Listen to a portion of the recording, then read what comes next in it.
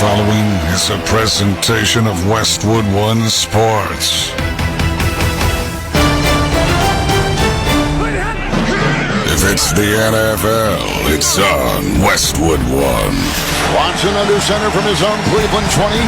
Gets the snap, four-man rush, second down, 9 from behind. Ball knocked away, Highsmith. It's picked up by Watt from the 15 to the 10 to the 5. Touchdown! Pittsburgh touchdown! T.J. Watt! Mahomes looking, right side, throws, end zone, touchdown! Travis Kelce! Patrick Mahomes with a strike, and he delivers. 14-yard score, and the Chiefs add to their lead. Shotgun snap, Brock Purdy airing it out, deep for Debo in the end zone, makes the catch on the right side of the end zone for the touchdown. 27 yards to Debo Samuel, and San Francisco may have just put it away. Tagovailoa on the gun, takes the snap, back to pass, looking, going deep down the right side for Hill, makes the catch, loses the defense, and he is gone down the right sideline. Touchdown Miami. Second big play tonight for Hill. Long pass that lands at the 20. No one is there. Zeros on the clock. It's over. The Chiefs have won. The Chiefs have won Super Bowl 57. Every primetime game. Whatever it takes. All season long. The only thing matters is the win. That's it. The road to Super Bowl 58 is on Westwood One. Let's go, man. Now it's time for Thursday Night Football. Here's your host, Scott Graham. We welcome you to the start of Week 13 in the National Football League for an NFC matchup as the 8-3 Dallas Cowboys host the 6-5 Seattle Seahawks on Thursday Night Football. Tonight's broadcast of the National Football League on Westwood One is sponsored by AutoZone, by Crest Toothpaste, by Barbasol Shaving Cream, by Hulu Plus Live TV, by Navy Federal Credit Union, and by NFL.com. Hi, everybody. Scott Graham. We welcome you to Thursday Night Football here on Westwood One. And tonight, two teams that are vying for playoff position. Tomorrow it's going to be December, and both of these teams are going to be fighting for their playoff lives for the remainder of the upcoming month, assuming that the Seattle Seahawks can make it a game tonight. This is a team that comes in at 6-5, and they walk into a place that is awfully difficult to compete in. While the Dallas Cowboys have not been a juggernaut this year, they have been inside their own building. And Seattle's going to have to figure out a way to survive a couple of punches they'll be getting from Dallas's defense along the way. For more, we're going to head out to Arlington, Texas. We'll welcome in the two gregarious guys calling the action tonight, Kevin Kugler and Hall of Famer Tony Baselli. Guys? We have it on our business cards, Scott. Kevin Gregarious Kugler and Tony G. Baselli. So it's nice that you give us those kind of props to start off the evening here in Dallas. I'm going to have to pull out my dictionary. Yeah. All these big words we're going to use tonight. It's going to be a challenging night for those who are not linguists in the audience, but we're going to make it difficult for you. One of the things that you have to talk about first with Seattle tonight, and it has absolutely nothing to do with how this game is going to be played on the field, but these throwback uniforms that Seattle has broken out tonight are extremely sharp. This is a good look. It's the 90s era throwbacks. It's the royal blue jersey, the apple green stripes along the side of the gray pants, and the silver helmet with the old Seahawks logo. Love the throwbacks. May not help them in the game, but they look awfully good tonight. The old AFC West. Yes. Dave Craig's going to run out of the locker room at any moment. As a young man who grew up in Boulder, Colorado, a big Bronco fan, I can remember several matchups, and they always wore these jerseys back at the old Kingdome that would just rock, and the Broncos never did very well there, and so I love these throwbacks. I think they got it right. Why change it? Yes. This is Seattle. Seahawks should look like. And what they're hoping they look like is some of those teams that could put up a lot of points, and some of those teams that could do some great things on the road with Steve Largent and Kenny Easley. And none of those guys are playing tonight for Seattle. But this is a tough task because Dallas at home is a different team than Dallas on the road. They're one of the best teams in the National Football League in their own building. Well, they're outstanding. I mean, they've won 13 straight, second longest streak in the history of this franchise. They score over 40 points a game, and since the bye in Week 8, Dak Prescott is the hottest quarterback in the NFL. And so they are tough. And then we haven't even started talking about Micah Parsons and that defense that just creates havoc, especially when they get leads and they can rush the passer. So it's a tough matchup.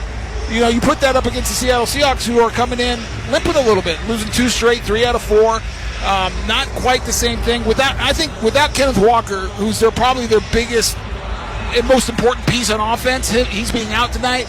Boy, they're going to struggle, and they're going to have to get creative and find ways to score points. Second straight week that the second-year running back has missed after an oblique injury 2 weeks ago. So that puts the pressure on the rookie from UCLA, Zach Charbonnet, but it also puts the pressure on quarterback Geno Smith, who's not 100%. He's been banged up, and it's not 2022 anymore. 2022 Geno was a little different than what we've seen this year from Geno Smith. Well, he was outstanding last year and came back, got the contract, and it just hasn't quite been the same. But you can't put it all on Geno.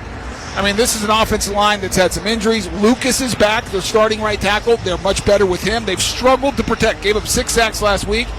And watching the tape, he has talented receivers, but those guys got to create some separation, starting with DK Metcalf. He's got to come up big and give some easy throws, easy targets for Geno Smith. Everything is very tight, very crowded in the pocket, and it's not easy right now. Coach Prime is in the building, though. Maybe that'll lift the Dallas Cowboys. Is he recruiting for the Buffaloes? Maybe recruiting for Colorado. You never know. Perhaps Dak is going to join him in Colorado next year. We could have just broken some news with our gregarious antics on this show. A little NIL money? Yeah, little. Right now, let's send it back to Scott Graham, who makes all the NIL money that we have. He's in our Westwood One studios. If you need a loan, give me a yell. We got a lot more to come, guys, as we approach kickoff between the Seahawks and the Cowboys, including how this game is going to impact your fantasy weekend. But when we return, we're going to hear from a mainstay of the Dallas Cowboys offensive line, Zach Martin. This is Westwood One's coverage of the National Football League.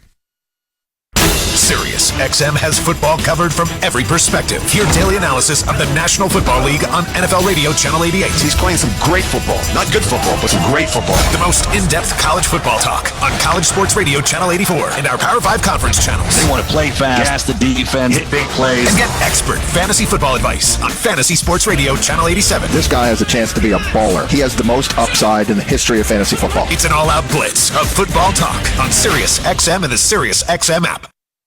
Hey, it's Fantasy Football Happy Hour with me, Matthew Barrett, and we're your go-to source for fantasy news, analysis, and advice.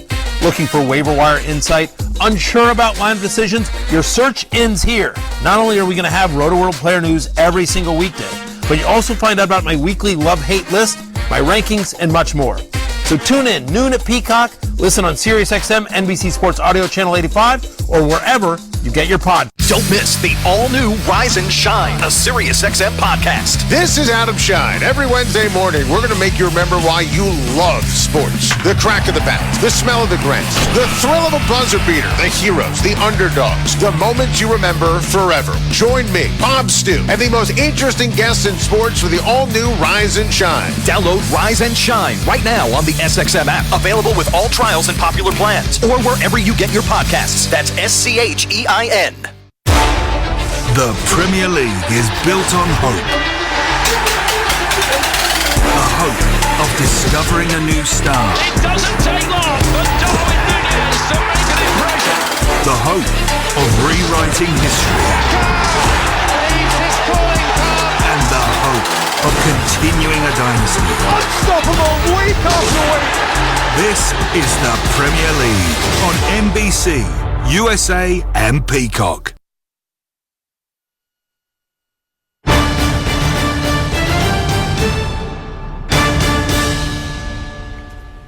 Back on the Thursday Night Football pregame show as we get you ready for Seattle and Dallas tonight. The Seahawks come in, as the guys told you at the top, limping just a bit.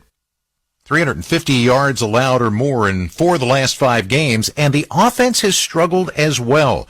We're talking about 20 straight drives without a touchdown. That spans over 7 quarters. Their quarterback, Geno Smith, asked this week in anticipation of this matchup about whether or not this team is going to find a stride.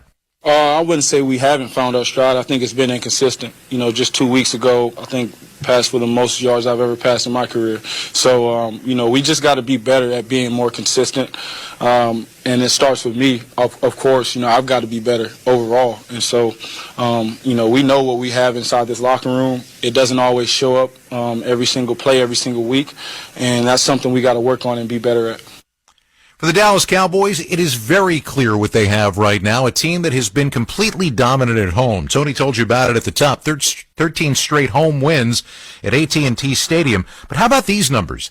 They haven't trailed for 1 second in their home building yet this year, and every one of the games they've won at home, they've won by 20 or more points.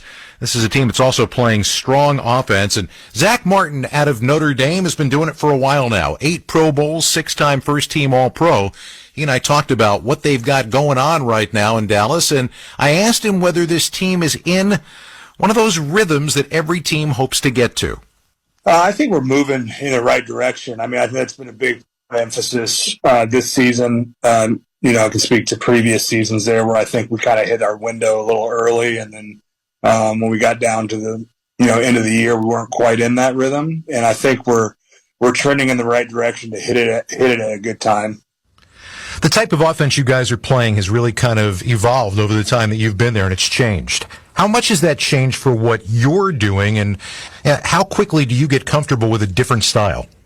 Obviously Dak's been playing at a very high level, so and we've got the guys on the outside, so we have been a little bit more pass heavy, which, you just get into the rhythm of the game. That really is what it is. It's not like we're,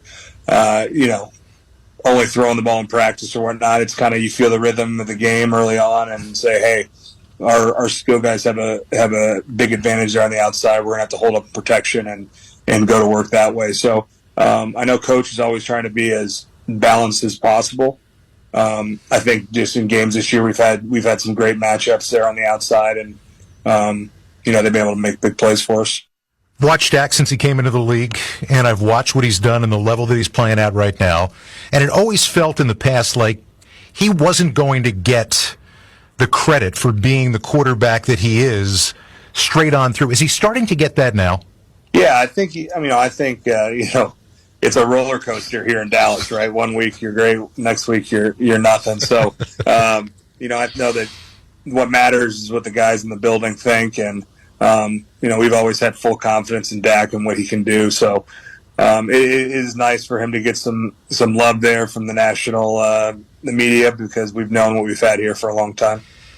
When you take a look at this opponent you've got coming up this week, and I would say short week, but it's not, because you guys actually have the 1 week between Thanksgiving and this. But when you take a look at this opponent on film, what are you seeing? Yeah, I mean, they play very hard. They're a physical defense. They made a great addition there with Leonard Williams. Obviously, we're familiar with him being in New York. I think he's brought some juice to that D-line, especially in the middle. And then obviously, Wagner's still there running the show, making plays. So it'll be a big test for us. They've got guys at every level who can play at a high level. So we're gonna have to be on top of it. I've read a lot of things that you've said over the years about playing the position, and people have talked to you about some of the technical sides of what it is that you do at your position, because your position, I'm going to guess, is probably one that fans know the least about. That's probably not the one that they focus on the most. I've been fascinated by watching what you say is so important technically to be able to do what you do. Did that come easily for you? Is that something that's accumulated knowledge over a lot of years? Yeah, I think that's come over, a lot of years. Obviously, I played, tackle in college, and then I've had 6 line coaches here in Dallas, which, has been interesting at times. But at the same time, I've kind of gotten a little bit and learned. I've been taught and learned about every kind of technique or philosophy you can have in an offensive line room. So the ability to kind of pick from all of those guys that I've had and use what works best has been pretty cool. Last thing, and I'm not putting anything about your career out to pasture. You're not on the dark side of the mountain. None of that stuff yet. But when you put up the kind of numbers that you have and you have the kind of consistency you have, when people start saying Hall of Fame in front of your name this young in somebody's career, that's eye-opening. Can you listen to any of that and enjoy any of those types of accolades, or is that something else that's going to have to be put up on a shelf for a while? Well, I'm glad you said young in my career. I think there'll be time to kind of rehash some of the things that we've accomplished here, and but right now I'm focused on just winning football games and making a run at this thing this year. obviously we've been there. We've made it to the dance quite a few times, and I think this year just feels a little different. So, obviously big one there Thursday night, and just focus on them one week at a time. Full disclosure, there is some gray in the front of that beard, but we're not going there, right? No. We're staying away from that right now.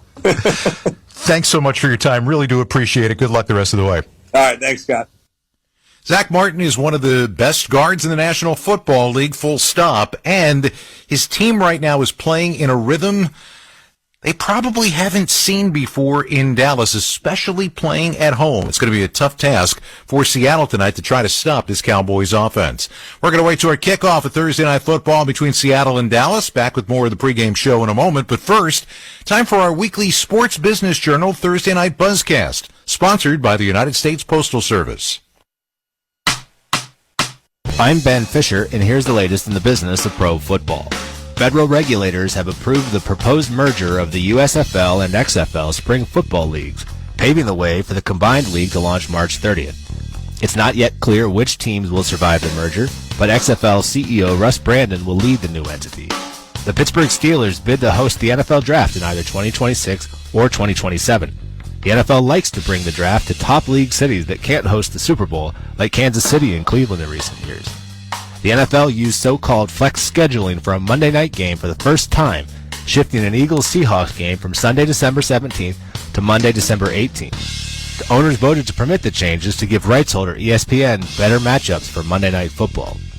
That's your Thursday Night Buzzcast presented by Sports Business Journal, and I'm Ben Fisher. To start your day with the biggest stories in sports business, subscribe to Sports Business Journal's Morning Buzzcast on Apple Podcasts, Spotify, or wherever you get your podcasts. Honey, can you swing by the post office and grab some stamps? Done. And drop off these packages? Sure thing, honey. Ooh, and get the tracking info. Got it. But you haven't moved. I know. How great is that? This holiday season, the Postal Service is closer than ever with convenient ship-from-home services like label printing, free package pickup, and delivery notifications. You can send more holiday joy from the comfort of home. The United States Postal Service, delivering for America. Ship from home at USPS.com/holidayjoy. This year, Staples wants everyone to have a happy Holla Deal. That's right, Holla Deal. Staples Holla Deals are amazing savings on hot holiday tech. Great prices on laptops, game systems, earbuds, and more. And now at Staples, you can save up to $350 on select PCs. During Staples Holla Deals, it's not about the fa-la-la. It's about saving moo-la-la. Save up to $350 on select PCs today at Staples. Ends 12/23. In-store only. See associate for detail.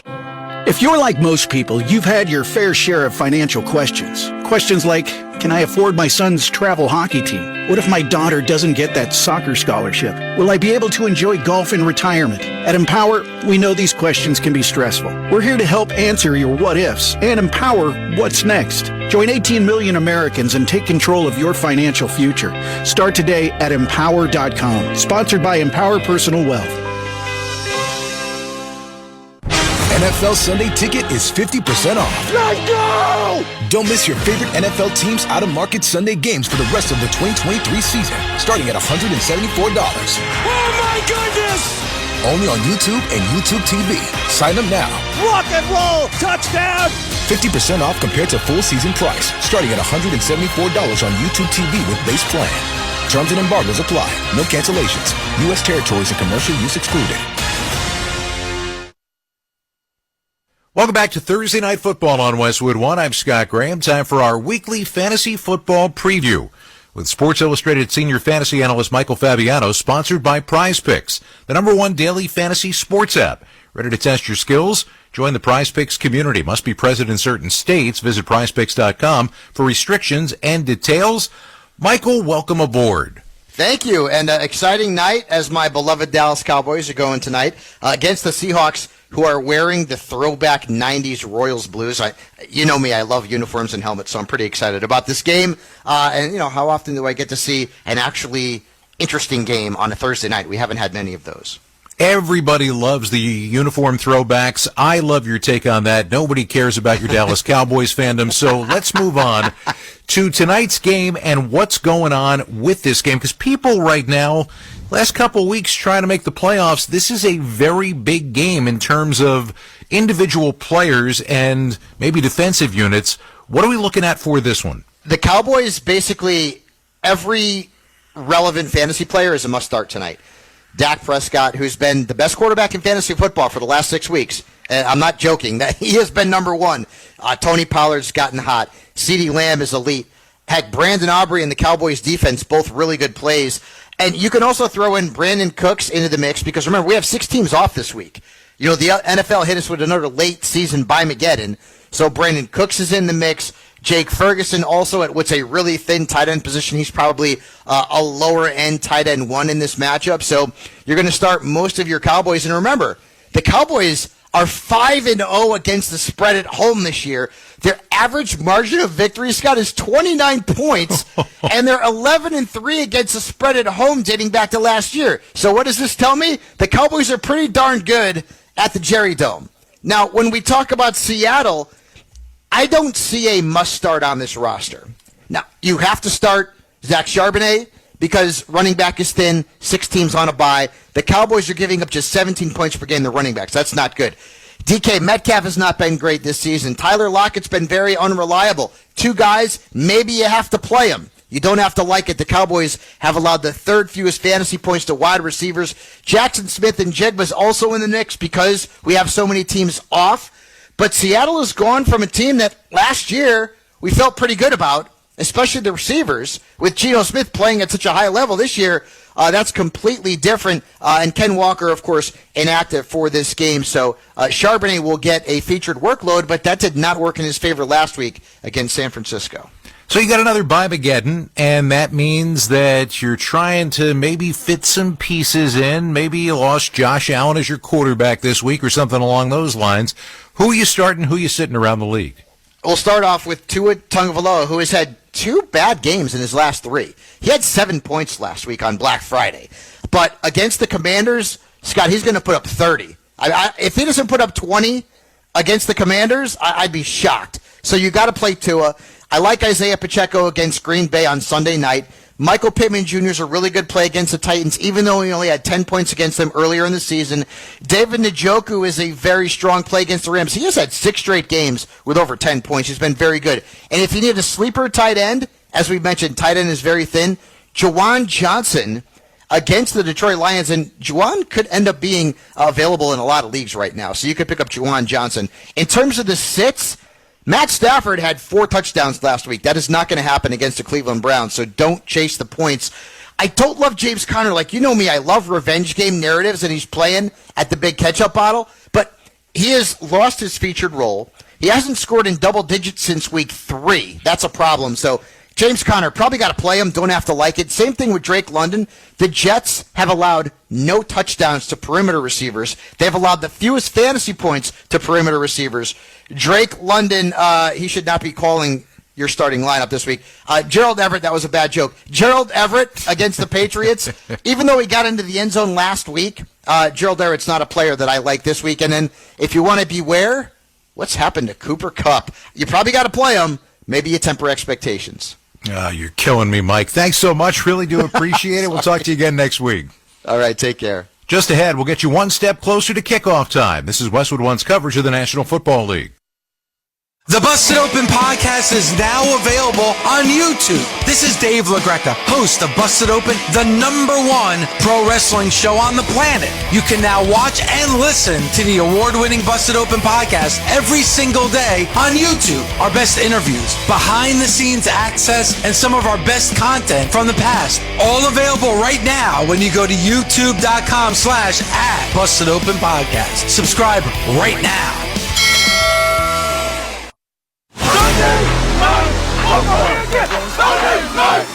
Every week, Sunday Night Football is home to the NFL's biggest stars. Leave everything out on this field. It is going to be a show in the biggest games. Touchdown! Wow! On the biggest stage. Here we go. Primetime's #1 show. That's what I'm talking about. For a record 12 straight years. It is showtime. Sunday Night Football on NBC and streaming on Peacock.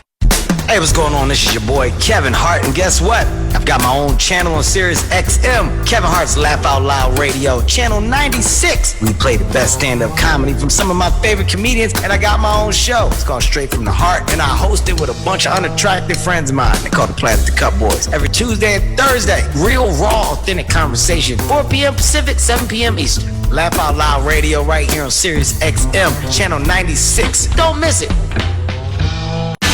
Ring in the holidays with the perfect gift for the golfer in your life with Golf Now gift cards. Personalize your message and choose when you want it delivered. Perfect for last-minute gifting. Your favorite golfer can pick from 11,000 courses to celebrate their next round. This is the easiest way to make their holidays merry and bright. Buy a Golf Now gift card instantly on golfnow.com or in the Golf Now app.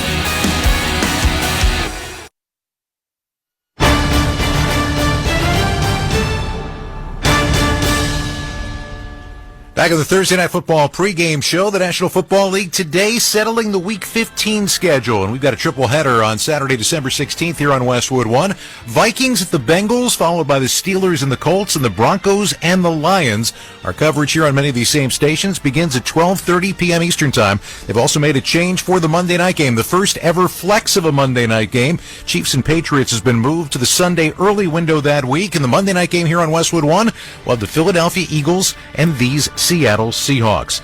I'll be back at halftime. We're going to talk with Kansas City cornerback Trent McDuffie. But when we return, we're going to head back to AT&T Stadium and rejoin Kevin Kugler and Tony Baselli.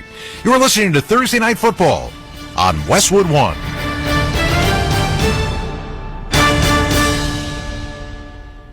What's up, everybody? Nick Costos here, host of You Better You Bet on the BetQL Network, weekdays 3 to 7 p.m. Eastern. What is the BetQL Network? The BetQL Network is where the smartest sports betting talk meets the most entertaining sports betting talk. We call it Wagertainment. Not bury the lead here. Folks, Jenks is 7-0 this week. I love ugly football. This is so degenerate. Is this a live betting game? Listen to the BetQL Network anywhere and anytime on the new and improved Odyssey app, or watch us on twitch.tv/BetQL, presented by the King of Sportsbooks, BetMGM. BetMGM and GameSense remind you to gamble responsibly. Visit BetMGM.com for terms and conditions. Must be 21 years or older to wager. U.S. promotional offers not available in D.C., Mississippi, New York, or Ontario. Gambling problem? Call 1-800-GAMBLER in Colorado, Washington, D.C., Illinois, Indiana, Kansas, Kentucky, Louisiana, Maryland, Mississippi, New Jersey, Nevada, Ohio, Pennsylvania, Tennessee, Virginia, West Virginia, Wyoming. Call 877-8-HOPE-NY or text HOPE-NY in New York. Call 1-800-NEXT-STEP in Arizona. Call 1-800-327-5050 in Massachusetts. Call 1-800-BETS-OFF in Iowa and 1-800-270-7117 for confidential help in Michigan. In partnership with Kansas Crossing Casino and Hotel. KFC has something everyone can root for this football season. 2 for $5 wraps are back at KFC. And they're even introducing a new mac and cheese chicken wrap,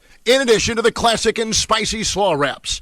Creamy mac and cheese, a hand-breaded crispy chicken tender, and a 3-cheese blend, all wrapped up in a pillowy tortilla. Cheer on tasty goodness when you get any 2 wraps for only $5 at KFC. It's finger-licking good. Prices and participation may vary. Limited time offer. Tax ex. At Navy Federal Credit Union, we want to share special thank you messages this Veterans Day. And who better to hear them from than your friends and family? Happy Veterans Day to my husband, Timothy Golden. We are so proud of you. I'd like to shout out Brendan Barrett, who served as an infantryman in the U.S. Army. Sending a happy Veterans Day shout out to my amazing husband, Shane Dixon. And from all of us here, happy Veterans Day. Use hashtag Gratitude Mission to thank a veteran and honor their service. Your service inspires ours. Navy Federal Credit Union. Our members are the mission. Insured by NCUA. It's Macy's Friends and Family Sale. Take an extra 30% off gift ideas from designers they'll love. And 15% off beauty, skincare, and fragrance gift sets when you use your coupon or Macy's card. That's on top of great deals like women's holiday dresses, $150 and under. Plus, shop the season's hottest toys from Monster High, Discovery, and more, 10 to 50% off. Download the free Macy's app for more savings at Macy's. Savings off regular sale and clearance prices. Exclusions apply. Do you have a game plan for COVID-19? Prescription oral treatments must be taken within the first 5 days of symptoms, even if mild. If you have a high risk factor, ask your doctor if treatment is right for you. Visit treatcovid19.com. Sponsored by Pfizer. Your morning shave with Barbasol is a time for self-reflection. Look in that mirror and ask yourself, can I make a real difference in this world? Of course you can. Just not today. There's football on. Barbasol. It's a can of can-do. Let's pause 10 seconds for station identification. This is Westwood One, your home for Thursday Night Football. Interact with our stable of former players, coaches, and executives all day long on SiriusXM NFL Radio Channel 88 and the SiriusXM app.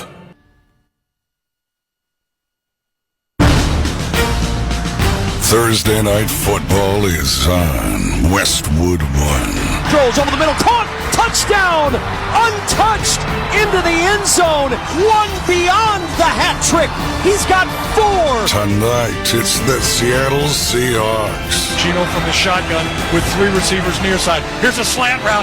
Ball is caught. It is DK Metcalf, and it is a touchdown. Seahawks. And the Dallas Cowboys. Throws left tight, picked off, sprinting down the sideline. Deron Bland. He's got a man to beat. He does, and a second. He's in for a pick 6. It's a record. Deron Bland, his 5th pick 6, a first in NFL history, and an exclamation point on a blowout in this Thanksgiving game. Kickoff is less than 15 minutes away. Let's head to the stadium and join Kevin Kugler and Hall of Famer Tony Baselli.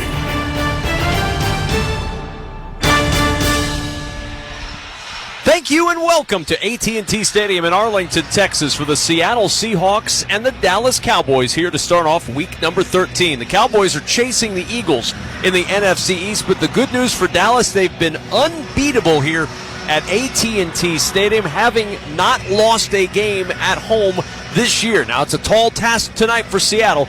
They're a team clinging to a playoff spot and losers of 3 of their last 4 games. So a tough task trying to get a much-needed win in a place that has yielded no wins to the opposition this year. I'm Kevin Kugler along with Hall of Famer Tony Baselli. Scott Graham will join us from our Westwood One studios at halftime. So I guess the first question, Tony, is if Seattle needs a win and they're in a place that does not give up wins to an opponent, how do they get it done tonight? Well, let me give you a little stat that might give you a little hope if you're a Seahawks fan. Let's hear it. The Dallas Cowboys have not beaten a team with a winning record, and guess what?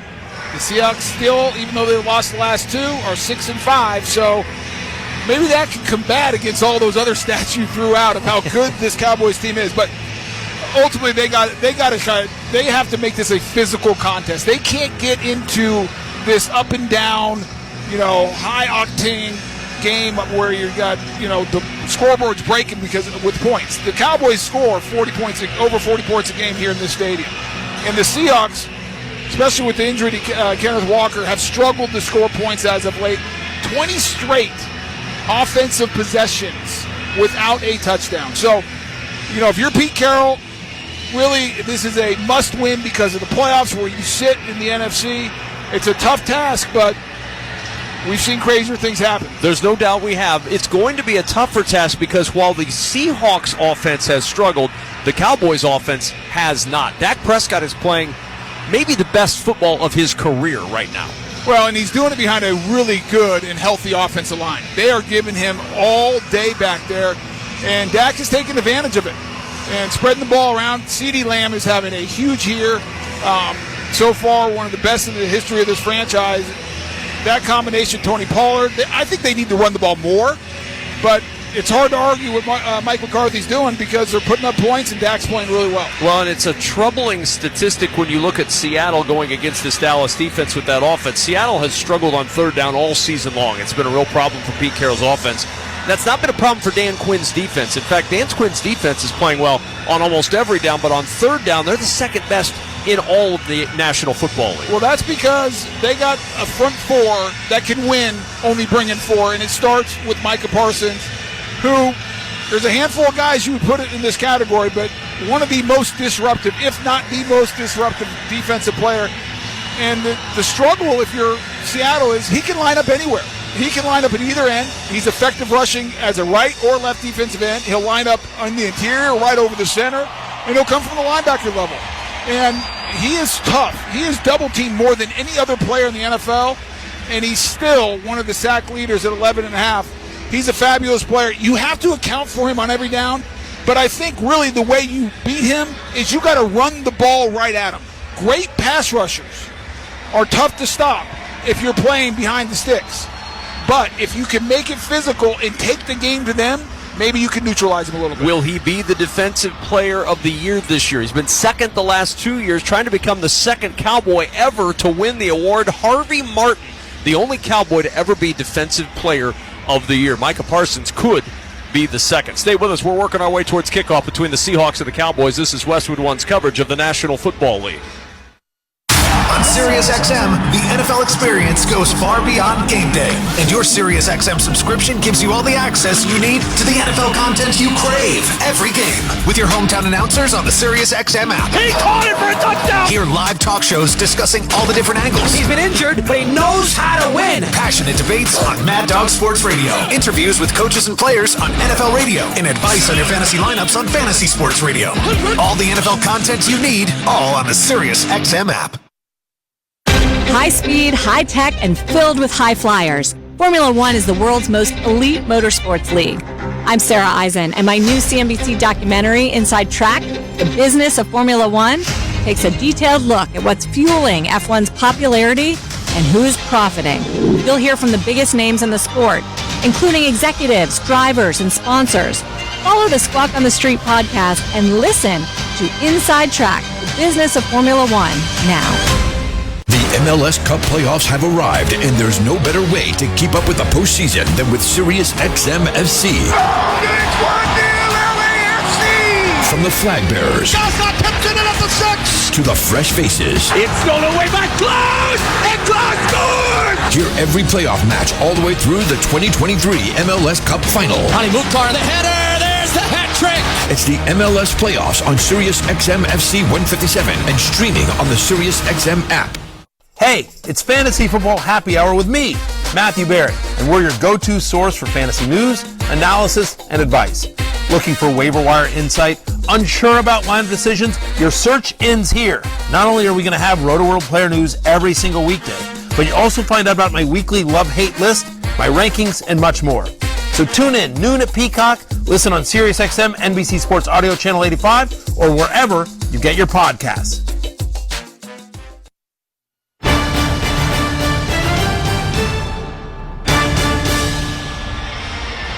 Welcome back to Dallas alongside Hall of Famer Tony Baselli. I'm Kevin Kugler. You're listening to Thursday Night Football on Westwood One. Tonight, it's the Seahawks in town to take on the Dallas Cowboys, and it's time for Tony Baselli's keys to tonight's game, sponsored by State Farm. Like a good neighbor, State Farm is there for the help you need, whether it's online, on the phone, or on the State Farm mobile app. Let's start with the folks from Seattle in those throwback uniforms tonight. Can they throw back to a time when they were winning some games this year, earlier in the season? Well, they're going to have to throw back maybe even further and make this an old-fashioned, brawl. You do that by running the ball. And that does two things. One, it keeps you out of third and long situations where this defense for Dallas is just as good as anybody. And then it also shortens the game. They need to figure out how to get this into the fourth quarter, because I don't think they can hold up if they're playing catch-up in the with that great pass rush. And then when you're the underdog, you're on the road playing a very good team like the Cowboys, you have to win the turnover battle. Steal a possession or two. Give your offense a short field to help them out. Well, let's talk then about Dallas. And when you look at this Cowboys team, this is a pretty complete team. Offense is potent. Defense has been strong. What do you see from the Cowboys as keys tonight? Well, the first thing you watch the tape, they're the better team, and they're playing better right now. And so when you're the better team, your favorite, you're at home, give no gifts. It's not the holiday season. Don't give them any help. Don't do what I just said, turn it over, give them short fields. That's critical. And then jump on them early. When you are at home and you're playing the way the Cowboys are, you got to beat up mentally and physically Seattle Seahawks coming in here. Don't give them any confidence. Make this over at halftime so they just kind of go, oh, here we go again. We've lost two straight. I guess this is the third. Well, they've only given it away 10 times this year. That's been one of the strengths of Mike McCarthy's offense this season, is that they've taken exceptional care of the football. You have to believe that tonight's not going to be any different. Well, and then on the flip side, they take it away with Dan Quinn quite a bit, that defense. Deron Bland, 5 touchdown pick sixes, 5 interceptions last year as well. one of the best at taking the ball away in the pass game. Well, since Dan Quinn got here, they lead the National Football League with 21 takeaways since 2021. They've got the flag out on the field. The fans have filled into AT&T Stadium. We are ready to get it started. And the opening kickoff is coming up. You're listening to Thursday Night Football on Westwood One. Some days, my active psoriatic arthritis makes it hard to get in the game. Now, the ball is in my court, thanks to treating my skin and joints with Skyrizi, Risankizumab Rizin, a prescription-only 150 milligram injection for adults. Skyrizi helps with less joint pain, stiffness, swelling, and fatigue. For those who also have plaque psoriasis, 90% clearer skin is possible with just 4 doses a year after 2 starter doses. Don't use if allergic to Skyrizi. Serious allergic reactions and an increased risk of infections or a lower ability to fight them may occur. Before treatment, your doctor should check for infection and tuberculosis. Tell your doctor if you have an infection or symptoms such as fever, sweats, chills, muscle aches, or cough, or if you plan to or recently received a vaccine. With Skyrizi, there's nothing like clearer skin and better movement, and that means everything. Ask your doctor today about Skyrizi and visit Skyrizi.com or call 1-866-SKYRIZI to learn more. This time of year, big box tool stores start to sell a whole bunch of not tools, from dancing Santas to plastic trees. At Northern Tool and Equipment, we'd rather sell you a 4-horsepower chainsaw fitted with a full chisel chain to cut down your own tree. And we have wood chippers come January. 'Cause you know, mulch. We're cutting prices on your favorite brands this holiday season. Save on Milwaukee, Ingersoll Rand, and Metaltech in-store or at northerntool.com. This year, Staples will not be celebrating the holidays. Instead, we're celebrating the Holiday Deals with amazing savings for the holiday season. Save 60% on custom holiday cards, save 60% on custom invitations, and save 60% on custom photo gifts like mugs and calendars. During Staples Holiday Deals, it's not about the ho-ho-ho, it's about saving do-do-do. Save 60% on custom cards, invitations, and photo gifts today at Staples. Ends 12/2. Visit staples.com/print for more details. There are good gifts, and then there are great gifts. I just shopped at Kohl's, and let me tell you, I found some really great gifts. And all for less, like 50% off Cuddle Duds bedding, a Ninja Blast portable blender for under $60, and 30% off toys. Then I got 20% off some of my finds, and I earned Kohl's Cash. Don't just take it from me. Hurry to Kohl's to get the best gifts for everyone on your list. Select styles, toys, coupons do not apply. Some exclusions apply. Offers end December 6th. 20% off valid through December 10th. See store or Kohl's.com for details. Jim Gaffigan here with some more Straight Talk. Let's take a moment to appreciate our sweet children, loving grandparents, and eternal soulmates. Now let's use them to save money on wireless. Because with the Straight Talk Silver Plan, you get 4 lines for just $25 a month with unlimited data and no contracts. So add those human pawns, loved ones, and save money. Thanks, kids. They're finally worth it. Straight Talk Wireless, available at Walmart. Get 4 lines on Silver Unlimited for $25 per line per month, plus taxes and fees. For data management practices and additional terms, visit straighttalk.com. Welcome back to Thursday Night Football on Westwood One. It's time for another memorable moment in football history. Sponsored by Kohl's. All right, here are the Cowboys to the line. Testaverde takes on the throw. A handoff to Jones. Straight ahead. He drives forward. Touchdown. Julius Jones on an 8-yard run up the middle. Here's Testaverde with a gift to Jones. Straight ahead. He's up the middle. He drives forward. He's in. Touchdown. Julius Jones again. The handoff to Jones. Dancing his way to the 5. He's in for the touchdown. Julius Jones.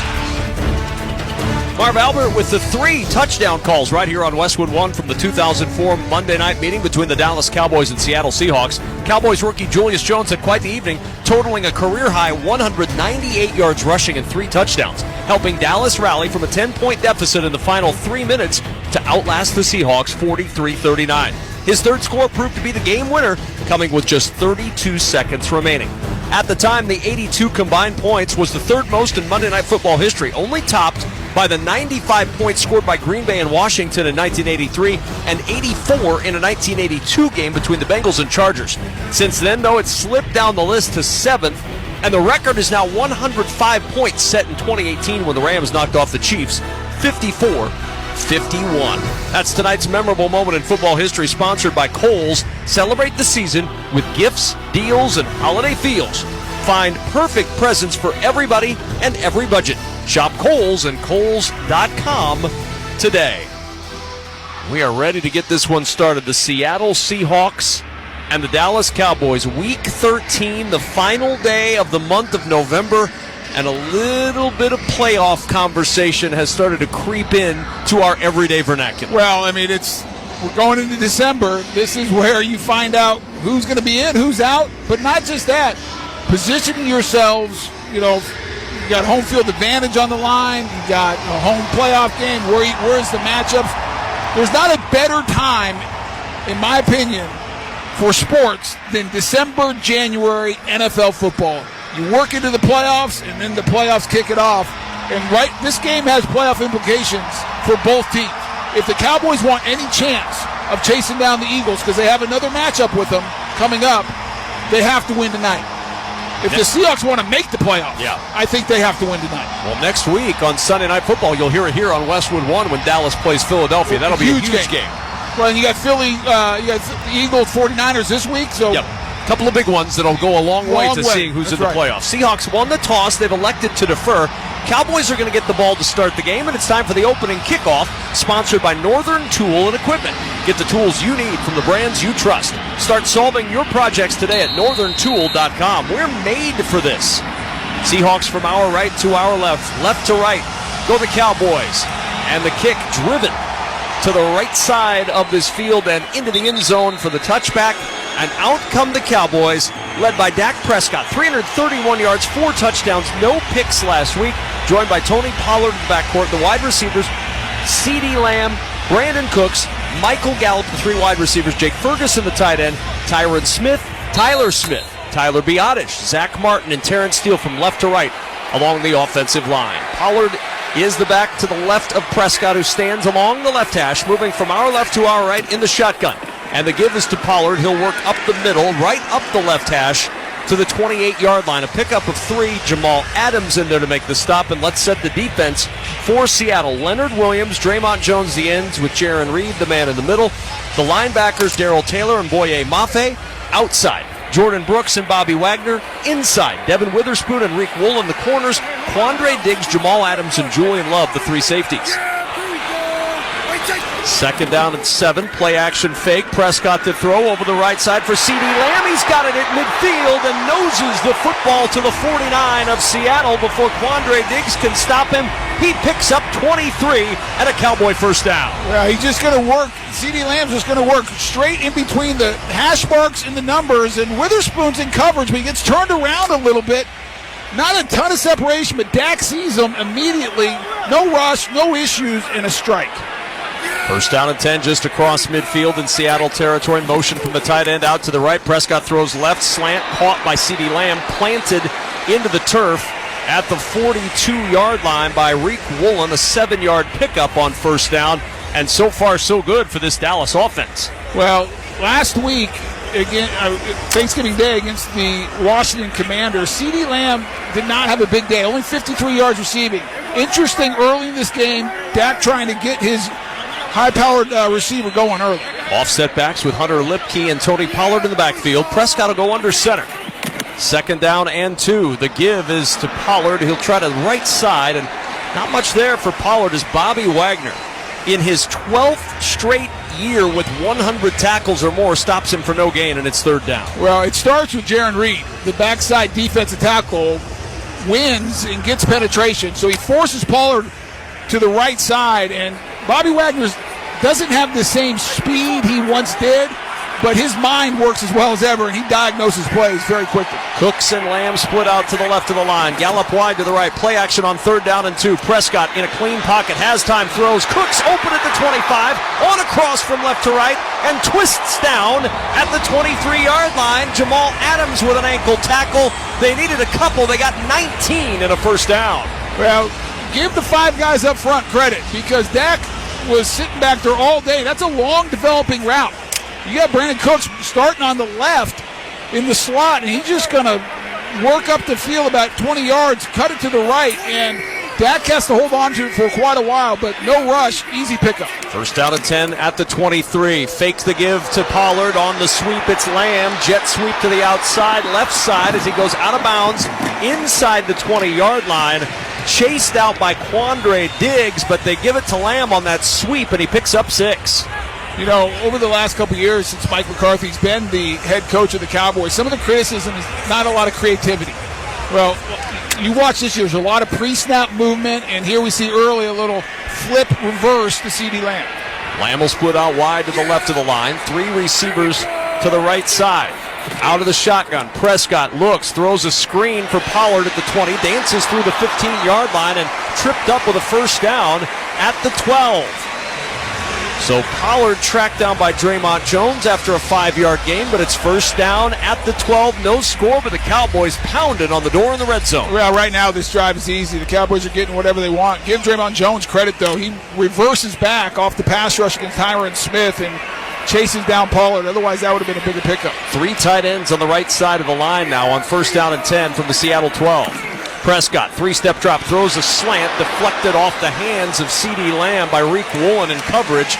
It'll bring up 2nd and 10, an incompletion for Dak Prescott, and the Cowboys face 2nd and 10 at the Seattle 12. Well, they bring big people in. You got CeeDee Lamb to the left, only receiver, and they show and run. And so you get the Seahawks in tight, and you know you have man-to-man, so they're working that side from the beginning, slant route. But Reek Woolen does a nice job of getting that right hand in there without interfering. Prescott on 2nd and 10. Hit as he throws. Floats it for the back of the end zone. In and out of the hands of Jake Ferguson, his tight end. Reek Woolen out there in coverage. Reek Woolen had such a tremendous year. A Pro Bowler as a rookie last year. Not quite as prolific numbers-wise this year, but good coverage on the tight end. Well, just man-to-man again. And it's perfect coverage by Woolen. And he does a good job because he doesn't ever turn and look at the ball. He's reading the hands of the receiver, and he gets his hand right up. Perfect defense, 2 pass breakups on back-to-back plays.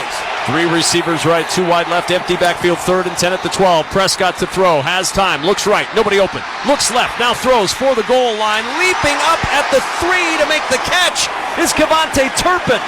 Down at the 2 in the arms of Jamal Adams, right at the sticks, and it's 1st and goal, Dallas. Are they going to give it to him?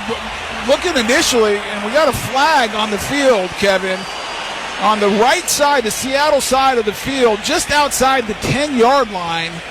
You got Clete Blakeland running over there to kind of find out what's going on. So we'll see if this holds up. Very close to the first down. For illegal contact on the play. The result of the play is a first down, Dallas. There is no foul, so in the 250th game for Clete Blakeman as an official, the first flag is picked up by Clete Blakeman. Well, again, kind of a trend starting here early. 0 pressure on Dak. I mean, he has all day. It's good coverage, but you only can ask guys to hold up so long. And Turpin gets away from Jamal Adams and picks up the first down. 10th play of this drive. 31 drives of 10 plays or more this year for the Cowboys. First down and goal from the 2.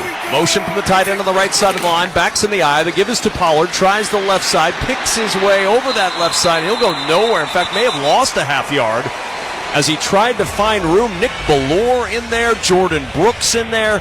A whole host of Seahawks pouncing on top of the white-jerseyed Tony Pollard. No gain on the play. Well, and you forgot one guy who's picking up more tackles than anybody else in his career probably. That's Bobby Wagner. But that starts with the penetration up front. They got no movement, the Cowboys, against that front of the Seahawks. 2nd and goal, ball at the 3. A loss of 1 officially. Fake the give. Prescott rolls, throws, and it's batted down. Devin Witherspoon was right in front of Dak Prescott as he tried to throw it to the goal line, and Witherspoon just leaping up and swats it to the turf, almost able to grab it out of the air and go the other way. Well, the Seahawks have 2 good young corners. Witherspoon, the rookie this time, and Dak's trying to get it to Ferguson, the tight end, on the crosser off the naked bootleg to the right. And Witherspoon sells out, does not hesitate, full speed, leaps in the air to knock that down. 3rd down and goal, 2 receivers left, 2 wide right. From the 3, Dak 1 for his last 4, gets a high shotgun snap, backpedals along the left hash, pressure comes, and he's tossed to the turf. The sack for Jordan Brooks. 4.5 on the year, and the Seattle defense stiffens after 1st and goal at the 2. Well, they're bringing the blitz. And Pollard just does not do a good job. Jordan Brooks, a little swim move over the top, and Dak has no chance. That's a huge win. That drive was so easy for the Cowboys until they got into the tight red zone. Forced field goals, keep out of the end zone. Good job by that Seattle defense. Brandon Aubrey on for a 30-yard field goal try, and the kick by Aubrey is good. And Dallas takes the 3-0 lead. A reminder that for every field goal made tonight and throughout the remainder of the season, Barbasol will make a donation to Kurt and Brenda Warner's Treasure House, a living community for adults with disabilities. Barbasol Shaving Cream, an American original for over 100 years. Close Shave America, Close Shave Barbasol. Dallas 3, Seattle nothing. 9:10 to play in quarter number 1. This is Westwood One's coverage of the National Football League. Hey, football fans, this is Jim Miller. And I'm Pat Kerwin. Be sure to join us tomorrow for Moving the Chains at 3 p.m. Eastern on NFL Radio. We'll be recapping Seahawks Cowboys from Thursday night and getting you ready for all the rest of the Week 13 action. And we've got plenty to talk about, including the heavyweight matchup going down in Philadelphia as the Eagles square off with the 49ers. So come talk some ball with us tomorrow at 3 p.m. Eastern on Moving the Chains, SiriusXM NFL Radio, Channel 88, and on the SiriusXM app. The Premier League is built on hope. The hope of discovering a new star. It doesn't take long for Darwin Núñez to make an impression. The hope of rewriting history. And the hope of continuing a dynasty. Unstoppable week after week. This is the Premier League on NBC, USA and Peacock. Soccer's biggest clubs play in the English Premier League, and you could hear them in action every week on SiriusXM FC. A 5-star show from Manchester City. From the traditional powers Liverpool have been incredible tonight. Manchester United may just have won it. to the new kids on the block. Newcastle United, they have lived off. All the top teams. A quick fire double from Chelsea. Every match. Absolutely glorious from Tottenham Hotspur. Only on SiriusXM FC 157 and the SXM app. Every week, Sunday Night Football is home You want to come out here, to the NFL's biggest stars. leave everything out on this field. It is going to be a show in the biggest games. Touchdown! Wow! On the biggest stage. Here we go. Prime Time's #1 show. That's what I'm talking about. For a record 12 straight years. It is showtime. Sunday Night Football on NBC and streaming on Peacock. 10 remaining in quarter number 1 with Hall of Famer Tony DeCelli and our entire Westwood One Sports crew. I'm Kevin Kugler, kicking off Week 13 with a 3-0 lead for the Dallas Cowboys. Dallas ready to kick it off, moving from our left to right. Seattle going from our right to left. DJ Dallas is the deep man for the Seahawks, standing between the W and the B of Cowboys, now shifting all on top of the W. As the kick will go through the end zone for a touchback and out to the 25-yard line. Come the Seahawks and quarterback Geno Smith. But let's first check Dallas's drive summary, sponsored by O'Reilly Auto Parts. Think O'Reilly Auto Parts for all your car care needs. Get the parts and service you need fast from the professional parts people at O'Reilly Auto Parts. A 14-play, 63-yard drive. Took 5:50 off the clock, capped by that 30-yard field goal. But Dak started 4 for 4 for 55 yards, and Seattle stiffened. 1 for 4 for 10 yards after that, and the sack. From the 25-yard line on first down, from the pistol formation, no Kenneth Walker tonight. It's Zach Charbonnet who will start at running back. And Charbonnet gets the carry on first down. He weaves up the middle for 4 to the 29-yard line. And let's set the rest of the offense for Seattle.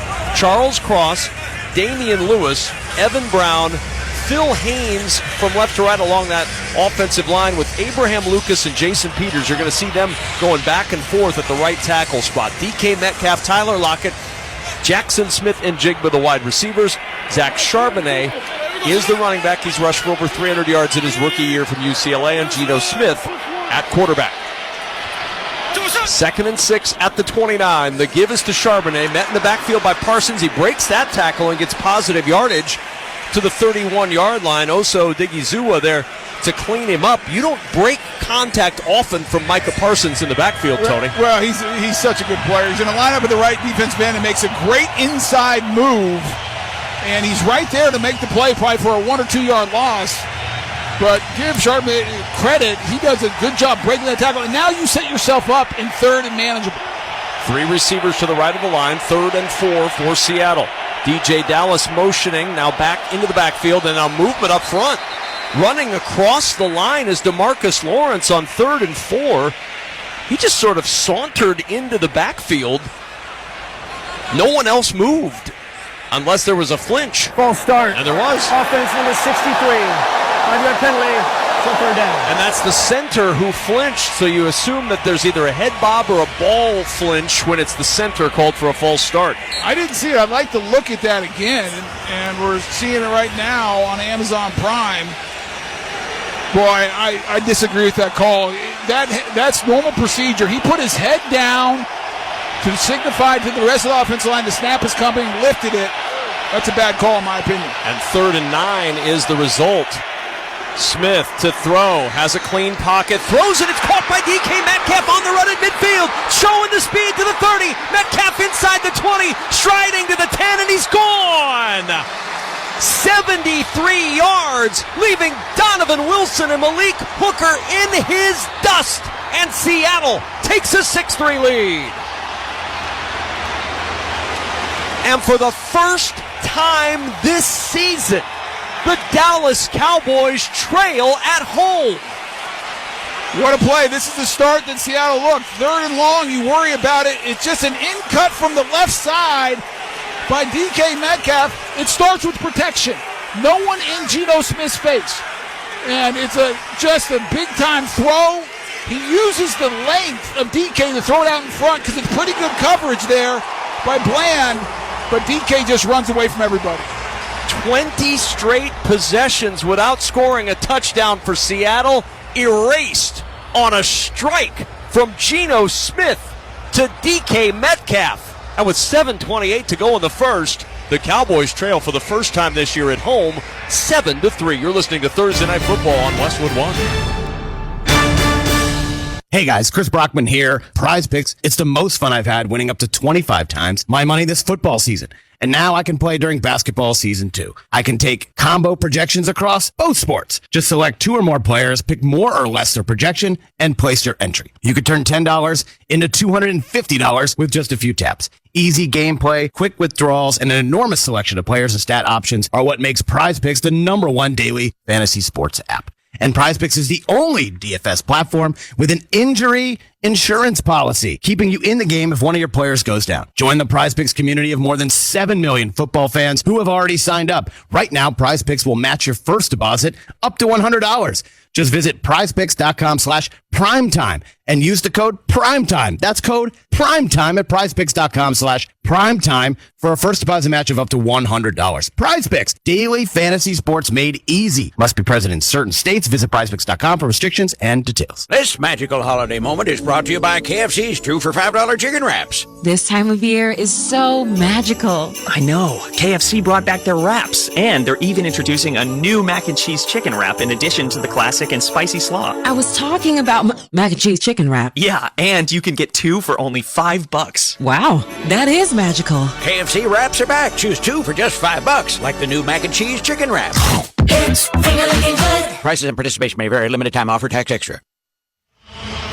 Stream the NFL on Westwood One for free, sponsored by AutoZone. All season long, you can listen to our broadcasts of the NFL live on WestwoodOneSports.com, on the NFL app by asking Alexa to open Westwood One Sports, or on our affiliate stations' digital platforms. AutoZone is free battery testing and charging. That's right. Get your battery tested and charged for free. Make AutoZone your end zone. Get in the zone. AutoZone. Restrictions apply. You know, going back to the last play, it looked like the Cowboys are in man. Bland has DK Metcalf. It's a dig route, 18-yard in cut. It's not a great route. DK kind of rounds it off, and Bland tries to undercut it, and as he just misses the ball because it's thrown out in front of DK far enough, and the length of DK snatches it out, and then there's no one in the middle of the field that can catch him. This is the start that Seattle needed, because now if you're on Seattle's sideline, you're like, okay, hey, we're in this game. We can play with these guys. There's nothing special. We got to stop in the goal line, force the field goal, our offense responds, and this is the type of momentum you need. Kickoff will go through the end zone, and Dallas out to the 25-yard line. One little asterisk to add to that, too. We talked at times that Geno Smith of 2023 has not been Geno Smith that he was last year when he kind of broke out and took the world by storm. That was an excellent thrown ball by Geno, especially considering how the route was run by DK Metcalf. Well, and probably a lot of people watching Thanksgiving said, oh my gosh, what's wrong with Geno Smith? He was sacked 6 times and got hit almost every play. You give him a clean pocket, he has weapons outside. That was a big-time throw. DK Metcalf went over 22 miles per hour on the touchdown, measured the fastest in the NFL this season, and I believe it with that sprint as Pollard gets the carry on first down to the 27-yard line, struggles forward for a couple. It'll bring up 2nd down and 8 for Dallas. Don't miss all the NFL excitement on NBC this Sunday night when the Kansas City Chiefs meet the Green Bay Packers. Of course, you can also hear Sunday Night Football each week right here, beginning at 7:30 p.m. Eastern on many of these same stations, on the NFL app or online at westwood1sports.com. 2nd down and 8 for Dallas, trailing 7-3. Lamb in motion from right to left, sending 2 receivers to the left side. Play action. Prescott looks left. Nobody open. Now under pressure. Backside pressure comes, and he's sacked for the 2nd time tonight. Darrell Taylor, 4.5 sacks on the season, a loss of 8.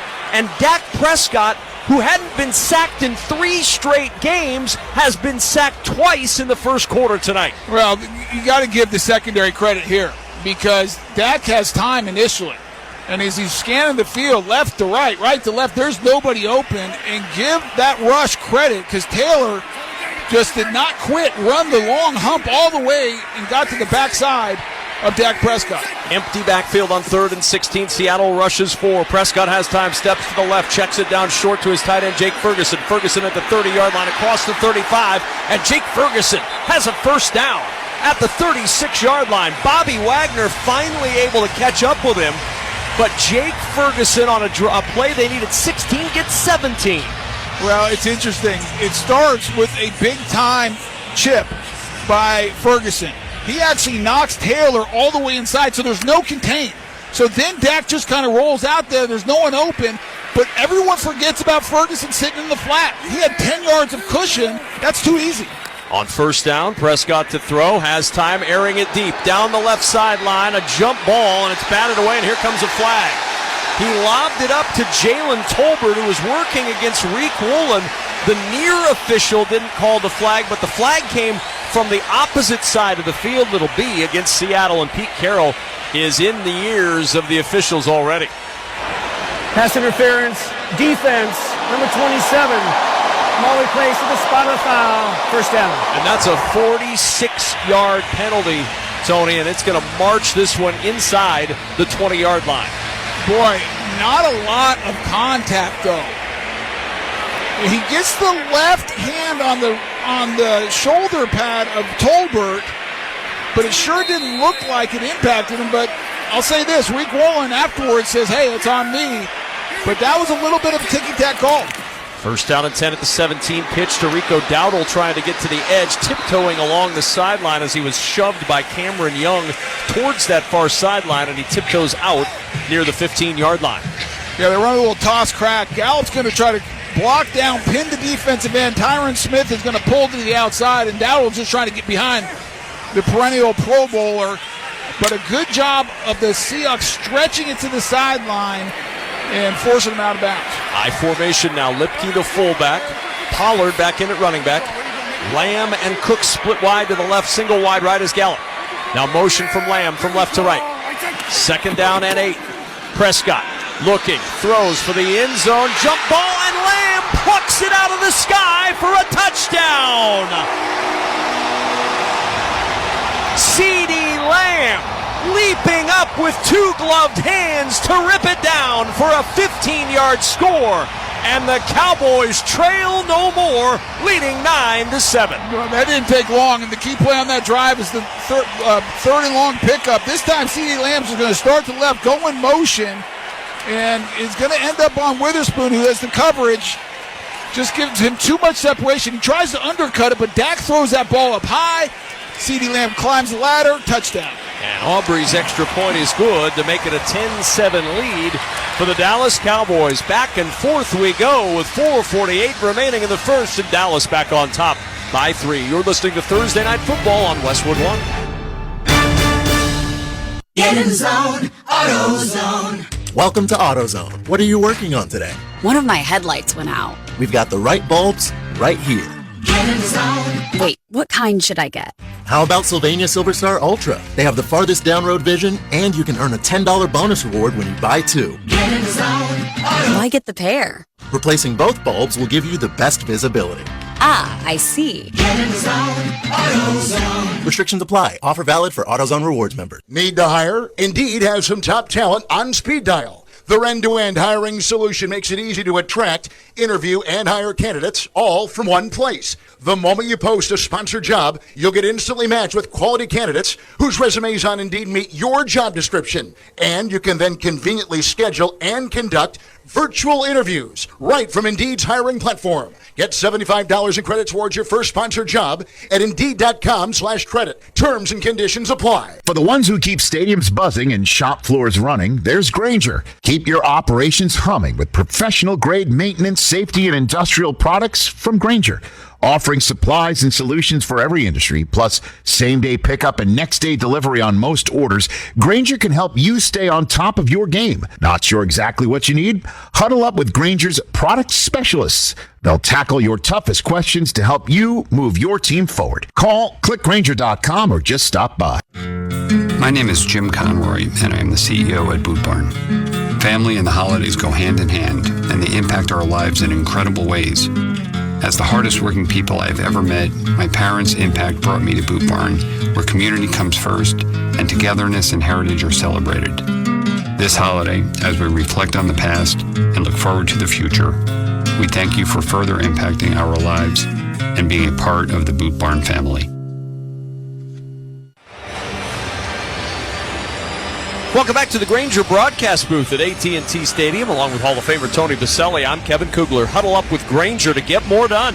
Grainger offers supplies and solutions for every industry. Call, clickgrainger.com, or stop by one of over 250 branch locations. Cowboys have regained the lead after trailing for the first time at home this year. They zip down the field in under 3 minutes, and they're back on top 10-7 with 4:48 remaining in quarter number 1. Yeah, the Cowboys have had no issues on offense going up and down the field. The Seahawks on the first drive did get a great stop at the goal line, but that was pretty easy right there. Brandon Aubrey to kick this one off. TJ Dallas, the deep man, with arms outstretched to watch this one bounce through the end zone for a touchback. And out comes Geno Smith and the Seattle offense again in those terrific throwback uniforms with the royal blue tops and the apple green piping along the gray pants. Catch it all this season with NFL Plus. NFL Plus brings you live games on mobile, NFL Red Zone, NFL Network, game replays, and more, all in one place. Sign up today at plus.nfl.com. Terms and conditions apply. From the 25-yard line on first down, Charbonnet, the running back. Lockett in motion from right to left, play action. They'll roll to the right side, toss it to Lockett. Lockett trying to break a tackle, and he's down at the 25. Marquise Bell sniffed out that little screen they were running to Lockett, Tony, and Bell made a good, sure tackle on the speedy wideout for Seattle. Yeah, Marquise Bell's an undersized linebacker, only 6'2", 218, but really good in space. Does a good job of tracking down Lockett on the little rollout flip. It's not really a screen, but just trying to get Lockett the ball in space. Jackson Smith and Jigba will line up in the backfield. Now motion out wide to the left. There's 3 receivers that direction on second down and 10 for Seattle. They'll set up the screen this time to the left side. A flag is down, and out of bounds goes Smith and Jigba with a second flag coming in at the end of the play near the 28-yard line. They have 2 penalties on this play, one early. Holding. Offense number 14. 10-yard penalty. Replay second down. Or they just both caught DK Metcalf, the most penalized wide receiver in the National Football League since 2019. That's now 250 yards of penalties against DK Metcalf. Well, he's the type of receiver you want leading the way, but you just can't get your hands outside and grab the jersey. He's working against Jordan Lewis, the corner, and grabbed the cloth out in the open. Way too easy to call.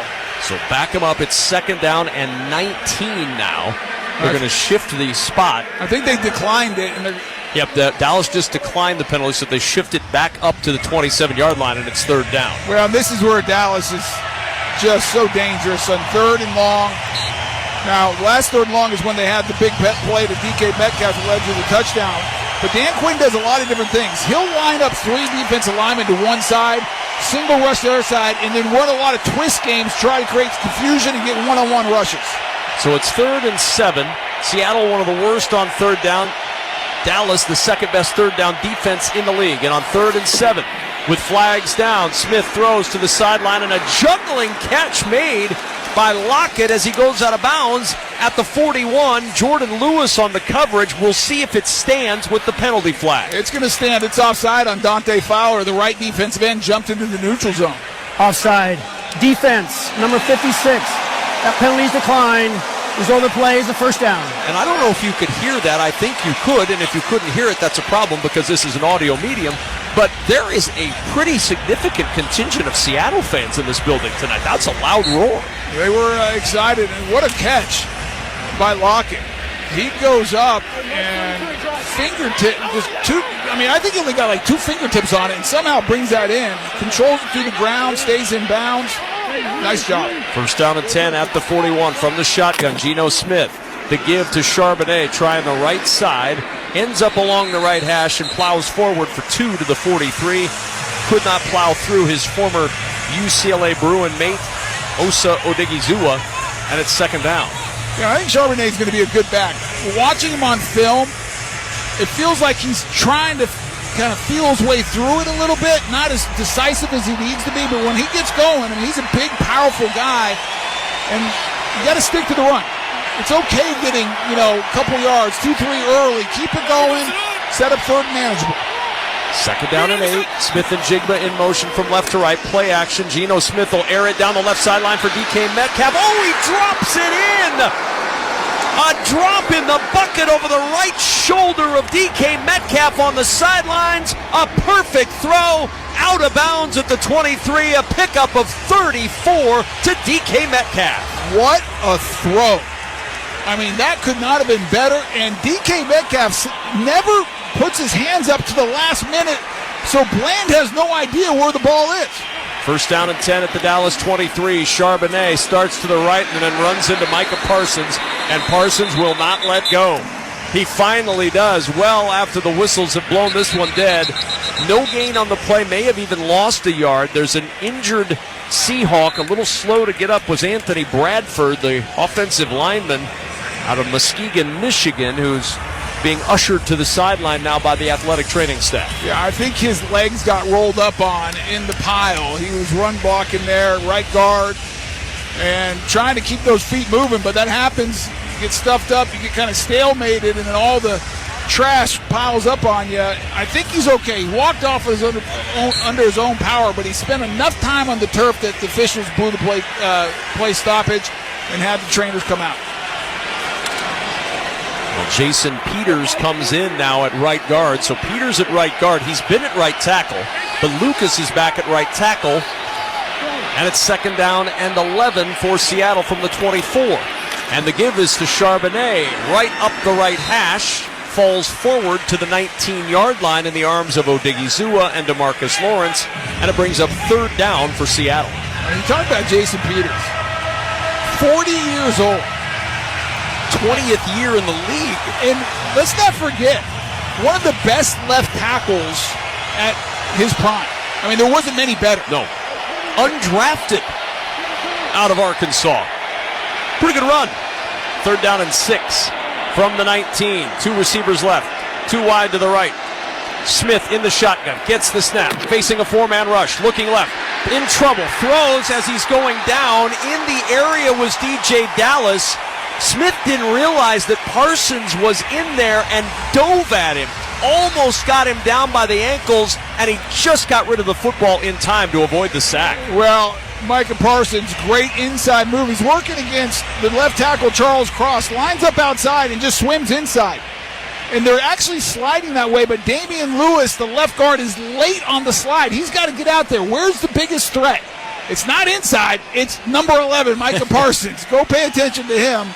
And Geno Smith just barely got away. Didn't get to the line of scrimmage, but there was a receiver in the vicinity where he threw it. DJ Dallas was that receiver, and now on Jason Myers for a 37-yard field goal try. We've got a flag down. Delay a game.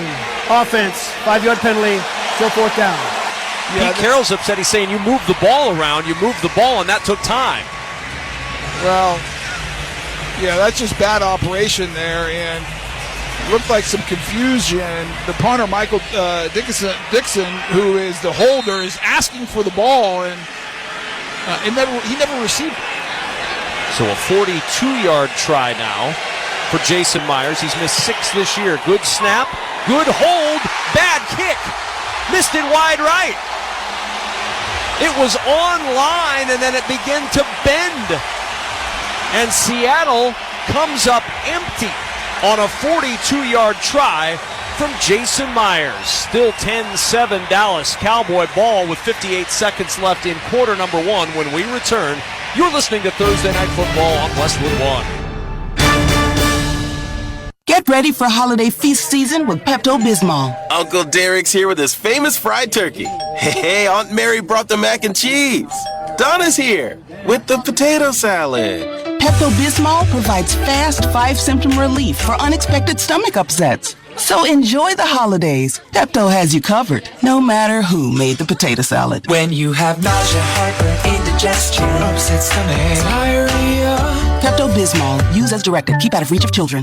There are good gifts, and then there are great gifts. I just shopped at Kohl's, and let me tell you, I found some really great gifts. And all for less, like 50% off Cuddle Buds bedding, a Ninja Blast portable blender for under $60, and 30% off toys. Then I got 20% off some of my finds, and I earned Kohl's Cash. Don't just take it from me. Hurry to Kohl's to get the best gifts for everyone on your list. Select styles, toys, coupons do not apply. Some exclusions apply. Offers end December 6th. 20% off valid through December 10th. See store or Kohl's.com for details. What's up, everybody? Nick Costos here, host of You Better You Bet on the BetQL Network, weekdays 3 to 7 p.m. Eastern. What is the BetQL Network? The BetQL Network is where the smartest sports betting talk meets the most entertaining sports betting talk. We call it Wagertainment. Not bury the lead here. Folks, Jenks is 7-0 this week. I love ugly football. This is so degenerate. Is this a live betting game? Listen to the BetQL Network anywhere and anytime on the new and improved Odyssey app, or watch us on twitch.tv/BetQL, presented by the King of Sportsbooks, BetMGM. BetMGM and GameSense remind you to gamble responsibly. Visit the BetMGM GameSense website at mgmresorts.com/GameSense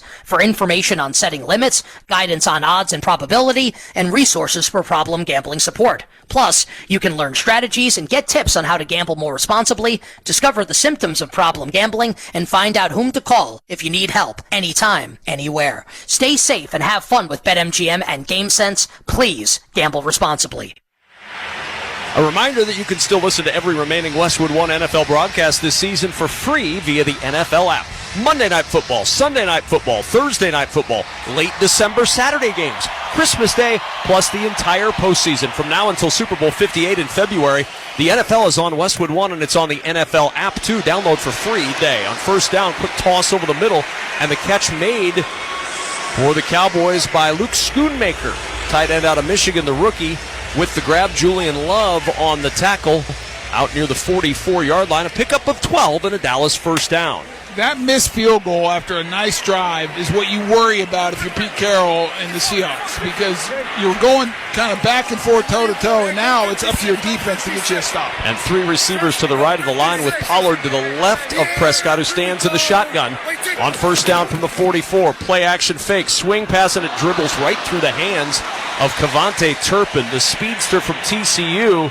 Started to run upfield, left the ball behind, and it's 2nd and 10. Yeah, that's because Turpin said, I got something here. There's some blockers out in front. I got some speed. I might be able to get the corner, but, you know, first things first, catch that ball. You can see his eyes start looking upfield before the ball ever arrived. Yeah, he was a little bit eager and never pulled that football in. 3 receivers to the right of the line, single wide left, now motion from Lamb.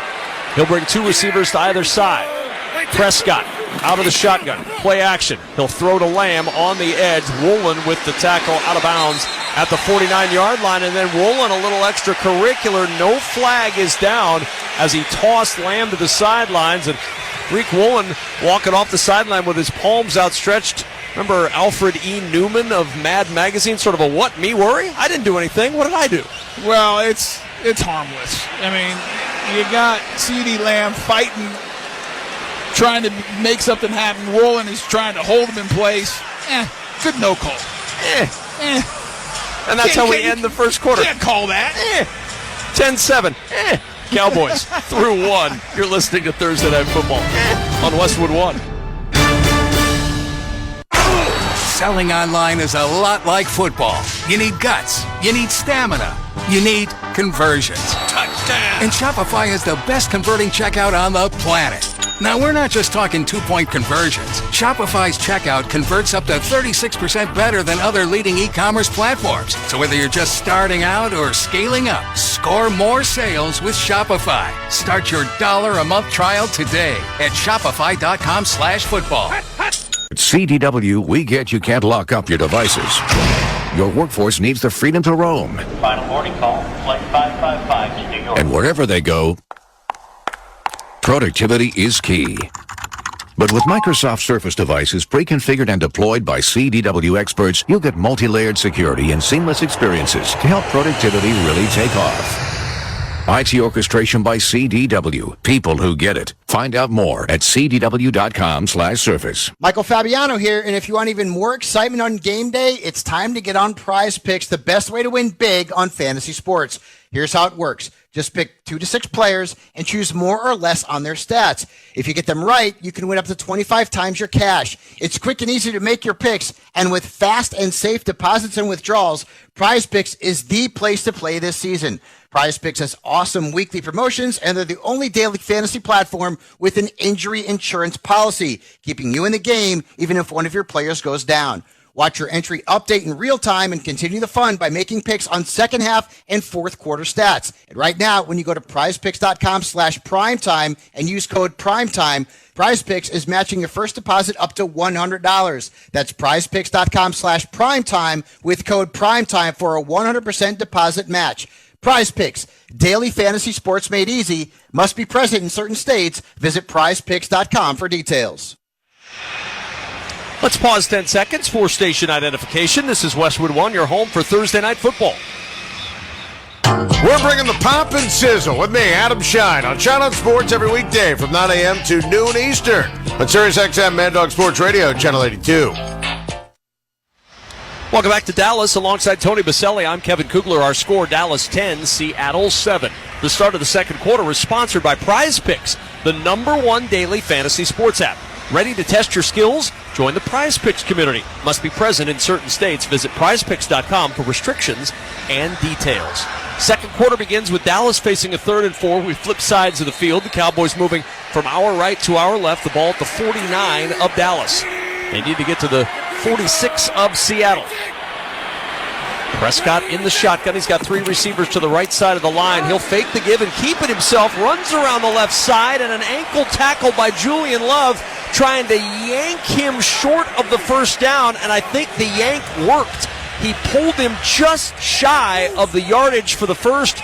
It's 4th and 1, and Dallas, who's gone for it 15 times this year, will line up to go for it on 4th and 1.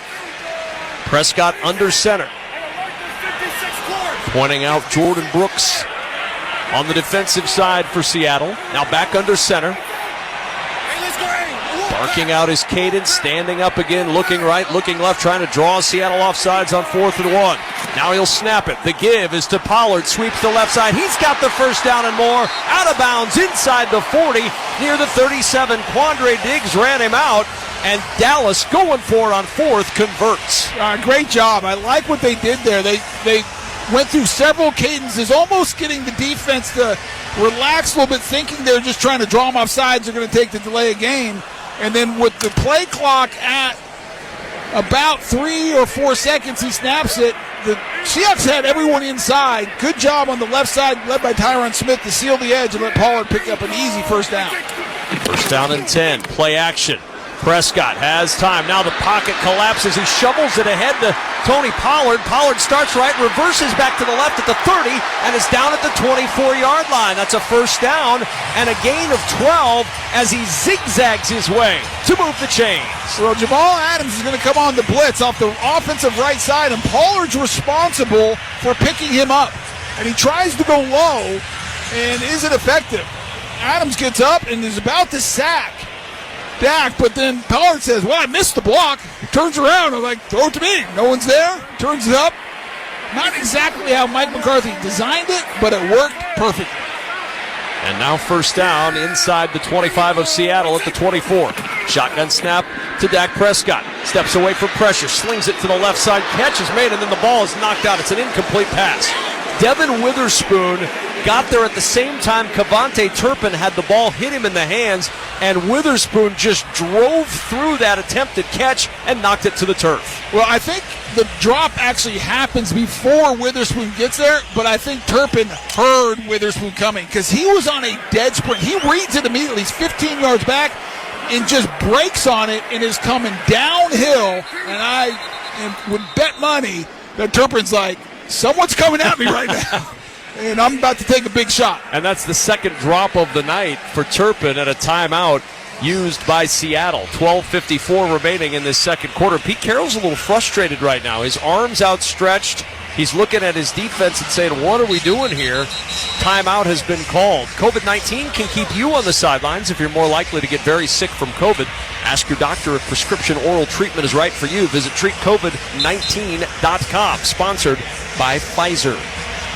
Well, I don't know. I don't think he's hot at his defense. I think he's really upset at the officials.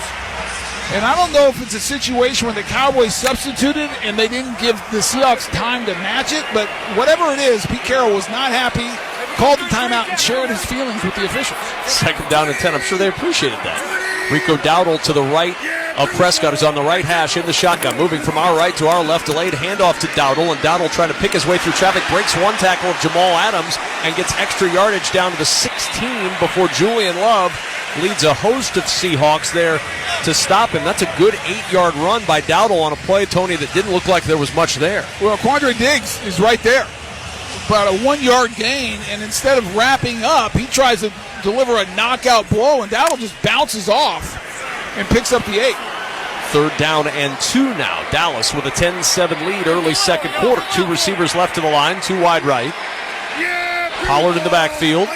Along the left hash, shotgun snap comes in head high. Prescott steps away, throws on a slant, caught by Lamb at the 10, inside the 5, trying to leap into the end zone, and he's yanked down at the 2. There's a flag down on the field, and it looks like it's going to go against the Cowboys and back this one up. Yeah, I think it's a pick. C.D. Lamb's going to run about a little 3 to 4 yard stop, fake to the outside, and then come back to the inside. And I'm not sure which defender it was, but it looks like they got a pick against Woolen. There is no foul for offensive pass interference on the play. The play stands, and it's a first down. Wow. I mean, they threw the flag. He signaled offensive pass interference, and now for the second time tonight, the flag has been picked up. Yeah, we're looking at the replay right now. And, again, Dak has plenty of time, and there was no pass interference. It's a great route by C.D. Lamb. He does an outstanding job. He's working against Trey Brown. It wasn't Woolen. And he just fakes to the outside, called a return route, and then returns to the inside and has all kinds of separation. And Pete Carroll disgustedly threw his headset onto the field after the flag was picked up. First and goal for Dallas from the 2. I formation. Prescott fakes the give. Rolls right. He wants to run. Now looking to throw. Floats it and threw it out of the back of the end zone. There was nobody open. There's a flag down on the near side. This is the opposite side of where Dak was going and throwing. And this may be a Dallas penalty, Tony. It's a legal man downfield. That play took too long. Dak's holding on to it. And one of the big guys kind of drifted down the field a little bit. You got about a yard. An eligible man downfield, offense number 73. It's a 5-yard penalty, replay first down. That's Tyler Smith, who the Fort Worth native, trying to go back home to North Crowley High School in the area, and he went a little too far. Just playing left guard. And we're looking at right here, and he's sitting in the end zone. So that's a problem. That would be a problem. So first and goal now at the 7-yard line for this Dallas offense, leading 10-7, 11:46 remaining in the first half. 4 receivers left to the line. Pollard now a motion to the left side. Prescott looking to the left. Nobody open. Now floats to the right. Throws on the run for the end zone. It's incomplete. C.D. Lamb, the intended receiver, he was matched up with Trey Brown running the back line of the end zone near the right corner. Incomplete pass brings up 2nd and goal at the 7. Well, I think if Dak would have seen Tolbert, he had a wide-open receiver. Tolbert had run away from Diggs. It's scramble rules at that point. Yep. Great, good protection, but good coverage. And now you have receivers running back and forth all over the place. Just like schoolyard football, right? It's exactly what it is. And Tolbert gets away from Diggs, but Dak never sees him. 2nd and goal at the 7. Prescott sends out his tight end Ferguson in motion to the right. Here comes pressure, throws over the middle, open, caught, and a walk-in touchdown for Brandon Cooks. His 5th touchdown of the year. And Dallas extends the lead to 16-7. Well, the Cowboys got the matchup they wanted. Somehow Cooks gets signed by Bobby Wagner. Bobby Wagner has the coverage, and he just can't keep up. And really, it looks like a blown coverage because Bobby Wagner's playing zone. He actually never picks up Cooks, and he's looking around going, where's the other defender on that side of the ball? Because Cooks is wide open. Cook's wide open. Extra point from Aubrey is good. And a timeout on the field. Dak Prescott now has multiple touchdown passes in 6 straight games. Only had multiple TD passes in 1 of the first 6 this year. The 2 tonight and a 17-7 lead for the Cowboys. This is Westwood One's coverage of the National Football League. This is Bob Kendrick, president of the Negro Leagues Baseball Museum and host of the SiriusXM original podcast, Black Diamonds. Hear stories about the legends of the Negro Leagues and conversations with the all-time greats they've influenced, like 2-time Super Bowl MVP Patrick Mahomes. When it comes to having fun and enjoying myself on the field, I'm going to do that. It comes from the history. I learned it from my dad, who learned it from guys in the Negro League. Hear over 70 episodes of the award-winning Black Diamonds podcast, available now on the SiriusXM app or wherever you get your podcasts. Ring in the holidays with the perfect gift for the golfer in your life with Golf Now gift cards. Personalize your message and choose when you want it delivered. Perfect for last-minute gifting. Your favorite golfer can pick from 11,000 courses to celebrate their next round. This is the easiest way to make their holidays merry and bright. Buy a Golf Now gift card instantly on golfnow.com or in the Golf Now app. It's an Eastern Conference Final Edition of the Hell is Real Derby in the MLS Cup playoffs on Sirius XMFC. Lucho Acosta continuing on. Acosta! Oh my goodness! League MVP Luciano Acosta and FC Cincinnati lock horns with intrastate rival Columbus Crew for the right to host the MLS Cup Final. Morris with the shot is a goal for Columbus! Cincinnati versus Columbus, Saturday night at 6 Eastern on Sirius XMFC 157. High speed, high tech, and filled with high flyers. Formula One is the world's most elite motorsports league. I'm Sarah Eisen, and my new CNBC documentary, Inside Track, The Business of Formula One, takes a detailed look at what's fueling F1's popularity and who's profiting. You'll hear from the biggest names in the sport, including executives, drivers, and sponsors. Follow the Squawk on the Street podcast and listen to Inside Track, The Business of Formula One, now.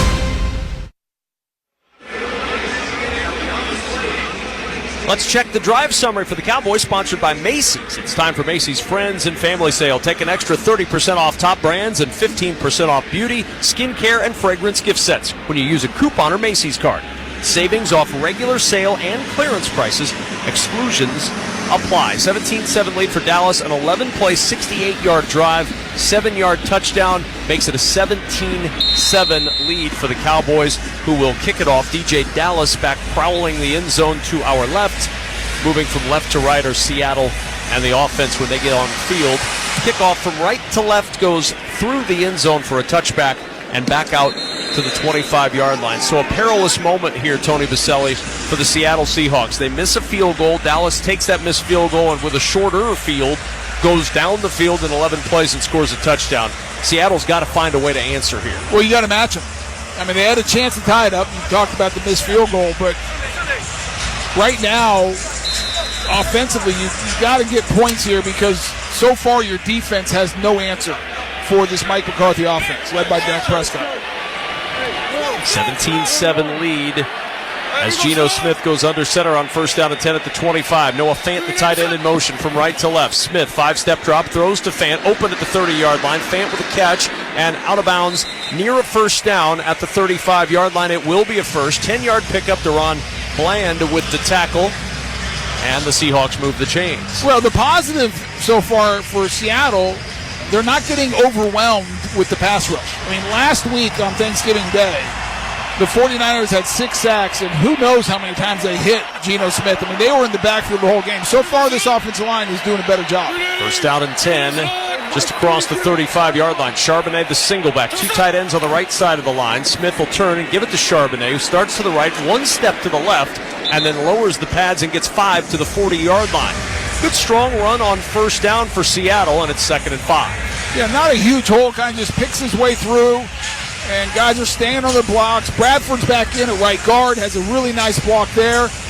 And we talked about at the top, winning early downs on the early downs is important for the Seahawks to stay out of those obvious passing situations where Dan Quinn can dial up a lot of different rushes. 2nd down and 5 at the 40-yard line. Smith from the gun, 2-step drop, and then it's dropped by Metcalf. He was running a quick little slant. And really, Geno just took a step and a half back and fired to Metcalf, who dropped it. That is a very good throw, and that could have turned into a huge play because there's a chance Metcalf splits the defenders because Geno hits him in full stride. Maybe a touch low just below the waist, but hits him right, DK right in the hands. You got to come up with that one. Cowboys' opening drive was 14 plays. Seattle at 14 plays for the game right now. 3rd down and 5 from the 40-yard line. Shotgun snap to Geno Smith.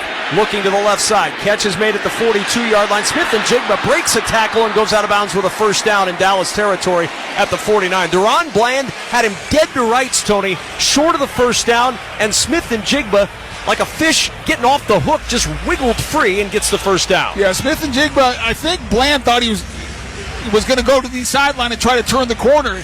He hits the brakes, the little pirouette, and gets upfield. Really nice job, run after the catch. From the Dallas 49 on first down, they'll line up with a pistol.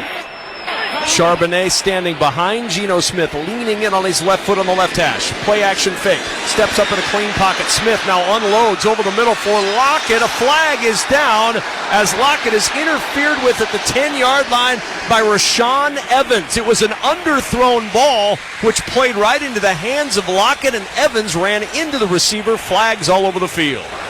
Pass interference, defense number 32. Ball placed at the spot of the foul. First down, Seattle. Well, it starts with Geno doing a great job in the pocket because he had a little pressure up the field and just climbs and he sees that Lockett has got behind Evans and it has a step or two. And I think if Geno can get about another yard or two on the ball here, it might have been a touchdown. It's a little underthrown. Lockett fights back, and Evans never turns around and just plows through him. 1st and goal at the 9 after a 40-yard penalty on Dallas. From the shotgun on first down and goal. Smith stomps his right foot awaiting the shotgun snap. It comes in helmet high. Looks right. Throws a fade. Back right corner of the end zone. Too tall for Jackson Smith-Njigba. Jordan Lewis chasing. It'll bring up 2nd down on the incomplete pass. Yeah, just trying to hit the fade in the back right corner and too much air under the ball. Smith-Njigba has a little bit of separation. If anything, I think you want to underthrow that and let Smith-Njigba come back, work towards it, try to high point it. 2nd and goal at the 9. Metcalf the single to the left of the line. 2 receivers plus the tight end to the right. And a draw play blown up. Handed it off to Charbonnet, and as he took the ball, Osa Odigizua had blotted out his vision. He stood in front of him at a loss of 5. Well, Odigizua just overwhelms Evan Brown, the center. I mean, just beats him at the snap. Just bowls through his right shoulder. And there's nowhere to go. I mean, Charbonnet is engulfed before he takes one step. So now 3rd and goal from the 14-yard line. Lockett and Smith-Njigba to the right of the line. Shotgun snap to Geno Smith, looking to the right, throws into the end zone, and it's incomplete. Trying to fit it into Smith-Njigba, and a flag comes in at the goal line. Malik Hooker and Jordan Lewis were both there.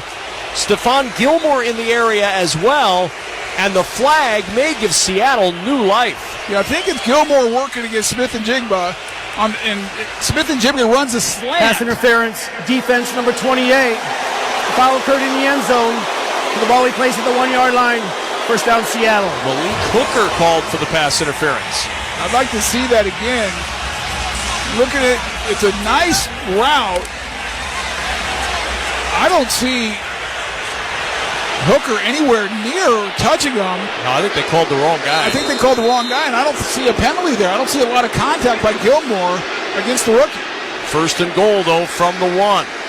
Charbonnet, the single back. The give to Charbonnet. Step to the right. Lowers the pads into the end zone for the touchdown. Zach Charbonnet bowls his way in. His first career touchdown. And it brings Seattle within 4, 17-13. Well, give the Seahawks credit, taking advantage of a tightly called pass interference against Gilmore. But hey, they called it. You have first and goal. Charbonnet gets it. Nice little shuffle move there. Wilson, the safety, actually is unblocked and whiffs after a great little fake by Charbonnet. The penalty drive. 2 big penalties on that drive against the Dallas defense to help Seattle move down the field. Now Jason Myers will come on for the extra point, and the kick by Myers is good. 8:54 remaining in the second quarter. We've got a good ball game. Dallas 17, Seattle 14. You're listening to Thursday Night Football on Westwood 1. Do you have a game plan for COVID-19? Prescription oral treatments must be taken within the first 5 days of symptoms, even if mild. If you have a high risk factor, ask your doctor if treatment is right for you. Visit treatcovid19.com. Sponsored by Pfizer. Save big every day during our 25 days of deals at Lowe's. Right now, get the lowest prices of the year on select major appliances. Get up to 45% off and save an extra $100 on every $800 you spend on select major appliances. And buy now, pay later with Lowe's Pay. Because Lowe's knows deals every day. Valid to 12/6. Appliance savings vary based on purchase amount. Exclusions apply while supplies last. Selection varies by location. See Lowe's.com for details. Subject to credit approval. It's Macy's Friends and Family Sale. Take an extra 30% off gift ideas from designers they'll love. And 15% off beauty, skincare, and fragrance gift sets when you use your coupon or Macy's card. That's on top of great deals like women's holiday dresses, $150 and under. Plus shop the season's hottest toys from Monster High, Discovery, and more, 10 to 50% off. Download the free Macy's app for more savings at Macy's. Savings off regular sale and clearance prices. Exclusions apply. Do you have a game plan for COVID-19? Prescription oral treatments must be taken within the first 5 days of symptoms, even if mild. If you have a high risk factor, ask your doctor if treatment is right for you. Visit treatcovid19.com. Sponsored by Pfizer. Time to check the schedule of games coming up on Westwood 1, sponsored by Hulu Plus Live TV. Sunday night, Kansas City's at Green Bay. Monday night, Cincinnati at Jacksonville. Next Thursday night, New England is at Pittsburgh. Hulu has live sports. Watch football games all season long with over 90 live channels. Get Hulu Plus Live TV today. Live TV plan required. Restrictions apply. Access content from each service separately and select ESPN Plus content via Hulu. Learn more at hulu.com. Tony Baselli, we talked about it before that drive. You said Seattle needed an answer. Didn't matter how they got down the field, but they got down the field and they delivered that answer. Well, that was big time by that offense, and a couple of pass interference penalties helped them. One was a no-brainer. I mean, it was an obvious pass interference. Second one, maybe a little bit questionable, but they call it, take advantage of it, and that's what the Seahawks did, punching it in and making it a 3-point game. Really, the difference now is a missed field goal. They're matching the Cowboys drive for drive. But based on how their defense is playing, Kevin, though, they're going to have to keep it up for a while. The defense has no answer right now. Puts a lot of pressure on Geno Smith in that offense. And so far, the Seattle quarterback has been able to deliver, but a long way to go in this one. And Dak Prescott itching to get back out on the field. A low kickoff. It'll bounce at the 5 and like a stone across the pond, skips 3 times into the end zone for the touchback. And out comes Prescott and the Cowboys offense. Stay up to date with Westwood One Sports by following us on X, the app formerly known as Twitter. In-game highlights, direct links to listen to live games, behind-the-scenes photos, and more. Follow Westwood One Sports on X. First down and 10 at the 25-yard line, 17-14. Dallas by 3, moving from our right to our left in the home whites, light blue pants, silver tops, dark blue numerals. Shotgun snap. Prescott hands it off to Pollard, upended after a 2-yard gain at the 27-yard line, tumbling head over heels thanks to Darrell Taylor's tackle. And it'll bring up 2nd down and 8. Well, right now, I mean, the Seahawks are doing a really good job in the run game. I mean, they're getting penetration. They're not allowing anything to get going. Pollard is averaging under 3 yards a carry right now. The problem is they can't hold up in coverage, and they're having trouble getting to Dak. 2nd down and 8 for the Cowboys. Shotgun snap, play action, sprint right, throws it out. Ferguson, the tight end, evades a man. A little bit of a leap and a step to the right. A whiff by Frank Clark, and Ferguson ends up a yard shy of a Dallas first down. Well, it was a naked and just getting Ferguson the ball in the flat, and he leaps Diggs, and then Clark hits him in the chops legally, where Ferguson will be just short of the first down. Pretty athletic by the big tight end. Yeah, no doubt. 3rd down and 1 as a result of that play. Shotgun snap. The hand to Pollard. Tries the left side. Bounces off contact from Wagner and just sort of slides forward to get 3 and a Dallas first down. Yeah, first contact comes in the backfield. And they do a good job again, like they have all night, kind of stacking up this Cowboy offensive line. But Pollard does a good job getting behind Smith. Tyler Smith, the left guard, who works up to the linebacker level and gets physical with Bobby Wagner. On first down, Dak Prescott sets up the screen to his tight end Ferguson at the 40. Ferguson across the 45 and a first down near the 49. Wagner finally caught up with him, but Jake Ferguson getting involved in a big way. He's got 12 more and a first down for Dallas. Well, it's a screen, tight end screen. Frank Clark's working as the defensive end to that side. He actually reads it. And Dak does a good job of kind of throwing it around Clark to get it to Ferguson. And then he does enough to pick up the first down. From the 49-yard line on first down. Empty backfield, Prescott in the shotgun. Seattle rushes 4, throws. Lamb with a fingertip grab of the 45. He was under duress with Devin Bush right on top of him. But CeeDee Lamb so strong, able to pull it in and pick up 8 yards. I mean, a lot of contact on that route. But you talk about the strength of CeeDee Lamb, but how about the accuracy of Dak Prescott? I mean, he is playing at such a high level right now, especially since the bye. I mean, there's not a better quarterback in the NFL right now as far as the way they're playing on the field. 15 of 21, 176 yards tonight. The handoff over the right side to Dowdle, and Dowdle close to the first down. Wagner with the tackle. Looks to be about a half-yard shy of a Dallas first. Later on, we'll select the defender of the game, sponsored by Navy Federal Credit Union, proudly serving the armed forces, the DoD, veterans, and their families. Learn more at NavyFederal.org. 3rd down and inches. Last time they had 3rd and short, or 4th and short, they came up, went through a series of cadences, and then it was Pollard off the left side. Dowdle in now as they line up in the I on 3rd down and 1. And it'll be Dak on the sneak. Starts over the right side, leans back to the left. He's got the first down to the Seattle 40. Yeah, good movement this time up front. And not the kind of the tush-push that we are used to watching the Eagles. Probably the most effective short yardage play I've seen ever since I've been watching football. Why is that so effective all the time? As somebody who played the offensive line position at a level that few have, why does that always work? Well, you got a center who's one of the best in the league, stays low. You have 2 guards that are weighing about 340 and powerful men, and then you have a quarterback that squats 650 pounds. Besides that, I'm not sure why they can't stop that. It's a pretty good recipe. On 1st down and 10, quick toss to the outside. Lamb with a catch and an ankle tackle as he moves upfield across the 35 of the 33. Jamal Adams got him around the ankles, and then Lamb and Adams conversing about the tackle after the play. It'll bring up 2nd down. Yeah, Lamb, that is, I believe, is that his 7th catch of the night? It is 7th catch and 9th target. That's 9 targets in 6 straight games. Man, he's having a big day after a quiet Thanksgiving. They're getting the ball to CeeDee Lamb in a lot of different positions. Pollard the single back, 2nd down and 3. Ball at the 33-yard line of Seattle.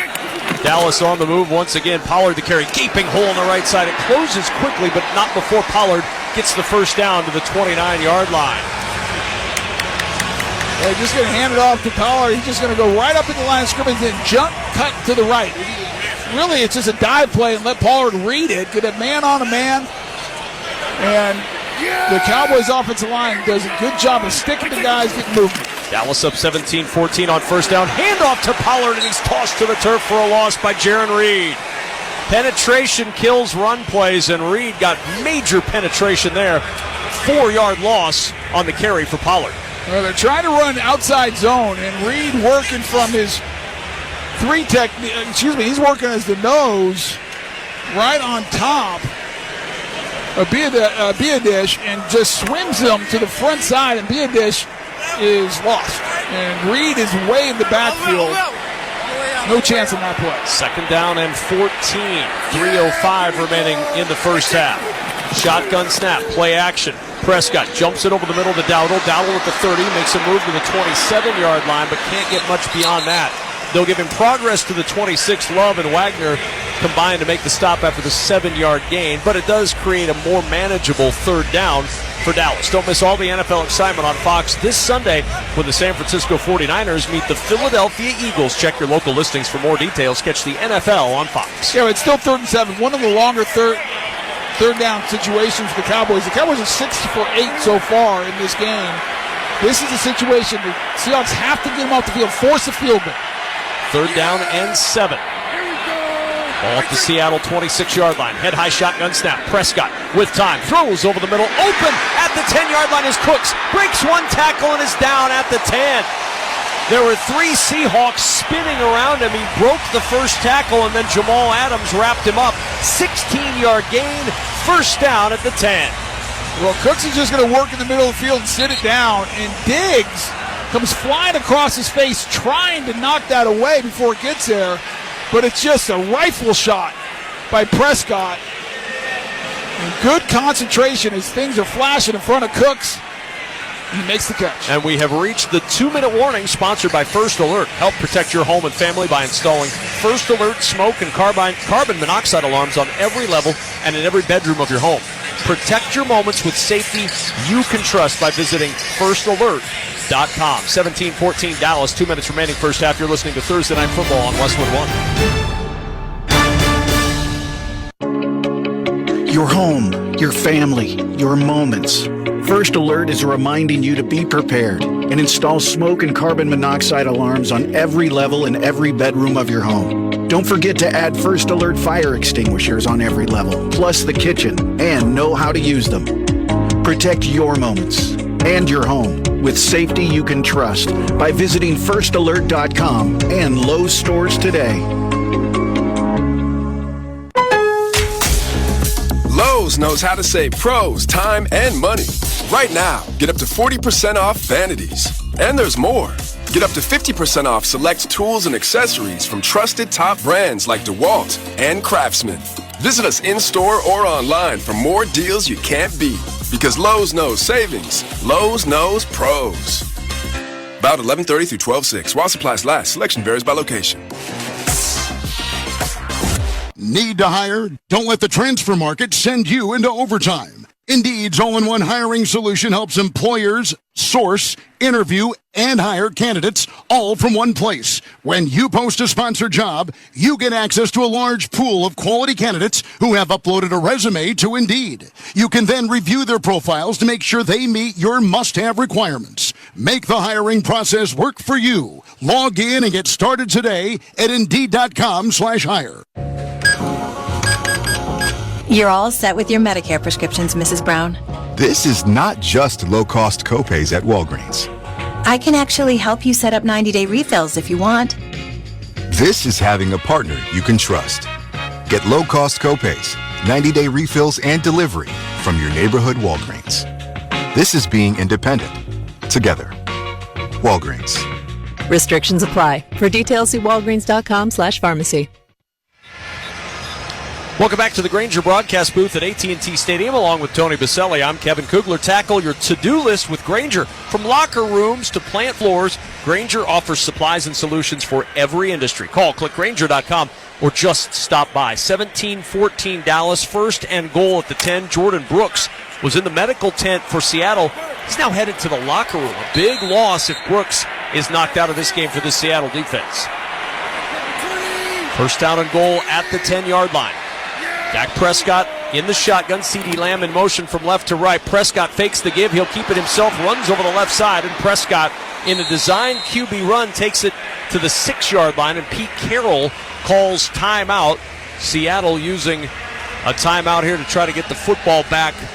Their second timeout. They've got one remaining in the half. Well, it's a design run, as you said, but what a great job by Rick Woolen, the corner that side, because they have it blocked up. Ferguson's on him, much bigger man, and Woolen does a good job of playing off the block, falls inside, and makes the tackle in open field. That's big time. 1:55 remaining in the second quarter. Second and goal at the 6-yard line.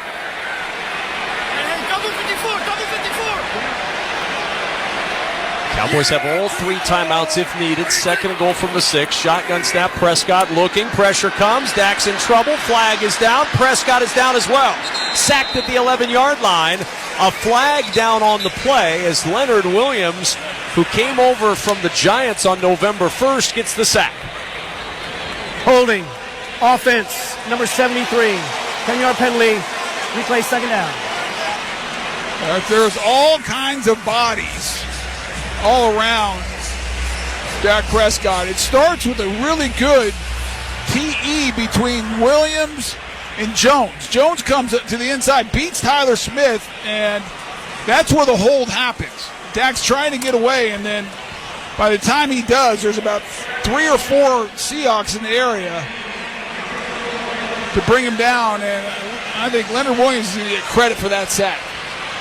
And they're going to decline the penalty. So the penalty is declined. They'll take the sack, and it's third and goal back at the 10-yard line for Dallas. And Mike McCarthy, I believe, is going to use a timeout. Now he is. So Mike McCarthy's going to call timeout and talk things over with his quarterback before this third and goal at the 10. A reminder to stay with us for the Thursday Night Football Halftime Report on Westwood One, sponsored by Wendy's. Scott Graham will speak with Kansas City Chiefs quarterback Trent McDuffie. The corner will join Scott Graham coming up at half on the Wendy's Halftime Report. Wendy's Peppermint Frosty is back for the holidays, so take some time to chill this year. Limited time only at participating U.S. Wendy's. Vanilla Frosty is temporarily unavailable. That Peppermint Frosty is delicious. I'll take your word for it. No, it's fantastic. I'll take your word for it. You should take my word for it, and if not my word, the word of our producer, Howard Deneroff, who is a known connoisseur of the desserts. I was going to say, he's a connoisseur of all desserts, yes. Not just the Frosty. No, he loves, if you could just hook him up to a Wendy's Frosty machine. He tried to sell me on brownies before the game even started. A brownie Frosty, his suggestion. Third and goal at the 10. Empty backfield. Prescott in the gun. Shotgun snap, number high. Prescott under pressure again. Steps up. Now he's going to run. And Dak Prescott inside the 5 and down at the 3. Bobby Wagner saves the touchdown with the tackle.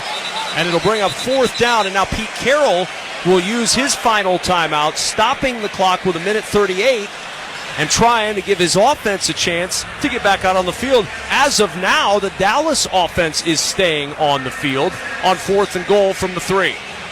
Yeah, good coverage, nothing there, and some pressure forced Dak up into Prescott, and he realizes he's got nowhere to go with the ball.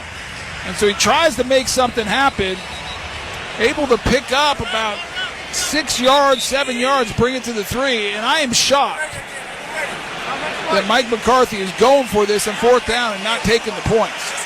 Yeah, you've got a sure field goal from Brandon Aubrey, but instead, the 16th play of this drive is fourth and goal at the 3. And don't forget, Seattle gets the ball coming out of halftime. Pollard will shift to the right of Prescott. Shotgun snap. Prescott looking. Pressure comes. Floats to the right. Flag is down. Prescott on the run. Pumps, dives into the end zone for the touchdown. However, a flag down at the 12. Holding. Offense number 78. 10-yard penalty. Replay fourth down. Leonard Williams got yanked down by Terrence Steele, Tony. Well, Terrence Steele's right tackle, Leonard Williams, is working up on his upfield shoulder, and when Dak escapes the pocket that way, Leonard tries to get away, and that's a tough position for a tackle. because you don't know where. You're thinking Dak's in the pocket. As soon as he goes outside, your natural tendency is that defender tries to escape, and if you have any cloth, you hold on for just a split second, and they see the hold. You're on the outside. It's an easy call for the officials. So now it's a field goal try. 31 yards for Brandon Aubrey with 1:33 to play in the first half. The holder is Brian Anger. Good snap, good hold, and Aubrey's kick just sneaks in along the right upright, and a flag comes in at the end of the play. Now, this might be interesting. If it is a scenario where the Seahawks were rushing over the center, I believe that's a personal foul. You're not allowed to rush directly over the center and hit them. Well, Seattle is reacting as if this is going to be a penalty against them. Draymond Jones pleading with Clete Blakeman and this officiating crew. Hands on hips as he stalks away from the conversation. We'll find out what our referee says here. The field goal is good. And after the play, we have a personal foul, defense number 93. And that 15-yard penalty will be assessed on the kickoff.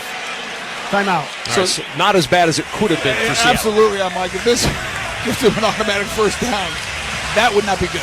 With that field goal, Barbasol will make another donation to Kurt and Brenda Warner's Treasure House, a living community for adults with disabilities. Barbasol, the trusted choice for a close, comfortable shave. Close shave, America. Close shave, Barbasol. 20-14 Dallas. 90 seconds to play still in the first half. You're listening to Thursday Night Football on Westwood 1. Hey guys, Chris Brockman here. Prize Picks, it's the most fun I've had, winning up to 25 times my money this football season.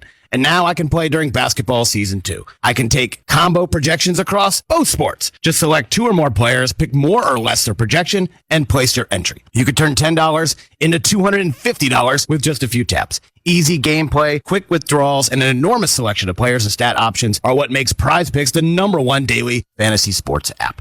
And Prize Picks is the only DFS platform with an injury insurance policy, keeping you in the game if one of your players goes down. Join the Prize Picks community of more than 7 million football fans who have already signed up. Right now, Prize Picks will match your first deposit up to $100. Just visit prizepicks.com/primetime and use the code PRIMETIME. That's code PRIMETIME at prizepicks.com/primetime for a first deposit match of up to $100. Prize Picks, daily fantasy sports made easy. Must be present in certain states. Visit prizepicks.com for restrictions and details. Jim Rome here. Dell's Cyber Monday event is their biggest sale of the year. Shop limited time deals on laptops like the stylish, innovative XPS 13, engineered to do it all on the Intel Evo platform. Plus, save big on ultra sharp monitors and top brand accessories. It's the perfect time to upgrade any home, business, or gaming setup powered by Intel Core processors. Shop now at Dell.com/deals to take advantage of huge savings and free shipping on everything. Once again, Dell.com/deals. We all love to follow the pros. And when it comes to selling online, the pros trust Shopify. New Era, Allbirds, Untuckit, Skims, even Mattel. They all sell with Shopify because Shopify has the best converting checkout on the planet. And it's not just the big brands. Millions of businesses are boosting their sales with the same legendary Shopify checkout. Start selling like the pros and sell with Shopify. Start your $1 a month trial today at shopify.com/football. Dallas with a 20-14 lead over Seattle, but a minute and a half remaining. Seattle out of timeouts. They're going to get the football back before halftime. Seattle's had 7 plays in the quarter for 22 yards. Dallas 23 plays in the quarter, but just a 6-point lead for the Cowboys as the kickoff goes through the end zone. Out to 25 for the touchback. Every Westwood One football broadcast this season is once again available on all Alexa-enabled devices. Just say Open Westwood One Sports, and you'll be taken straight to the action. That's Open Westwood One Sports to listen on Alexa. Got a nice note from a listener named Ryan. Ryan Eaton is listening on his device in Indiana tonight. I'm sure many are joining Ryan in that. We appreciate Ryan and everybody else joining us tonight. Seahawks get the football to start the second half. They'll have it here with no timeouts from the 25-yard line of Seattle. And first down snap to Geno Smith, and he throws wide with pressure in his face from Micah Parsons. He threw wide of Zach Charbonnet. Pass incomplete, and it's 2nd and 10. Well, interesting, looking at this Seahawks offensive line, they've put in Jason Peters as the right tackle, coming in for Lucas, who had been doing a good job there, and it's Peters who gets beat to the inside. On 2nd down and 10, handoff to Charbonnet at the 25, a little stutter step, plows across the 30 and down to the 32-yard line. Pickup of 7 on the play. Donovan Wilson on the stop brings up 3rd and 3. Well, the last thing you want to do is go 3 and out, and that's why they run the ball there. Let the clock run a little bit, because if you have to punt it away, remember Dallas has 2 timeouts left, and they got Dak Prescott and CeeDee Lamb. Pretty good combination. Yes, that formula usually can equal a quick score. Yes. They would like to avoid that in Seattle. 3 receivers left of the line. 3rd and 3 at the 32. Smith rolls left, throws on the run. Catch made, and it's a 1st down. Tiptoeing up the sideline. Jackson Smith and Jigba goes out of bounds at the 43-yard line. Now 41 seconds to go in the first half, and all of a sudden Seattle's thinking about a field goal try at least. Well, at least. That's a great call. A little half roll to the left. Smith and Jigba is going to just run a speed cutout. Perfectly designed, perfect throw, turns it up, and now you're at the 43-yard line. 41 seconds, plenty of time. You can work the whole field. No timeouts left. Trailing by 6. Geno Smith in the shotgun. He's got Charbonnet to his left. Stomps his right foot, gets the shotgun snap. Flags fly. This is a free play. Smith will throw a wobbler, and it's incomplete, and then a flag down in the secondary on the other side. So you had an offsides to start, and then you've got another flag in the secondary. Both may be against Dallas, Tony. Well, I think they are. The offsides for sure, and I think you're going to get a legal contact or hold at the top of the route, which would bring an automatic 1st down with it. That's right. You got all the officials kind of gathering together, and Cleats leading the conversation, sorting it out. This is like a study group in school. Everybody's getting together. What do you have notes? What did you take there? What did they say about this chemistry class? You guys studied in Nebraska? Yeah, we had to. Yeah. I mean, it was the N stands for knowledge, Tony. Well, I'm not going to say anything about that. I'll leave that one alone, Kevin. There are 2 fouls against the defense on the play. Illegal contact, number 21. That penalty's declined. Offsides, number 92. It's a 5-yard penalty. Remains 1st down for Seattle. Yeah, it didn't matter because it was 1st down, whether you take the offsides or the illegal contact, because it's going to be 1st down again. But if you take the offsides, it's 1st and 5 instead of 1st and 10.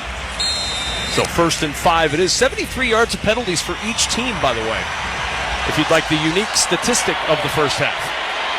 And very interesting, much like your knowledge comment about Nebraska. I aim to please.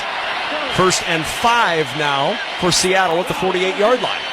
2 receivers to the right. Now Charbonnet will motion out of the backfield. Smith to throw. Pressure comes. Steps up. Slings it sidearm. He had pressure in his face as he stepped up away from the initial pressure and had to sidearm it, but it falls incomplete. Clock stops. 31 seconds remaining in the first half. Yeah, that time Dan Quinn put 3 pass rushers on the right offensive right side. And Dante Fowler is the lone defender on the offensive left, and they're going to run a little game where he's going to loop all the way back to the middle, and as Geno steps up, Dante's right in his face. 2nd down and 5 at the 48. They put 2 seconds back on the clock. 33 seconds remaining in the first half. DJ Dallas a motion out of the backfield. Geno Smith with pressure coming. Floats it out to Dallas. Dallas on the right sideline will go out of bounds at the 48. It doesn't gain any yardage, but they didn't lose any yardage with Geno Smith just sort of throwing that one into no man's land when he saw pressure. Another flag, though. Another offsides by Dallas, so it's going to be a Offside. 1st down. Defense number 56. It's a 5-yard penalty. Yards enough for a 1st down. That's 2 on Dante Fowler in this game, and that is a mental error. That's a freebie. I believe he lined up offsides. He did. He did the same thing last week on Thanksgiving, just by alignment was offsides. So now 1st down and 10, getting close to field goal range now. They're at the Dallas 47-yard line. Jason Myers' career long is 61. Smith will throw to the sideline. Long throw, sliding catch made by Lockett, and he goes out of bounds. No, they're going to wind the clock now. The clock is winding. They said he was stopped without going forward, so it's out of bounds at the 39, and Geno Smith will clock it with 16 seconds remaining in this first half and brings up 3rd and 2. 8-yard pickup for the sliding Lockett over on the far sideline. That's the wrong call. The rule is if you're not going forward or if you're going backwards, they roll the clock. But he was on his route. He had to dive to catch that ball. He wasn't purposely trying to get out of bounds. 3rd and 2 to the sideline again. Lockett with a catch. Tiptoes out of bounds at the 30. Definitely out of bounds this time. No slide needed. No question. He's out at the 30 with 13 seconds until halftime. And they're definitely in Jason Myers' field goal range at this point. Yeah, Jason Myers has a huge leg. And so the distance is not a question here. Now you have to be smart, though, if you're Geno Smith. You cannot take a sack, and it'll be very difficult if you throw it in the middle of the field and don't get out of bounds to get back up and clock it. Again, no timeout. 3 receivers stacked left. Single wide right is Metcalf. Smith gets the shotgun snap. Cowboys rush 4. Pressure comes. He'll heave it for the end zone. Looking for Smith and Jigba, who reaches over to the left, and he makes the grab. Touchdown, Seattle.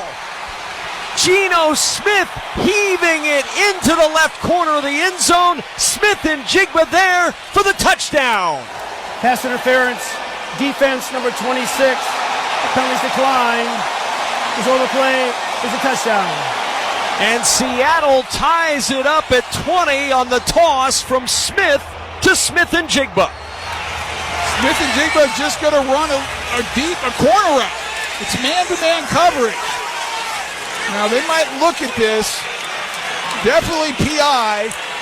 Does he control it through the ground? Boy, I think that's a touchdown. Now, the ball hits, but the ball hits the turf, but doesn't move at all, correct. Kevin. I think he has control of that the entire play is under review. They'll review it. It's a scoring play, and they're going to make sure this is working. And it can touch the ground, Tony, as long as it doesn't move when it does. This close shave instant replay review is sponsored by Barbasol Shaving Cream. Feeling great starts with a great shave, and great shaves start with Barbasol Shaving Cream. For whatever your day brings, choose Barbasol. It's a can of can-do.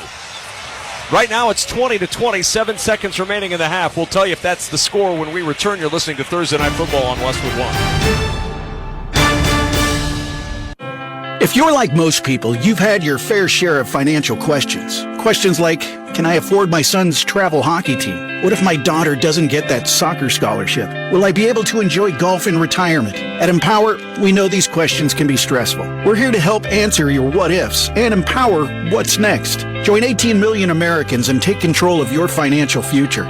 Start today at empower.com. Sponsored by Empower Personal Wealth. My passion about Ancestry comes from the fact that I was an only child who didn't have family. I see all my friends doing family outings and family this, and I would spend weekends just lost in Ancestry. My first one that I found was Liz. I was also an only child, and there were no big holiday gatherings where I got to know cousins or aunts. It's because of Ancestry we've kind of become bi-coastal besties. The holidays are meant to be shared with family. Start today during our holiday sale at Ancestry.com. As of now, 20-20. Call on the field touchdown to Jackson Smith and Jigba. The review is ongoing. Well, looking at it again, we saw another angle. It might be closer than we thought because he secures it. It's against his body. His right forearm has it clutched against the body, but the tip of the football does hit the turf, and it moves ever so slightly. But remember, it was called a touchdown on the field. Is there enough evidence to overturn it? Creek Lakeman is spending a lot of time looking at the tablet, trying to figure this one out. My guess he's talking to New York as well. Well, and remember, there was a pass interference call on the play in the end zone. So if this is not a touchdown, it'll be 1st and goal at the 1. When Geno Smith dropped back, I thought he was just heaving that to throw it away because he was under some pressure, and he just threw it to the back left corner of the end zone, and Let's see what happens. Let's see if it's a touchdown or not. After review, the receiver did not maintain control of the ball through the process. It was an incomplete pass. However, we have a pass interference. Defense number 26 in the end zone. The ball we placed at the 1-yard line. First down, Seattle. So first and goal with 7 seconds to go in the half. But remember, no timeouts for Seattle. This is no gimme. Well, right here, here's the decision you got to make. Do we run it knowing that we got one shot and we're not going to get a field goal if we get stopped, or do we do a quick drop back pass, try to throw a fade, a slant, and spread them out and try to get the ball into one of our receivers? Well, going to the shotgun, Smith to throw to the end zone, caught, touchdown. It's Noah Fant all alone across the right side of the goal line, and it's a touchdown. Snap. Dallas takes its second timeout. This will be a 30-second timeout. But a timeout called before the snap. Mike McCarthy with the timeout. And again, a touchdown is erased. My goodness. I mean, they got exactly what they wanted. They rushed to the line of scrimmage, but look at the replay. Mike McCarthy gets the timeout. He signals it before the snap. That's the right call by the official. I think they caught this Dallas defense on their heels because they sprinted out of the huddle, quick snap, and Noah Fant just sat it down on the kind of in the hook area on the right side, right on the B of the Cowboys, and was wide open. So Fant in the slot right, Lockett and Smith and Jigba wide right, Metcalf wide left, Geno Smith in the shotgun, goes to the air, throws to the end zone on a slant, DK Metcalf with the touchdown, and the third time is a charm, or is it? There's a flag down again as Seattle ties it up. Offside, defense number 90. Penalties declined. Result of the play is a touchdown. And this one will stick. 20-20. We can see a tie in Dallas. I mean, just a great route. Good release by DK and beats Deron Bland on the inside slant. I mean, literally jukes him at the line of scrimmage. Bland is flat-footed, can't react. You don't usually see that much separation from the 1-yard line. Easy pitch and catch. And the extra point to give Seattle the lead is good from Jason Myers. How about this? Dallas had not trailed at any point in any game at home this year, and they're likely going to go into the locker room trailing at halftime on Thursday Night Football.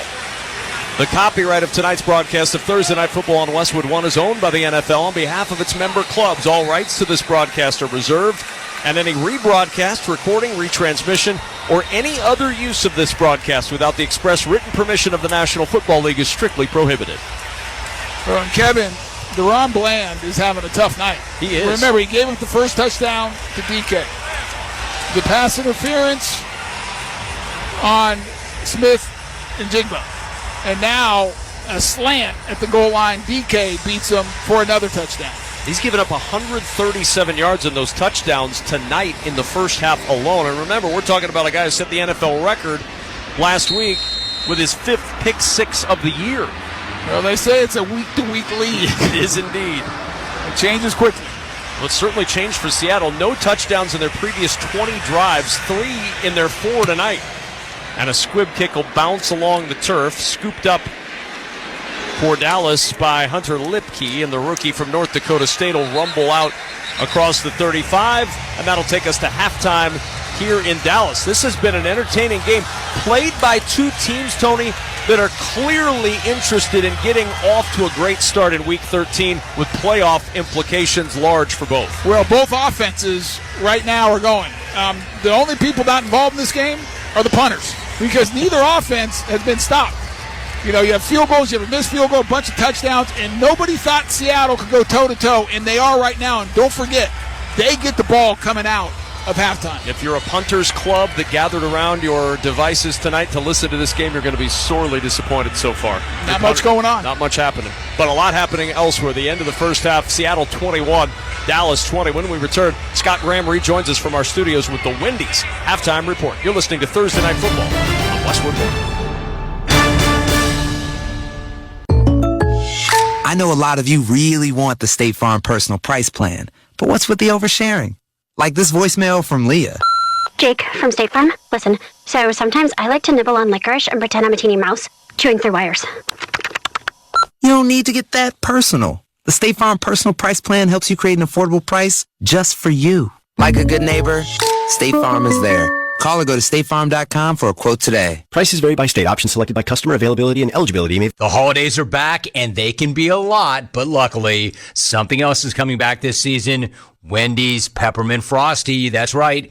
Everybody's favorite cold and creamy treat is back on the wish list this year. And if you need a little more pep in your step, get yourself a refreshing Peppermint Frosty Cream Cold Brew. Celebrate the season with the return of Wendy's Peppermint Frosty. Limited time only at participating U.S. Wendy's. Vanilla Frosty is temporarily unavailable. Welcome to the Thursday Night Football Halftime Report on Westwood One. Sponsored by Wendy's. Wendy's Peppermint Frosty is back for the holidays, so take some time to chill this year. Limited time only at participating U.S. Wendy's. Vanilla Frosty is temporarily unavailable. Once again, here's your host, Scott Graham. From our Westwood One studios, a surprise in Big D. The Cowboys trailing at home for the first time this year. Seahawks lead it at the break, 21-20. Our next primetime game here on Westwood One, Sunday Night Football. Kansas City going to Lambeau Field to take on the Green Bay Packers. The Chiefs averaging almost 7 fewer points per game this year, but the defense is no doubt picking them up. If you don't know who Trent McDuffie is yet, a second-year cornerback out of Washington, you're going to. He's having an all-pro season. Getting ready for this matchup this week, I asked him how good it felt that people are starting to talk about the Chiefs as a defensive-minded team. As a defensive player and someone where last year, even though we won the Super Bowl, we felt that the defense wasn't fully ourselves. We felt like we didn't fully show what this defense was about. It's been nice. A lot of people saying defense did this, defense did that, because this past offseason, OTAs, training camp, guys were working real hard to make these things right. And Coach Spags has done amazing at keeping us focused, steering us in the right direction, and making sure that our walkthroughs, our little individuals, like everything we do, he's very detailed. So I feel like that has allowed us to not only just continue to be consistent, but really start trusting each other and understanding where each other play. And I feel like that's been our biggest key, is that no one's out there thinking anymore. It's just like, let's just go. You made a move to the slot this year, and that's something that does take advantage of a lot of the talents that you have in playing the game, the varied talents you have. What skill set have you had to focus on more than any other to make that move? Honestly, I feel like you really got to trust your eyes. Moving into that inside, the way you look at the game is different. At corner, you got the whole field in front of you. Like, you can see motions, you can see everything because you're on the perimeter. But once you're on the inside, you know that a receiver could be outside of you, 2 receivers could be outside of you. You got to read if the tight end's going to rim back, like what point in scheme. So there's a lot more that, for me at least, like learning the run game is huge last year. I remember being in here and just being like, yo, what gap do I have again? What gap? I remember Nick Bolton was huge with me, and LJ playing nickel before, and these guys around me kind of being like, okay, this is what you do, this is what you look at, and like go from there. And so also just the speed of it and just making sure that you stay confident, because football is not perfect and a lot of mistakes happen. And I know I haven't been perfect this year, but being able to just go to the next play and being like, okay, you know what? That play wasn't great, but let's move on and go get this next one. That's been huge as far as me just playing as nickel. As you get ready for this opponent, their quarterback has made some strides over recent weeks. He's still pretty young in terms of his starting number of games in the National Football League, and you take a look at what they're able to do. What are you seeing on film? I said they got 3 young but explosive and really good receivers. All 3 of those guys have really good routes. You can tell the coaches trust them. The quarterback gets them the ball really well, and they're able to block, which not a lot of receivers like to do, but they'll definitely stick their nose in there. So that's always a challenge as DBs. But as far as the quarterback, I was actually just talking to Drew Tranquil about it and saying, like, this guy is kind of showing a little bit of some Aaron Rodgers type throws, like certain reads, you kind of like He boots both right and left, which, you don't usually see a lot. And he's one of those guys that just make plays. I mean, he can make it with his feet. He can make it in the air. So, he's definitely a dynamic challenge. And I know as a defense, we're definitely going to try to pre-snap wise, kind of mess him up, not knowing what we're in. But, this is going to have to be another just relentless and disciplined game for the defense. A Super Bowl champion, gunning to try to win a second Super Bowl championship. People are talking about you as an all-pro this year for the way you're grading out at your position and the way you're growing into this role. How high is up for you? That's actually a really good question. Because I see myself as someone who, I don't really look at all the things that I did good at. I don't look at accomplishments. I don't look at what I did last year, all Super Bowl, all this. I always look at my weaknesses and what I have to work on. And at least for me as a football player and just as a human, I feel like I have so much more I can do and so many opportunities that are left that I'm really just excited about just getting better today. I feel like I'm someone who doesn't really look at the future and try to plan it out and be like, oh, I want to do this, this, and this. It's like, God woke me up today, to be able to get it right, another opportunity. So let's just make the most out of today. Trent, thank you so much for the time. Really do appreciate it, and good luck the rest of the way. Sounds good. Appreciate you, Scott. What an impressive young kid. You want to hear more of that conversation? Check out NFL Insider on your affiliate station or WestwoodOneSports.com this weekend. Our halftime score, Seattle 21, Dallas 20. This is Westwood One's coverage of the National Football League. Sirius XM has the NFL covered from every angle. Hear all pro analysis on Sirius XM NFL Radio Channel 88. This team is not built to succeed. Join the passionate debate on Mad Dog Sports Radio Channel 82. You gotta be kidding me! And get expert fantasy football advice on Fantasy Sports Radio Channel 87. Joe in Florida, let's fix your fantasy lineup. It's an all-out blitz of football talk on Sirius XM and the Sirius XM app. Hey, it's Fantasy Football Happy Hour with me, Matthew Barrett, and we're your go-to source for fantasy news, analysis, and advice. Looking for waiver wire insight? Unsure about line decisions? Your search ends here. Not only are we going to have Roto-World player news every single weekday, but you also find out about my weekly love-hate list, my rankings, and much more. So tune in noon at Peacock, listen on SiriusXM, NBC Sports Audio Channel 85, or wherever you get your podcasts.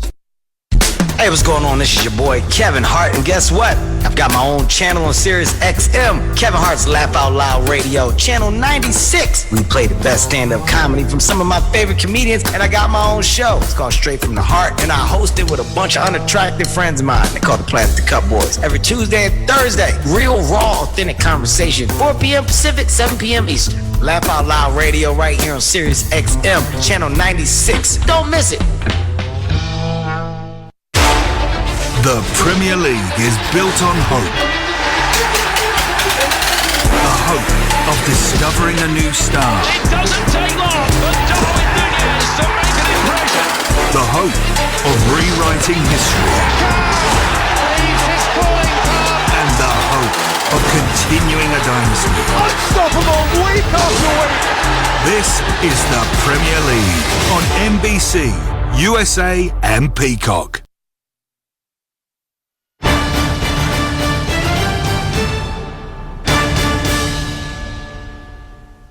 Let's pause 10 seconds for station identification. This is Westwood One, your home for Thursday Night Football.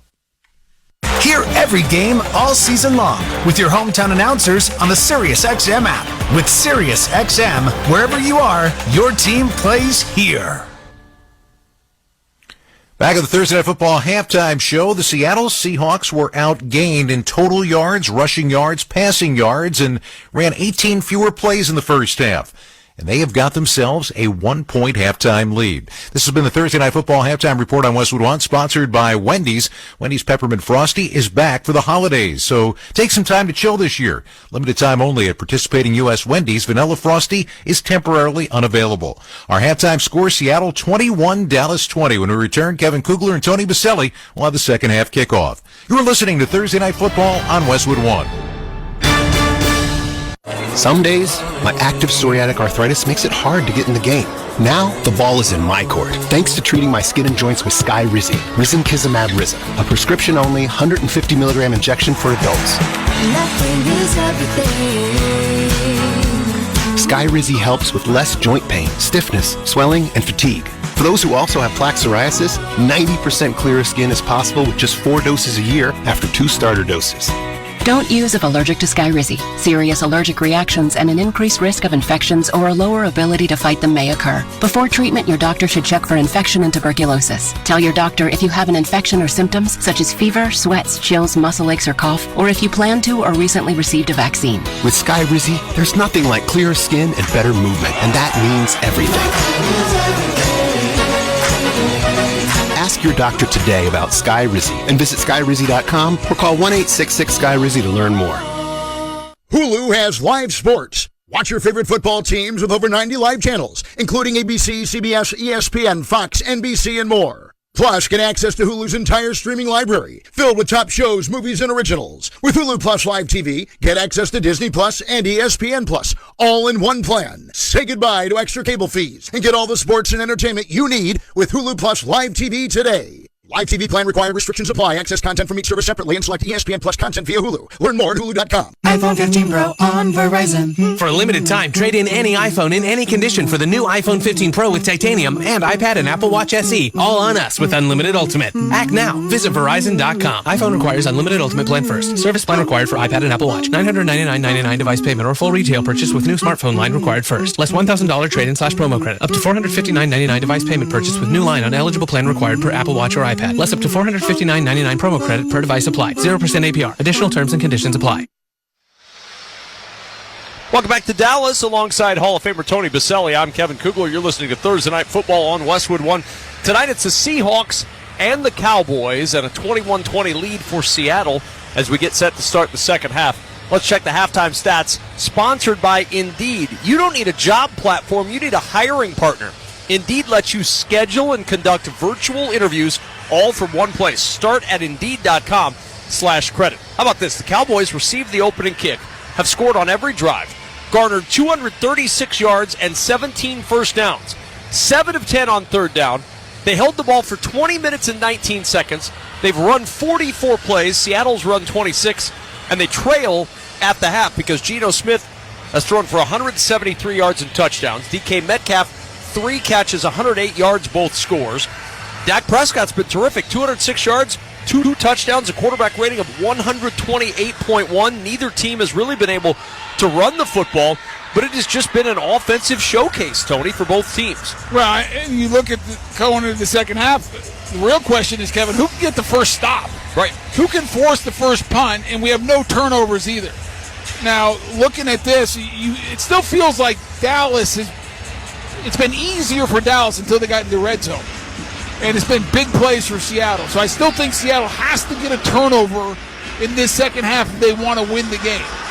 And I think that's going to be critical. Who blinks first? Who makes the big mistake? It's time for the second half kickoff, sponsored by Boot Barn. Boot Barn celebrates the values of honesty, hard work, ingenuity, and perseverance, proudly offering a piece of the American spirit. Boot Barn, keep west. Cowboys are going to kick this one off, going from left to right. Seattle will operate from right to left. All the kickoffs going through the end zone tonight. Brandon Aubrey, the former Notre Dame soccer star and former Birmingham Stallion in the USFL, will kick this one off. Well, and you read those stats. And the amazing thing is, Seattle getting the ball first. If they can go find a way to get a touchdown here, it's really going to put the pressure on the Cowboys. Kickoff will go through the end zone. DJ Dallas has had the easiest job in Dallas tonight. He hasn't had to return one kickoff. And this year, Kevin, when the Seahawks have scored 20 or more points, they are undefeated. They have not lost a game. And right now, I mean, this at home, Dallas scores a lot of points, and they don't let up very many points. Seattle has solved that mystery because they're going toe-to-toe with the high-powered Cowboys. And they'll start at the 25-yard line on 1st down and 10. Zach Charbonnet, the running back. He's a single back in this set. 2 receivers to the left of the line. Lockett, the single wide to the right.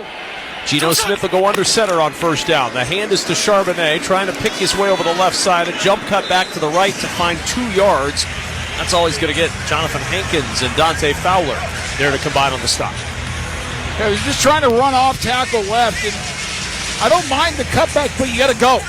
You got to plant and go. The little too side to side when you're cutting back, the hesitation, everything closes down quickly. I think if he would have planted that left foot, get north and south, there was a few more yards there. And that's what you talked about at the very beginning of the broadcast, was what you've seen from him watching him on tape. Just being a little bit more decisive. 2nd down and 8 from the 27-yard line.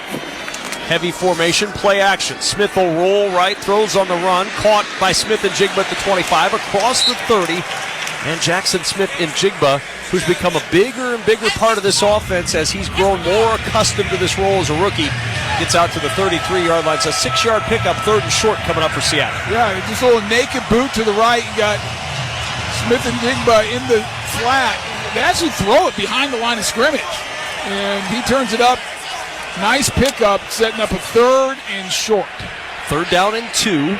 13:45 remaining in the 3rd, opening possession of this 3rd quarter.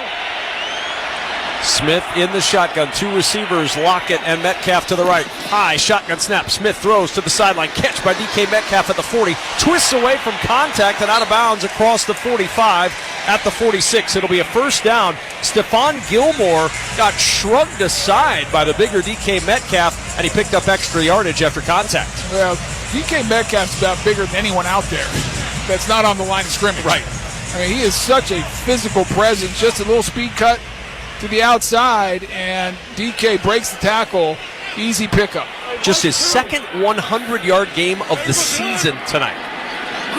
1st down and 10 from the 46. The handoff to Charbonnet, a hole over the right side across midfield, tumbling across the 45, fighting through contact, and down to the 40-yard line of Dallas. Best run of the night, 14 yards for Zach Charbonnet, and another Seattle 1st down. Well, that's a good job by Charbonnet there. He goes downhill, hits the hole full speed. He's a big man, powerful back, and then just bowls through individuals. And I like this. This is a gap scheme, so they're going to run a counter to the right. It's a more defined hole for the young back. He sees it and he hits it. From the Dallas 40 on 1st down and 10. Seattle leading 21-20 and on the move to start the 3rd quarter. Smith will turn, gives to Charbonnet, sweeps left side, cuts upfield at the 35. A flag comes in at the 33-yard line. Maybe a face mask that's going to tack on to the end of the 7-yard Charbonnet run. Marquise Bell on the tackle. Yeah, very late flag. Personal foul, grabbing the face mask. Defense, number 14. 15-yard penalty for the end of the run. 1st down, Seattle. I mean, already well within field goal range quickly here in the 2nd half, picking up where they left off. This time, it's just outside zone to the left, and Charles Cross, the left tackle, does a good job of sealing the end. Charbonnet gets outside, shows some nice speed, and then clear face mask by Marquise Bell, the linebacker. 8 penalties for 122 yards on Dallas. 1st down and 10 at the Dallas 18-yard line. Smith, straight drop from under center, throws over the middle, too tall. Oh, he had his tight end, Will Dissly, crossing from right to left, wide open at the 5, and they couldn't connect. Boy, if he hits him, I think Dissly turns up and scores. I mean, really nice job. He starts inline tight end on the right side. He's just going to work up the field. A little basic route, cuts it to the inside, and there's nobody there. He'd have been one-on-one with Hooker, and I liked his chances there to get into the end zone. Yeah, full head of steam, giving up quite a few pounds as Hooker. Instead, it's 2nd down and 10 at the 18. 2 receivers right of the line. Motion now from Lockett to the slot right. Shotgun snap almost over the head of Smith. He pulls it down, throws right side, caught by DK Metcalf at the 10, jumps around a little bit, dodges his way down to the 8-yard line, and is driven back by Donovan Wilson and a host of Cowboys. It's going to be awfully close to another Seattle 1st down. Well, when they initially marked it, I thought he got it with the forward progress. We'll see where this spot ends up. Yeah, that's a 1st down, right at the 8-yard line. It took about the entire defense to get DK Metcalf to the ground. He's a specimen. When he's on, Tony, he's as good as you've got in the game. Oh, so powerful, big, length, great speed, tremendous play. 1st down and goal at the 8. The handoff to Charbonnet over the right side on an ankle tackle at the 6 by Osa Odighizuwa. A lot of UCLA tackling UCLA tonight. Odighizuwa's had several on his former Bruin teammate. Well, this is a really nice opening drive by the Seattle Seahawks. This first drive really kind of sets the tone for the second half. Second and goal at the 6. 2 receivers left of the line. Shotgun snap. Handoff Charbonnet, and there's nothing there. Charbonnet may be able to wriggle through contact to the 5, but Hankins, Odighizuwa, Lawrence, the middle of that defensive line, just stout. Yeah, he got stacked up quite a bit. No movement at all. It looked like it was a zone read, but I think it was just the action of the zone read, because if it was zone read, he should have pulled it because there was no one on the backside. So it's 3rd down and goal from the 5. 2 receivers to either side of the line. Metcalf and Lockett to the left. Now Smith and Jigba will join them, bringing a trio to the left of Geno Smith, who stands in the shotgun. Stomps his right foot, gets the shotgun snap, sets in the pocket, now going to run up the middle, and Geno Smith will hop into the end zone for a Seattle touchdown. There's a flag down in the end zone, and we'll wait and see as Smith scrambled for 5 to extend the Seattle lead. I think that's in the defensive holding area. Geno Smith's trying to get a sneak preview of what the call is. Holding. Defense, number 14. Penalties declined. As over the play is a touchdown. That's Marquise Bell, and that's a touchdown for Geno Smith. And Seattle takes a 27-20 lead. Well, this week, Pete Carroll had some, I don't want to say direct criticism, but some questions about Shane Waldron, the offensive coordinator, about getting more people involved. I mean, and that's not Pete Carroll's style. No. And so it made news in Seattle. Well, Shane Waldron heard about it, and they got the offense going. Extra point is up and good, and a 28-20 lead for the Seattle Seahawks. 10:01 to play in the 3rd. Nobody told Seattle Dallas was unbeatable at home. Seattle's up 8 in the 3rd. This is Westwood One's coverage of the National Football League. Throughout the 2023 season, Throws to the end zone! Touchdown! each NFL team channel on the SiriusXM app will feature the team's pre- and post-game shows before and after every game. Get instant reaction, live interviews, and press conference audio. Really fun night for us just to watch those young guys compete. Your favorite team's broadcast includes their pre- and post-game shows all season long on the SiriusXM app. All 32 team channels are also available in vehicles equipped with SiriusXM 360L radios. High speed, high tech, and filled with high flyers. Formula One is the world's most elite motorsports league. I'm Sarah Eisen, and my new CNBC documentary, Inside Track, The Business of Formula One, takes a detailed look at what's fueling F1's popularity and who's profiting. You'll hear from the biggest names in the sport, including executives, drivers, and sponsors. Follow the Squawk on the Street podcast and listen to Inside Track, The Business of Formula One, now. This is Brandon Marshall, a.k.a. The Beast from I Am Athlete. And this is Ashley Nicole Moss. Every weekday, hear us talking sports, culture, and more with Taper Out on the I Am Athlete podcast feed. There isn't anybody who has a chemistry quite like myself and Brandon Marshall. That's what makes all of these shows great is the personalities. Check us out every weekday on YouTube or download Paper Route as part of the I Am Athlete podcast feed on the SXM app or wherever you get your podcasts. What up, homies? It's Chris Sims, former NFL quarterback, current NBC analyst, and co-host of the Chris Sims Unbuttoned podcast, along with my buddy Ahmed Fareed. Chris, you have spent your whole life around the NFL. This podcast now in its 5th season. We're going to give picks. We're going to recap games. We're going to lock you in the film room and go deep dive. That's right. So if you want to tell all your friends what the F happened in the NFL each week, tune in to Chris Sims Unbuttoned. Listen wherever you get your podcast and on SiriusXM NBC Sports Audio Channel 85. This week, NFL players are wearing customized cleats in honor of the causes they support through My Cause, My Cleats. Visit NFL.com/MyCauseMyCleats to hear players' stories, bid on their custom cleats for charity, and learn more about how they're making a difference in their communities. 28-20 lead for Seattle, 10:01 to go in the 3rd, and this Seahawks offense cranking it up. 10-play, 75-yard drive to start this second half. It's 31 yards of that on the ground after a 22-yard rushing first half. And the kickoff for Seattle will go through the end zone for a touchback, and the Dallas offense back to work, trailing now by 8, 28-20. A reminder, you can watch NFL Network and Westwood One announcers Rich Eisen and Kurt Warner Sundays at 9 a.m. Eastern on NFL Game Day morning, only on NFL Network. Well, remember in the first half, a couple of times you said Seattle has to respond here. You feel like the shoe's on the other foot here. That this is a big drive for this Dallas offense. First down and 10 from the 25. Pollard shifts to the left of Prescott. Play action. Prescott steps away from pressure, rolls to the right, throws on the run, floats it out, and a flag comes in as the pass incomplete. It went into no man's land. Gallup in the area. You had Trey Brown on the turf, pounding the turf, and Pete Carroll livid on the Seattle sideline with the flag. Prior to the pass, holding, defense number 22. The 5-yard penalty, automatic first down. Yeah, Pete did not like that call. Almost, there was a little bit of pressure, and they almost got to Dak. Mafe off the offensive right gets good pressure against Steele. Dak works to his right, and then that's where the hold happens. First down and 10 after a holding penalty. This is Pollard who gets the carry over the left side, and he fights his way through a hole to the 36-yard line. Pollard picks up 6 before Devin Witherspoon can make the stop. 9:43 to go in the third. 28-20 Seattle. Remember, Dallas is 0-2 this year against teams that are 500 or better.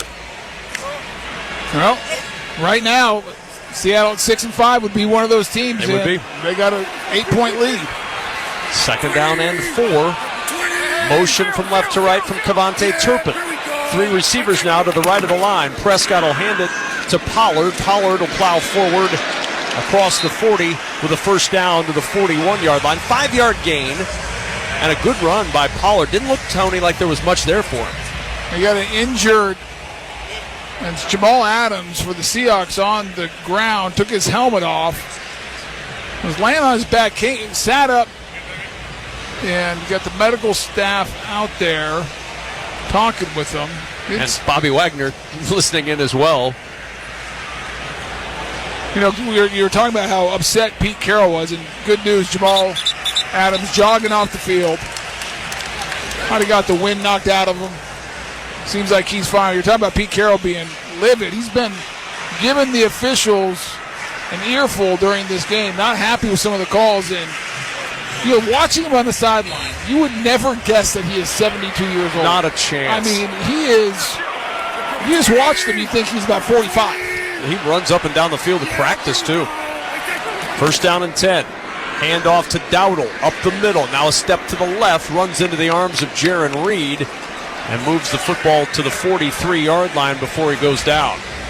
Well, neither team ran the ball that well in the first half, but we've seen on both these opening drives, saw Seattle get, pretty much double their production from the first half from that one drive. They stuck to it, had some nice runs, and now you see the Cowboys trying to establish the ground game. Second down and 8 after that 2-yard run from Dowdle. Dowdle will split out wide to the left, emptying the backfield. Dak Prescott in the shotgun, helmet high snap, drops to throw over the middle, caught by his tight end Ferguson at the midfield stripe across the 45 and hit hard down at the 41 of Seattle. Draymond Jones with the tackle, but Jake Ferguson gets 15 and another Dallas first down.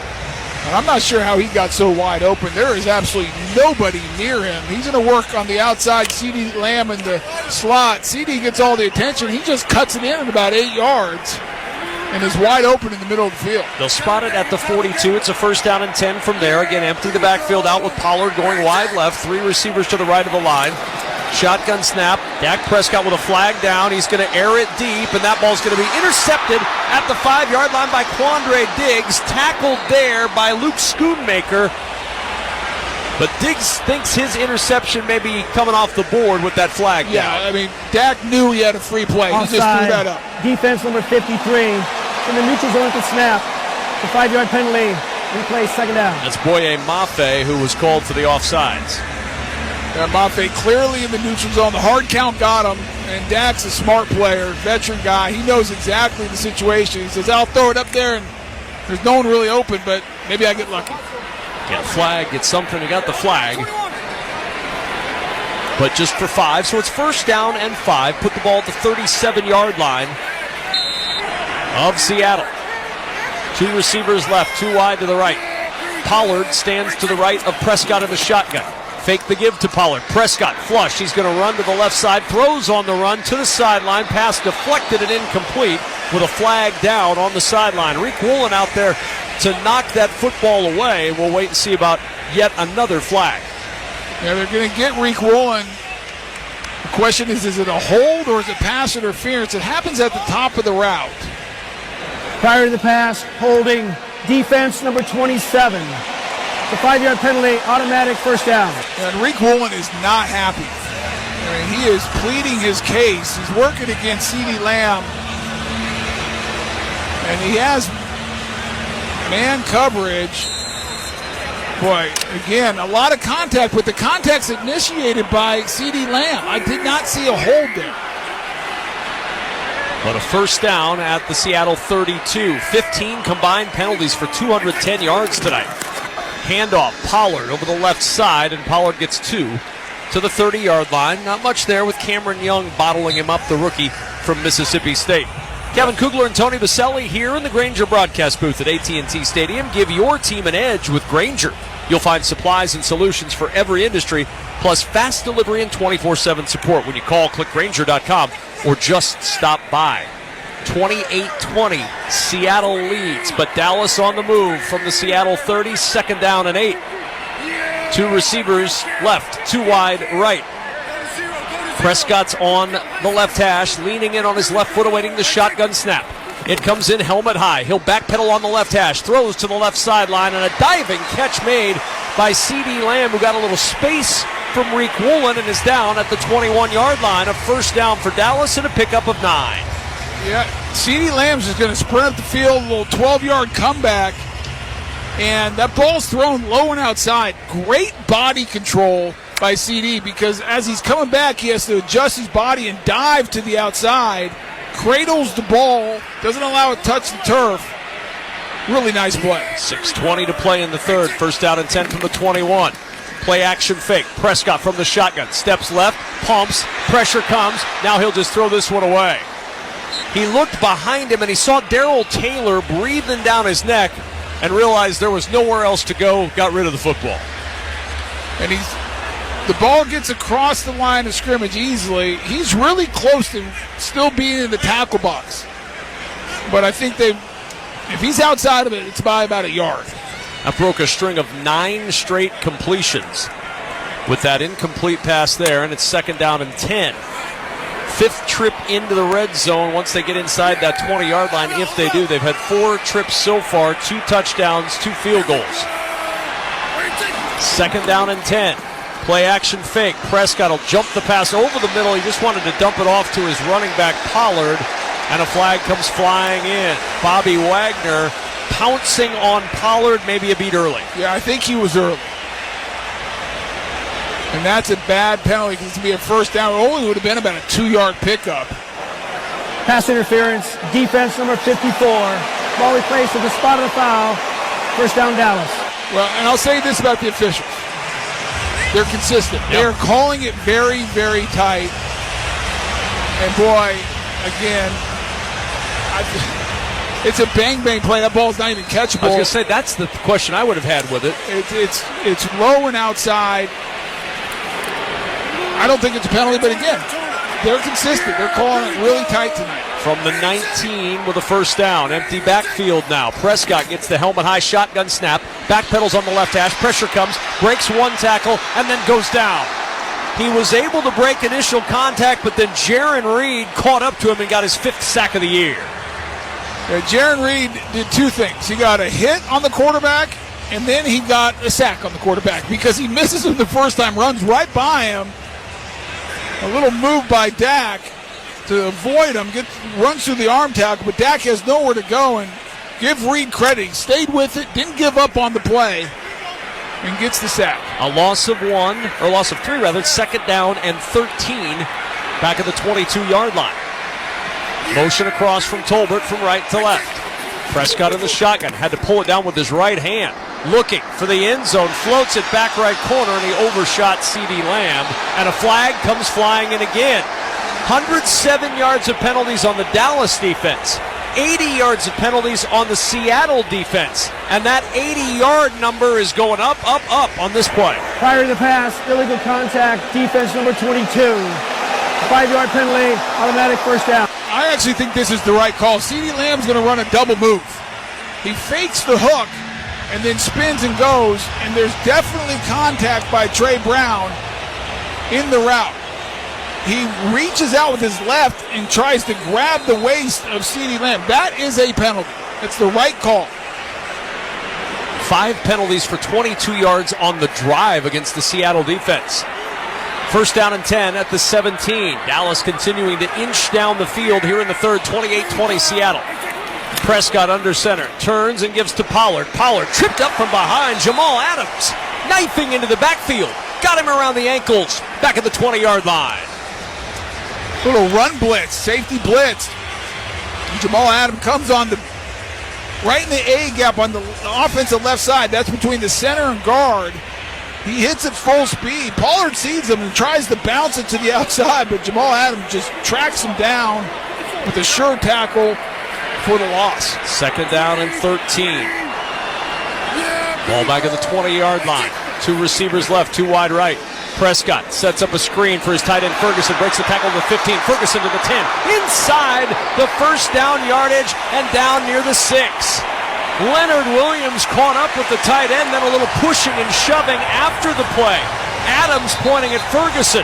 They are face mask to face mask. Adams with a little bit of a shove. No laundry on the field, but it's first and goal Dallas. I like it, let him play.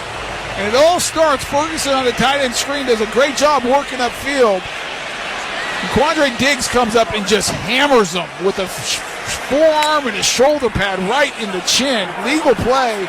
Ferguson gets up, gives a first down signal right in Diggs' face, and that's where the melee breaks out. First down and goal after all that at the 6-yard line. Dallas trailing by 8 late third quarter. 3 receivers left of the line. Shotgun snap, Prescott throws for the goal line, deflected off the hands of his intended target, Pollard, and it's incomplete. Pollard had a sure touchdown if he can secure it. Devin Bush out there in coverage. Well, it bounces off his chest, and they're fortunate because Devin Bush has a chance to dive for it and get the deflection, but just can't quite get his hands on it and falls harmlessly to the turf. And that ball's thrown a little behind him. Fairness to Pollard, he's working in the in-cut. Dak throws it a little bit on the back shoulder behind him, and he just can't bring it in. 3 receivers left on second and goal. Prescott in the shotgun on the right hash. Arms outstretched. Gets the shotgun snap. A pitch to Pollard over the right side. Pollard cuts back at the 5. Pollard to the goal line and in for the touchdown.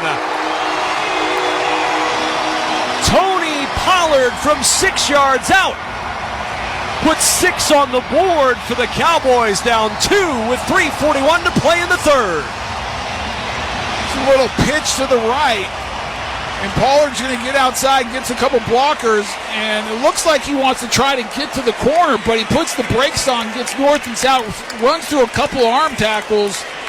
Nice job by him. Good vision, seeing that everything's getting stretched to the sideline. He put the brakes on, get headed where I'm supposed to be going, and that's the goal line.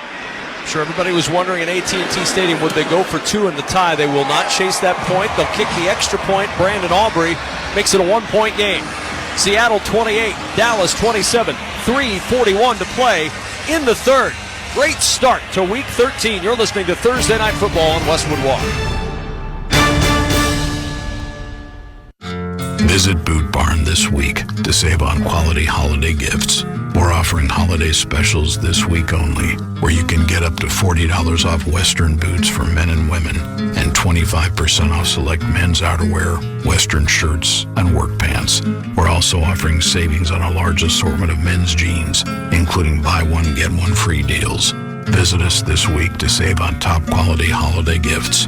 Boot Barn. Unwrap the West. At Navy Federal Credit Union, we want to share special thank you messages this Veterans Day. And who better to hear them from than your friends and family? Happy Veterans Day to my husband, Timothy Golden. We are so proud of you.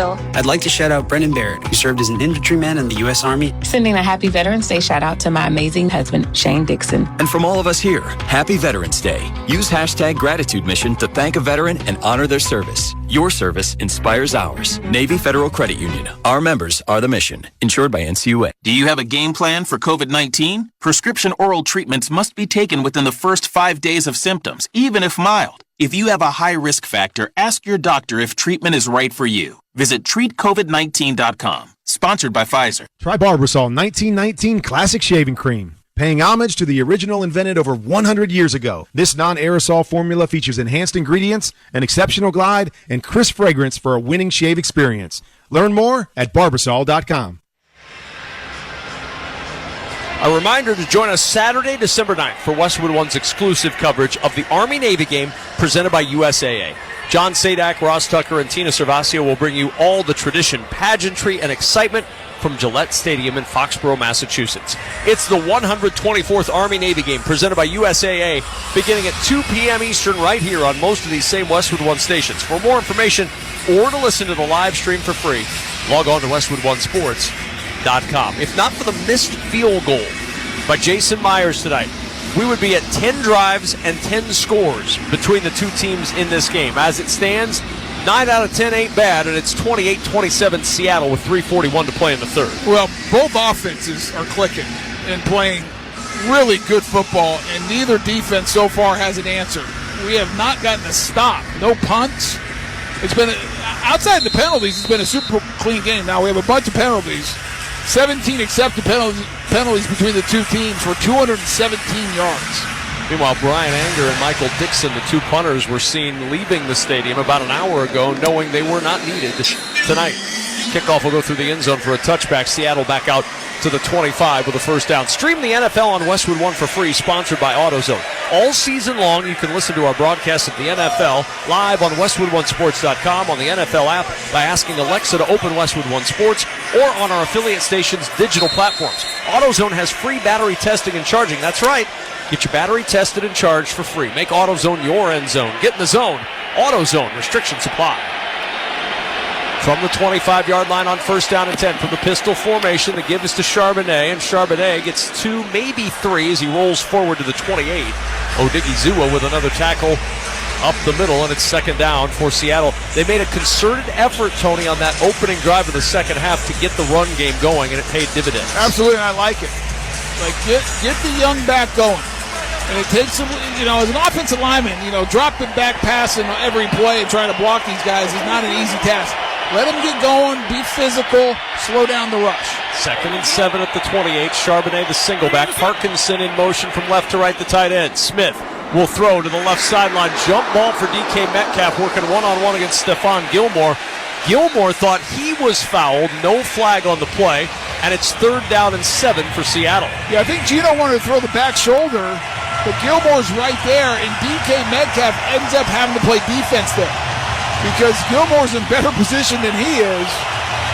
And as you said, Gilmore frustrated, saying, wait a second, that should have been interference on Metcalf.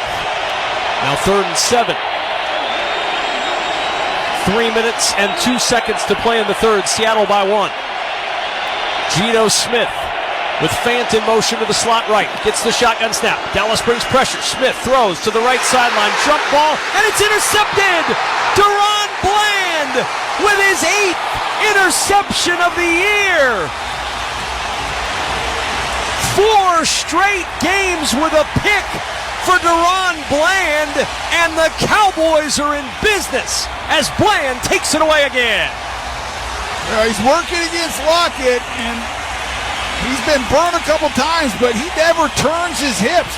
He sits on the out route, and Geno's has to see that he cannot throw that ball. He undercuts it, takes a chance, and comes up with the pick. We talked about turnovers being big.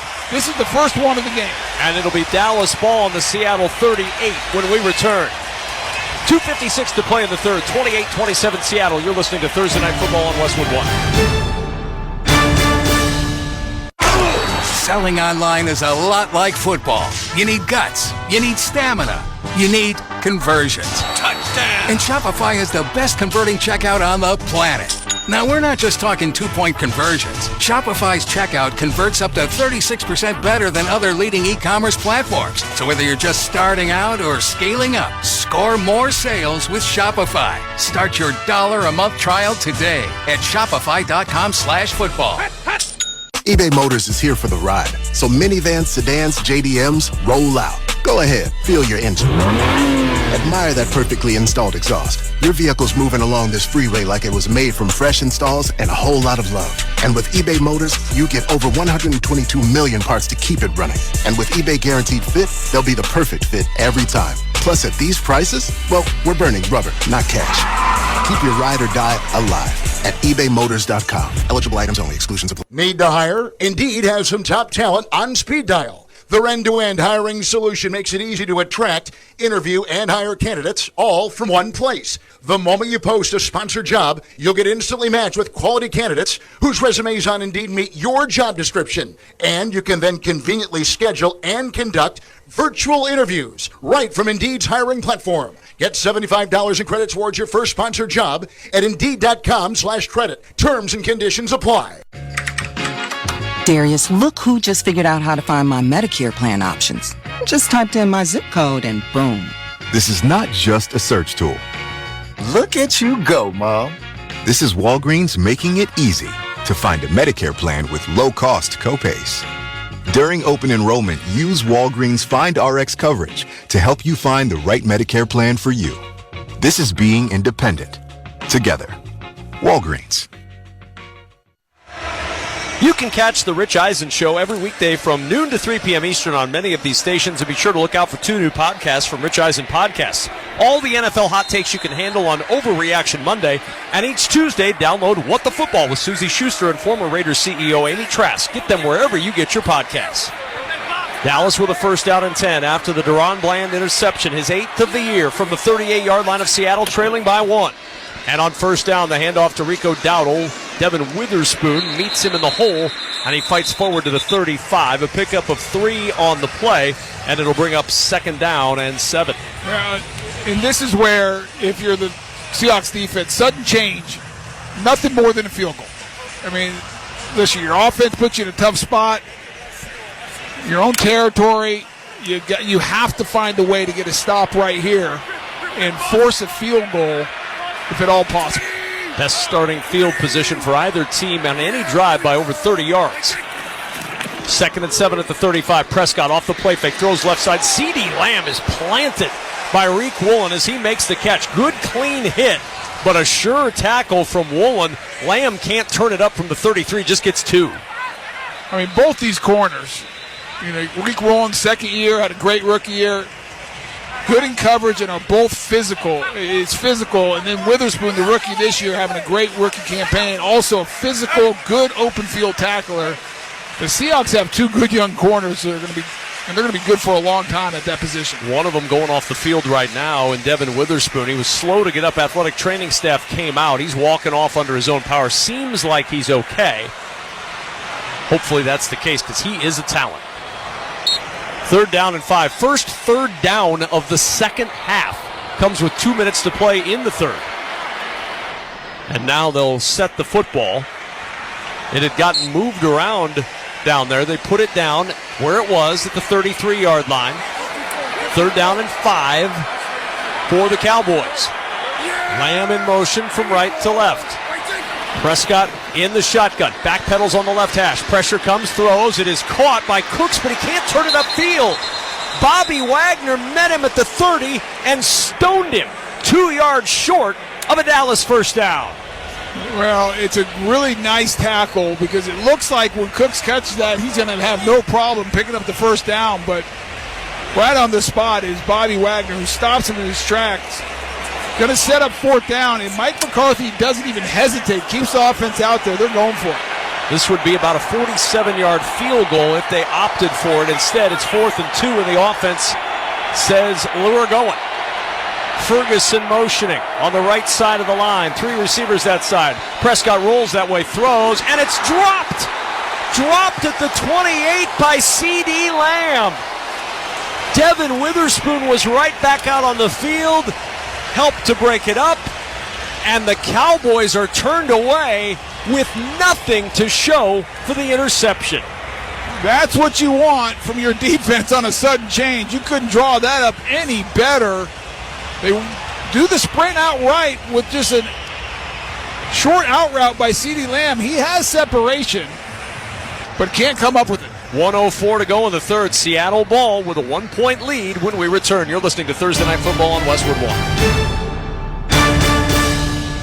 I'm getting vaccinated with Prevnar 20, a Pfizer vaccine. So am I, because I'm at risk for pneumococcal pneumonia. If you're 19 or older with chronic conditions like asthma, diabetes, COPD, or heart disease, or are 65 or older, you are at increased risk for pneumococcal pneumonia. Ask your doctor or pharmacist about Prevnar 20, pneumococcal 20-valent conjugate vaccine. It can help protect you against pneumococcal pneumonia in just one dose. Even if you've already been vaccinated with other pneumonia vaccines, Prevnar 20 may help provide added protection. Prevnar 20 is approved for adults to help prevent infections from 20 strains of the bacteria that cause pneumococcal pneumonia. Continued approval may depend on a supportive study. Don't get Prevnar 20 if you've had a severe allergic reaction to the vaccine or its ingredients. Adults with weakened immune systems may have a lower response to the vaccine. Side effects include pain and swelling at the injection site, fatigue, headache, muscle, and joint pain. For full prescribing information, please call 1-855-213-2138 or visit Prevnar20.com. Jim Rome here. Dell's Cyber Monday event is their biggest sale of the year. Shop limited time deals on laptops like the stylish, innovative XPS 13, engineered to do it all on the Intel Evo platform. Plus, save big on ultra sharp monitors and top brand accessories. It's the perfect time to upgrade any home, business, or gaming setup powered by Intel Core processors. Shop now at Dell.com/deals to take advantage of huge savings and free shipping on everything. Once again, Dell.com/deals. I know a lot of you really want the State Farm personal price plan, but what's with the oversharing? Like this voicemail from Leah. Jake from State Farm. Listen, so sometimes I like to nibble on licorice and pretend I'm a teeny mouse, chewing through wires. You don't need to get that personal. The State Farm personal price plan helps you create an affordable price just for you. Like a good neighbor, State Farm is there. Call or go to statefarm.com for a quote today. Prices vary by state. Options selected by customer. Availability and eligibility may vary. Back to work. How about the fact that Seattle gives the football up on the interception at the 38-yard line? They get it back with their best starting field position of the night at the 30-yard line. And a first down and 10. Play action. Geno Smith wants to throw deep on the left sideline, and a diving catch at the Dallas 45. Lunging to the sideline is Noah Fant, who makes a spectacular grab, diving out of bounds near the Dallas 45-yard line. A first down for Seattle. What a catch. It's a corner route. He got man coverage. J-Ron Curse has it off the play action pass, and Fant just works up the field. It was a crosser. He started to the right, went all the way to the left. That ball's a little out in front of him. He's parallel to the field, to the playing field, to make that catch, and hauls it in. First down at the Dallas 45. Handoff, DJ Dallas. He's going to throw it back. Now he's just going to tuck it and run. He wanted to go back to Geno Smith. Instead, tackled at the 45, and here comes a flag. May have been tackled by the face mask. Jonathan Hankins got him, and a flag is down at the end of the play. I'm not sure he grabbed the face mask, though. I thought he grabbed the helmet, and not the inside, just his big paw just... And I think they're talking about it right now. Did he grab him on the collar? Did he grab him on the face mask? Where did Hankins get him? Yeah, it's on the face mask. There is no foul in the play. Go with play stands. It'll be second down.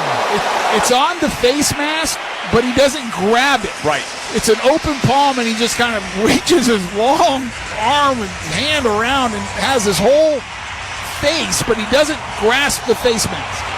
Imagine if you're slapping somebody with a face mask on. That's kind of what it looked like. That's right. So it's second down and 10, final seconds of this third quarter. Geno Smith in the shotgun, gets the shotgun snap, swings it out to Charbonnet, up the left side to the 35, breaks the tackle at the 30, Charbonnet inside the 20, and down at the 6-yard line. Zach Charbonnet breaking tackles as they snapped it with 1 second left in the third quarter, and it's 1st and goal Seattle, a pickup of 39 to end the third. And the Cowboys should have called timeout. They were confused at the snap. Marquise Bell didn't know where to line up, and they were outflanked on the offensive left. That's the end of the third quarter with the score. Seattle 28, Dallas 27. You're listening to Thursday Night Football on Westwood 1. Screeching brakes? Safer stops? Start with Duralast. New Duralast brake pads and rotors provide longer life and more stopping power when replaced together. Duralast brake pads have reduced noise and corrosion resistance with a limited lifetime warranty. Duralast rotors are designed for quiet, safe stops and meet or exceed the performance of the original rotors on your vehicle. Find Duralast only at America's #1 brake destination, AutoZone. Get in the zone, AutoZone. Restrictions apply. Get in zone, AutoZone. At CDW, we get you can't lock up your devices. Your workforce needs the freedom to roam. Final boarding call, flight 555 to New York. And wherever they go, productivity is key. But with Microsoft Surface devices pre-configured and deployed by CDW experts, you'll get multi-layered security and seamless experiences to help productivity really take off. IT orchestration by CDW. People who get it. Find out more at cdw.com/surface. At Navy Federal Credit Union, we want to share special thank you messages this Veterans Day. And who better to hear them from than your friends and family? Happy Veterans Day to my husband, Timothy Golden. We are so proud of you. I'd like to shout out Brendan Barrett, who served as an infantryman in the U.S. Army. Sending a happy Veterans Day shout out to my amazing husband, Shane Dixon. And from all of us here, happy Veterans Day. Use hashtag Gratitude Mission to thank a veteran and honor their service. Your service inspires ours. Navy Federal Credit Union. Our members are the mission. Insured by NCUA. Lowe's knows how to save pros time and money. Right now, get up to 40% off vanities. And there's more. Get up to 50% off select tools and accessories from trusted top brands like DeWalt and Craftsman. Visit us in-store or online for more deals you can't beat. Because Lowe's knows savings. Lowe's knows pros. About 11:30 through 12:06. While supplies last, selection varies by location. Welcome back to Dallas alongside Tony Baselli. I'm Kevin Kugler. Our score, 28-27, Seattle by 1 over the Cowboys. The start of the fourth quarter was sponsored by Lowe's. Save big every day during Lowe's 25 Days of Deals event. Shop daily deals for the whole home. Seattle with a 1st and goal at the Dallas 5-yard line. They march to the other end of the field, moving from our left to our right. And the Seahawks with an opportunity after Dallas opted not to kick a field goal. They went for it on 4th. They didn't get it. Seattle has gone down the field and is lining up 1st and goal at the 5-yard line. Pistol formation, 2 tight ends in the backfield. Smith awaiting the snap. He gets it helmet high, hands it to Charbonnet, running behind a block of Noah Fant, and down to the 3-yard line goes the rookie Zach Charbonnet. Damone Clark with the tackle, and it's 2nd down. Yeah, going back, you explained the situation of how this drive started, the 4th down stop. What I don't understand is why Mike McCarthy did not kick a field goal there.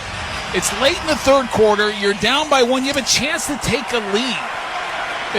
I don't understand, because not only do you not take the lead, you give all the momentum back to Seattle after the stop.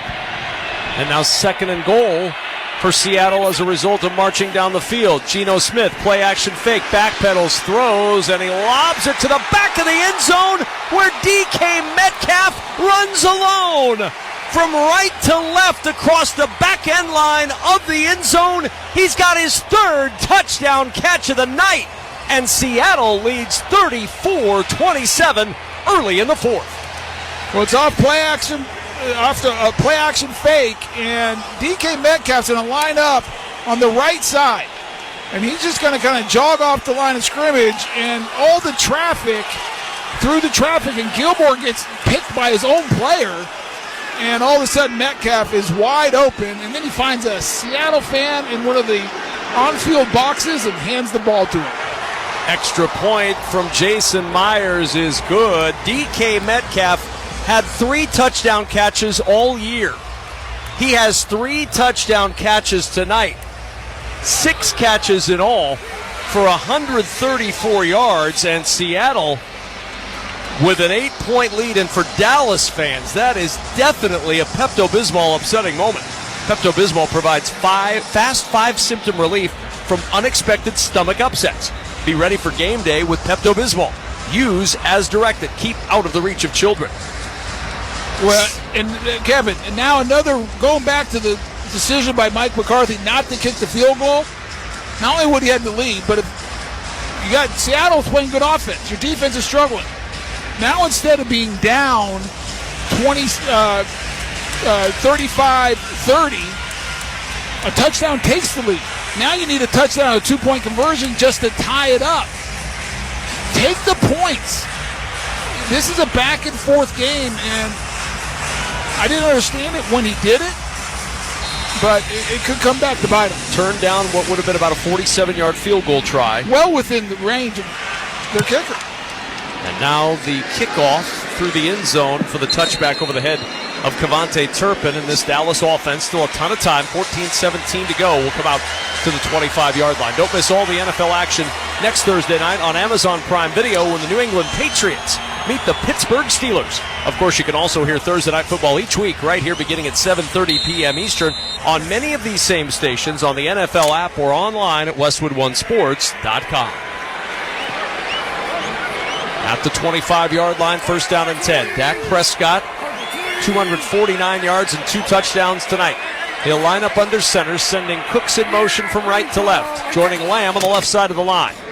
And the give to Pollard up the middle, and Pollard across the 30 and down to the 31. 6-yard run on first down, and now a little bit of pushing and shoving after the play again. Well, this is becoming a physical game, and I think there's some frustration on that Cowboy side. They did not expect to be in this type of shootout. They have not seen their defense at home give up this many points. And Seattle, no one gave them a chance except for themselves. Second down and 4. Prescott airing it deep down the left sideline, looking for C.D. Lamb, and it slips through his hands, and there's a flag. Lamb at the 35-yard line had the ball slip through his hands, but a penalty flag drops. You've got Reek Woolen and Quandre Diggs Pass both arguing. Defense number 27. Ball he placed at the spot of the foul. First down, Dallas. And Pete Carroll is just beside himself. C.D. Lamb beats Woolen off the line. He has nice separation, and there's definitely contact. I mean, Woolen reaches out with his left hand and is pulling on the shoulder of C.D. Lamb. That is a penalty. And it's hard to miss when you're a 6'4" corner and your arm stretches out at its full length. And that's what happened with Woolen. 10 penalties, 130 yards against Seattle. That was a 35-yarder down to the 34-yard line. On first down, off the play fake, Prescott is in trouble, and Prescott is sacked. No, he's not. He got away. Prescott rolling right, throws on the run, and it's caught at the 17. An outstanding play. Clete Blakeman, the referee, started to put his hand up to blow the play dead. Prescott broke contact from Darrell Taylor, ran right, and gets a first down. Great play by Dak. I mean, he's just a big physical guy. However, in today's NFL, if you're Clete Blakeman, I think you got to blow that dead, because if he would have slammed Dak to the field, it would have been an unnecessary roughness, roughing the quarterback. First down and 10 at the 17-yard line. Shotgun snap. Prescott looking, throws right side. Catch is made at the 18 by Pollard, and Devin Bush is right there. That's going to be a loss of yardage. Back to the 19 is where they'll spot it, a 2-yard loss on the play. And I want to go back to that, Kevin, because I actually like that. I mean, I think that's how it should be. They let him play. Let him play. Yep. But you can't have that and then call penalties on defensive guys who are physical with the quarterback throwing him down. Dak Prescott's a big physical man. Well, he put his arm up. That's the beginning of the play to blow it dead. Second down and 12 at the 19-yard line. Prescott on the right hash. Gets the shotgun snap. Seattle rushes 4. Prescott with time. Steps up in the pocket. Throws it sideways to Pollard. Pollard at the 20-yard line, not going anywhere. That was a weird sideways throw where Prescott just turned and sort of hooked it around his left shoulder Nothing doing as Witherspoon makes the stop. Well, he's looking down the field. There's no real pressure, but nobody's open. And his kind of outlet guy is Pollard, who's sitting in the left flat. But his body, Dak's body and his positioning's trying to throw it down the field. And like you said, it's almost like a little hook shot to Pollard. 3rd down and 12 at the Seattle 20. Trailing by 8. 11:35 to play in the 4th. Prescott in the gun. It's an empty backfield. 3 receivers right, 2 wide left. Prescott backpedals, throws over the middle for the end zone, deflected away from C.D. Lamb. There were 3 Seahawks in the area. Diggs was there, Witherspoon was there, Julian Love lurking as well, and now 4th down, and this time Mike McCarthy will send the field goal unit out. He has no choice. He can't go for it in this situation. But again, if you're Seattle, the way your offense is playing, this is a win. You know, you're in the 4th quarter, just under 11.5 minutes. You have the lead. Now you can make it a 2-possession game if you're able to go tack on a touchdown. 38-yard try for Brandon Aubrey. The snap and the hold are good. The kick is good as well. And the Cowboys creep closer. 3 on the board from Aubrey, and with that field goal, Barbasol will make another donation to Kurt and Brenda Warner's Treasure House, a living community for adults with disabilities. Barbasol, the trusted choice for a close, comfortable shave. Close Shave America. Close Shave Barbasol. 11:23 to play. Seattle 35. Dallas 30. This is Westwood One's coverage of the National Football League. Hey, this is Clay Harbor. This is Love the Tupu. It's Bob Popple along with Super Bowl champion Carl Banks. Hey, NFL fans. This is Solomon Wilcox, former NFL safety and host of the Believe in Bengals podcast. Catch my show and all 32 Believe NFL podcasts on the SiriusXM app. Search Believe, that's BLEAV, plus your team's name on the SiriusXM app and Apple Podcasts. Believe is included with all SiriusXM trials and SiriusXM plans. Hey, it's Fantasy Football Happy Hour with me, Matthew Barrett, and we're your go-to source for fantasy news, analysis, and advice. Looking for waiver wire insight? Unsure about line decisions? Your search ends here. Not only are we going to have Roto-World player news every single weekday, but you also find out about my weekly love-hate list, my rankings, and much more. So tune in noon at Peacock, listen on SiriusXM, NBC Sports Audio Channel 85, or wherever you get your podcasts. If you want to win your fantasy football league, you need to listen to Fantasy Sports Radio. Oh my goodness, what a play! From lineup decisions to daily fantasy to dynasty leagues, SiriusXM Channel 87 helps you win your league with expert advice from the guru John Hansen. Every player, you take a look at the pros and the cons for every player and every factor. Jeff Ratcliffe. The best reactions in fantasy football are the most reasonable reactions. They're not the most aggressive reactions. Michael Fabiano. That's a fantasy bonanza right there. Touchdown, Tyreek Hill! Touchdown, Miami! Howard Bender. Just because you're allowed to make a waiver move doesn't mean you have to make a waiver move. Jeff Mans. Making the most moves doesn't result in the most wins. And so much more. You've done wonders for me through the years. Winning strategies from the best analysts in the business are on Fantasy Sports Radio, SiriusXM 87, and the SiriusXM app.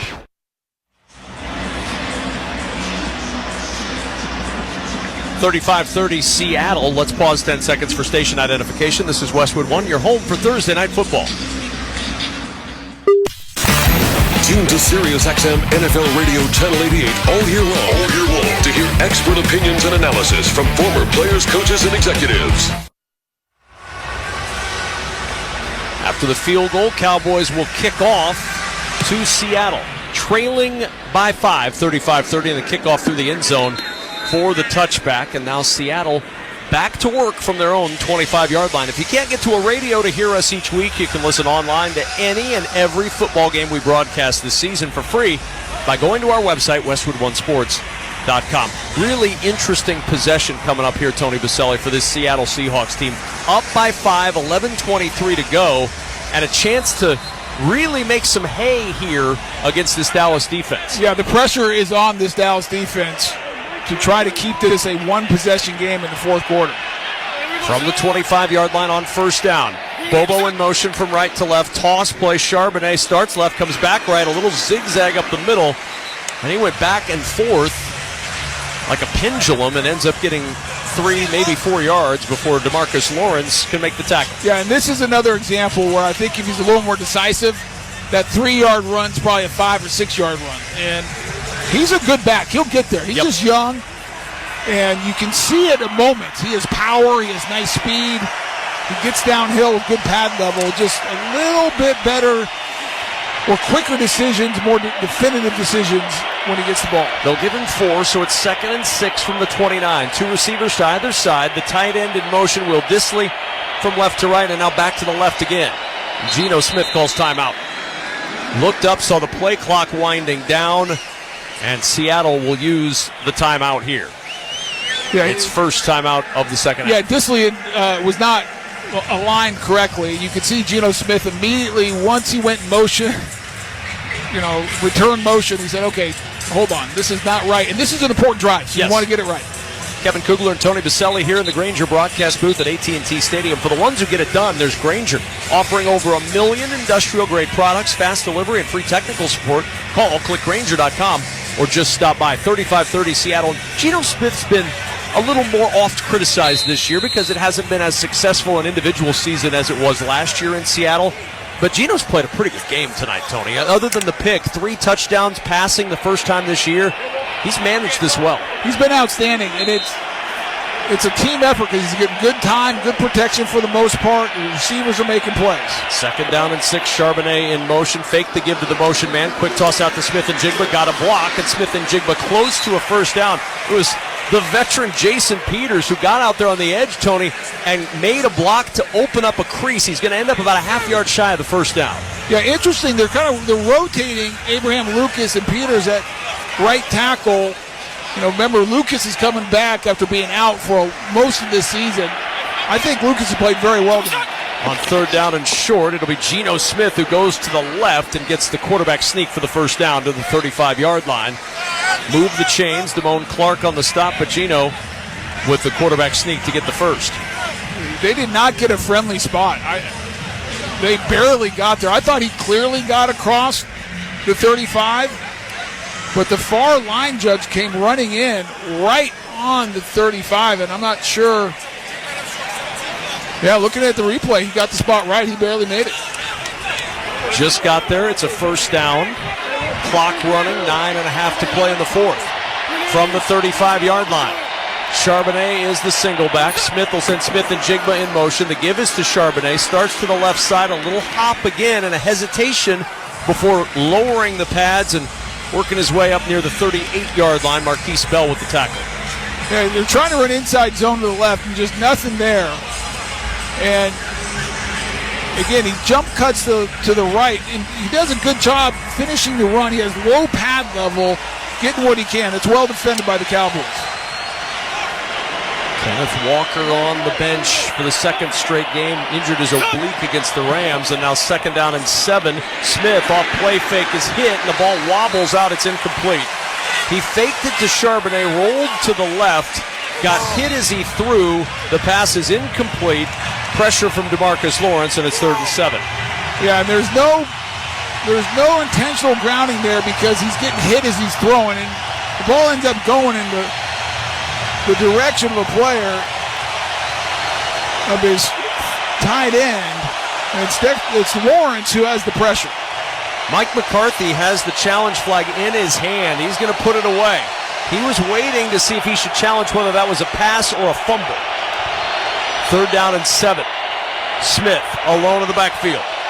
Gets the shotgun snap. Backside pressure comes. He throws. Open. Smith and Jigba across the 45-yard line. He's got the first down.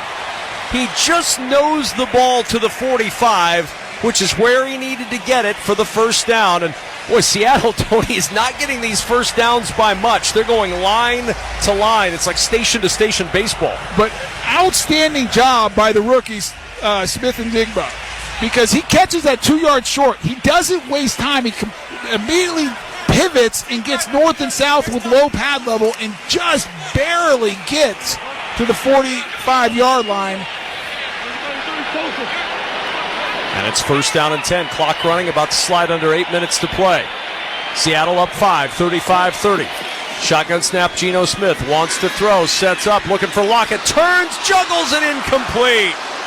Geno had that ball in the air before Lockett curled from the left towards the middle of the field. It hit him in the hands, and he just couldn't pull it in. It's second down. Oh, my. If he would have waited a half second before he threw that, because Lockett has Bland completely turned around. At the top of the route, he sells it. He's going to run the corner route and then cuts it to the post. And he has 2 or 3 yards of separation. And if he hits Lockett in stride, see you later. Instead, it's 2nd and 10 at the 45. Geno Smith in the gun. He's got DJ Dallas to his right. And on second down, helmet high shotgun snap. He pulls it down. Backside pressure comes. He's in trouble. Tries to flip it out to DJ Dallas. The pass is incomplete.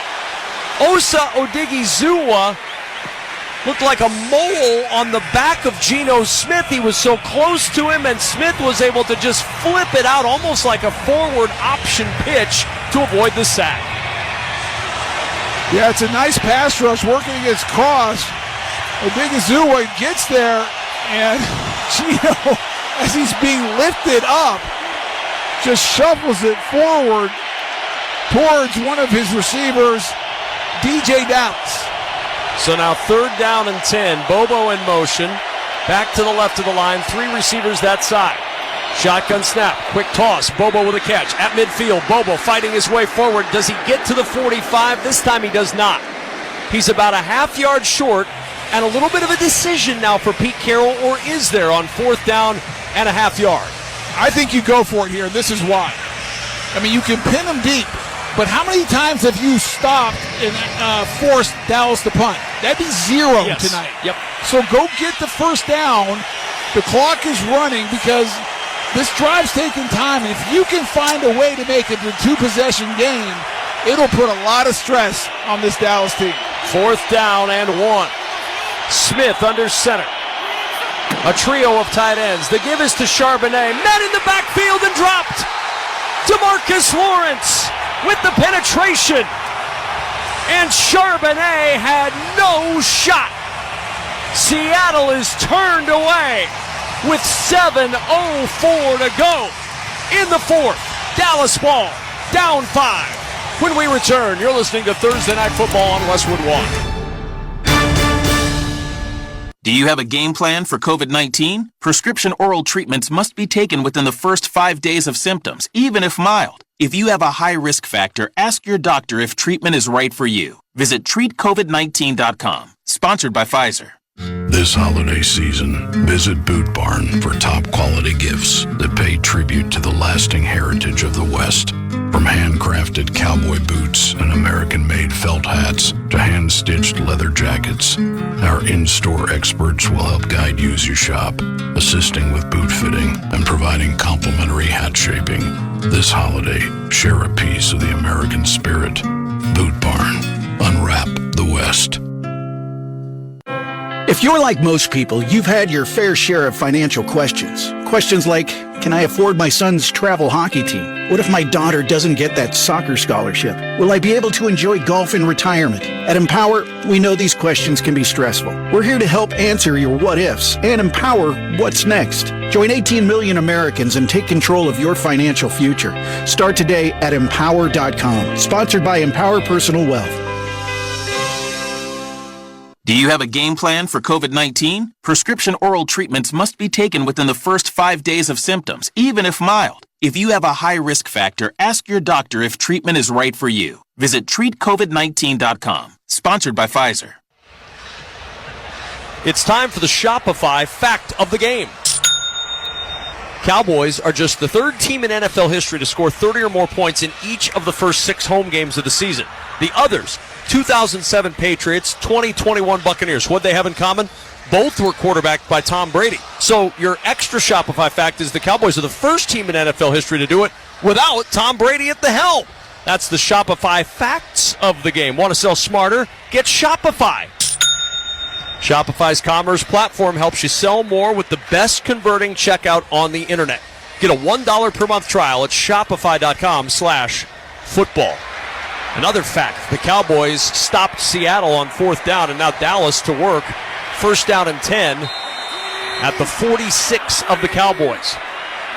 trailing by 5, 7:04 to go in the ballgame. Prescott on first down, throws left side. Lamb with a catch at midfield, lunging up the left sideline, close to a first down. Devin Witherspoon on the coverage, but C.D. Lamb doing the Nestea plunge at the end of that run was enough to get the first down. You know, Kevin, going back to that fourth down play, DeMarcus Lawrence made a great play. The play call would have worked. Cross has a double team with Dizzy. He knows he has help outside. He's got to stay inside and not let DeMarcus Lawrence cross his face. He takes bad footwork, and that's why that play didn't work.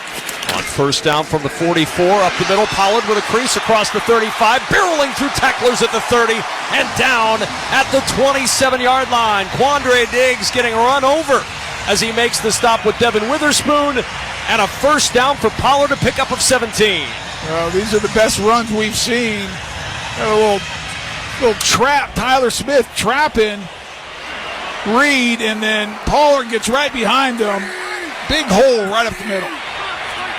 First down and 10, 28-yard line of Seattle. Cowboys down 5. Shotgun snap comes in helmet high. Prescott controls it, throws to the left side, and it's batted away from Gallup by Reek Woolen. Diving into the wide receiver from Colorado State, Michael Gallup, and Woolen makes it 2nd and 10. Well, going all the way back to the end of the third quarter when Mike McCarthy turned down 3 to go for it and was stopped. This becomes a huge drive because if Seattle could get a stop, keep out of the end zone, a field goal still keeps Seattle in the lead by 2. 2nd down and 10. Prescott gets the shotgun snap, looking left all the way, throws left, catch made, C.D. Lamb, and Lamb down at the 21-yard line. For Lamb, his 11th catch of the night. He's had a whale of an evening, and he has been the favorite target as usual for Dak Prescott. He's working on against Woolen, Reek Woolen, and just a 5-yard in.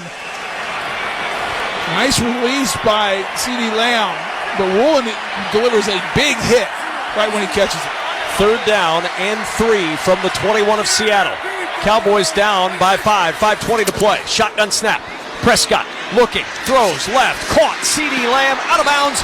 First down for Lamb at the 15-yard line. That's his 12th catch of the night, and he's just become the 4th ever to have 350 catches in the first 4 years of a career. Justin Jefferson, Jarvis Landry, and Michael Thomas, the other 3. C.D. Lamb into history, and with a first down to keep it going for Dallas. Well, it's man coverage. He sells the in cut, works back to the outside, all kinds of separation against Woolen. First down and 10. Just shy of the 15-yard line. Shotgun snap. Prescott will fake the give, keep it himself, runs left to the 10. Dak Prescott runs into the arms of Woolen at the 6 and is ushered out of bounds. And now Woolen and Prescott doing a little talking at the end of the play. Momentum has a star on the helmet right now. And they're going to say, Kevin, he stepped out at the 7. I think that's a bad spot. I didn't see him step out. A little zone read. Jones, the defensive end, comes way too far inside. Dak keeps it. And they're going to rule he went out a yard before he actually did. 2nd down and 1. Ball shy of the 6-yard line. Pollard is the single back. They go heavy up front. 2 tight ends on the right side, rather 3 tight ends on the right side, and a timeout is used. Delay a game. Offense. Number 4. It's a 5-yard penalty. Still 2nd down. Wow, I thought Mike McCarthy got the timeout on the sideline. He came running down to call the timeout. He was late. He was a little late. Double zeros on the play clock, and that flag is out before Mike McCarthy calls timeout. That's a bad pre-snap mistake. That's just not getting out of the huddle, not getting the play in soon enough, getting the line of scrimmage. Instead of 2nd and 1, you're going to have 2nd and 6. Back at the 12-yard line. 2 receivers to the right, Lamb wide out to the left. Prescott to throw. Sets a little pump fake, throws for the end zone. Caught! Jake Ferguson, left side of the end zone with the touchdown and the emphatic spike to celebrate. The Cowboys regaining the lead, 36-35 with 4:37 to play. Well, Ferguson's in the lineup on the left. inline tight end. He's going to run a little wheel route. Man coverage. Jamal Adams is right there, and Dak wanted to go to him the whole time. And I'm like, he can't go there. He's covered. He throws it a little behind him, and great job by Ferguson adjusting the ball. And now the Cowboys will go for 2 to try to make this a 3-point game. 5th touchdown grab of the year for Ferguson. The 2-point try now for Dallas in the shotgun. Pollard standing to the right of Prescott. Lamb in motion, left to right. Play fake. Dak looking, throws, end zone caught. Cooks crossing from right to left, and the 2-point try is good. And Dallas has a 38-35 lead. 4:37 to play in the 4th. Week 13 off to an explosive start. And we're not done yet. Dallas by 3. You're listening to Thursday Night Football on Westwood 1. When a cold comes on strong, try DayQuil's Severe Honey flavor. The daytime, coughing, aching, stuffy head, fever, honeylicious, power through your day medicine. Powerful cold and flu symptom relief with a honeylicious taste, so a cold won't slow you down. Get back to your day feeling relieved, enjoying the delicious flavor of DayQuil Severe Honey. DayQuil Severe Honey flavor soothes your symptoms with a delicious taste. Use as directed. Keep out of reach of children. It's Macy's Friends and Family Sale. Take an extra 30% off gift ideas from designers they'll love. And 15% off beauty, skincare, and fragrance gift sets when you use your coupon or Macy's card. That's on top of great deals like women's holiday dresses, $150 and under. Plus, shop the season's hottest toys from Monster High, Discovery, and more, 10 to 50% off. Download the free Macy's app for more savings at Macy's. Savings off regular sale and clearance prices. Exclusions apply. The holidays are back, and they can be a lot, but luckily, something else is coming back this season. Wendy's Peppermint Frosty. That's right. Everybody's favorite cold and creamy treat is back on the wish list this year. And if you need a little more pep in your step, get yourself a refreshing Peppermint Frosty Cream Cold Brew. Celebrate the season with the return of Wendy's Peppermint Frosty. Limited time only at participating U.S. Wendy's. Vanilla Frosty is temporarily unavailable. This time of year, big box tool stores start to sell a whole bunch of not tools. From dancing Santas to plastic trees. At Northern Tool and Equipment, we'd rather sell you a 4-horsepower chainsaw fitted with a full chisel chain to cut down your own tree. And we have wood chippers come January. Because, you know, mulch. We're cutting prices on your favorite brands this holiday season. Save on Milwaukee, Steel, and Lincoln Electric in-store or at northerntool.com. Monday night, the Jacksonville Jaguars host the Cincinnati Bengals. Join Kevin Harlan and Kurt Warner for all the action. Pre-game coverage with NFL Network's Rich Eisen kicks off at 7:30 p.m. Eastern on most of these same stations. Log on to WestwoodOneSports.com for more details or to listen to the live stream for free. If it's Monday Night Football, it's on Westwood 1. Well, the Jaguars' big game Monday night. It's a huge one. 8-3. Howie was making fun of me saying they're fighting for the number 1 seed. He was. He mocked you, I believe, earlier. Yeah, it's all right. We'll see how this goes. Kickoff. DJ Dallas will watch it go into the end zone for the touchback. So Seattle with 4:37 to go in the 4th. Now trailing 38-35. 4:37 to go. Geno Smith tonight, 20 of 32, 291 yards, 3 touchdowns, and an interception.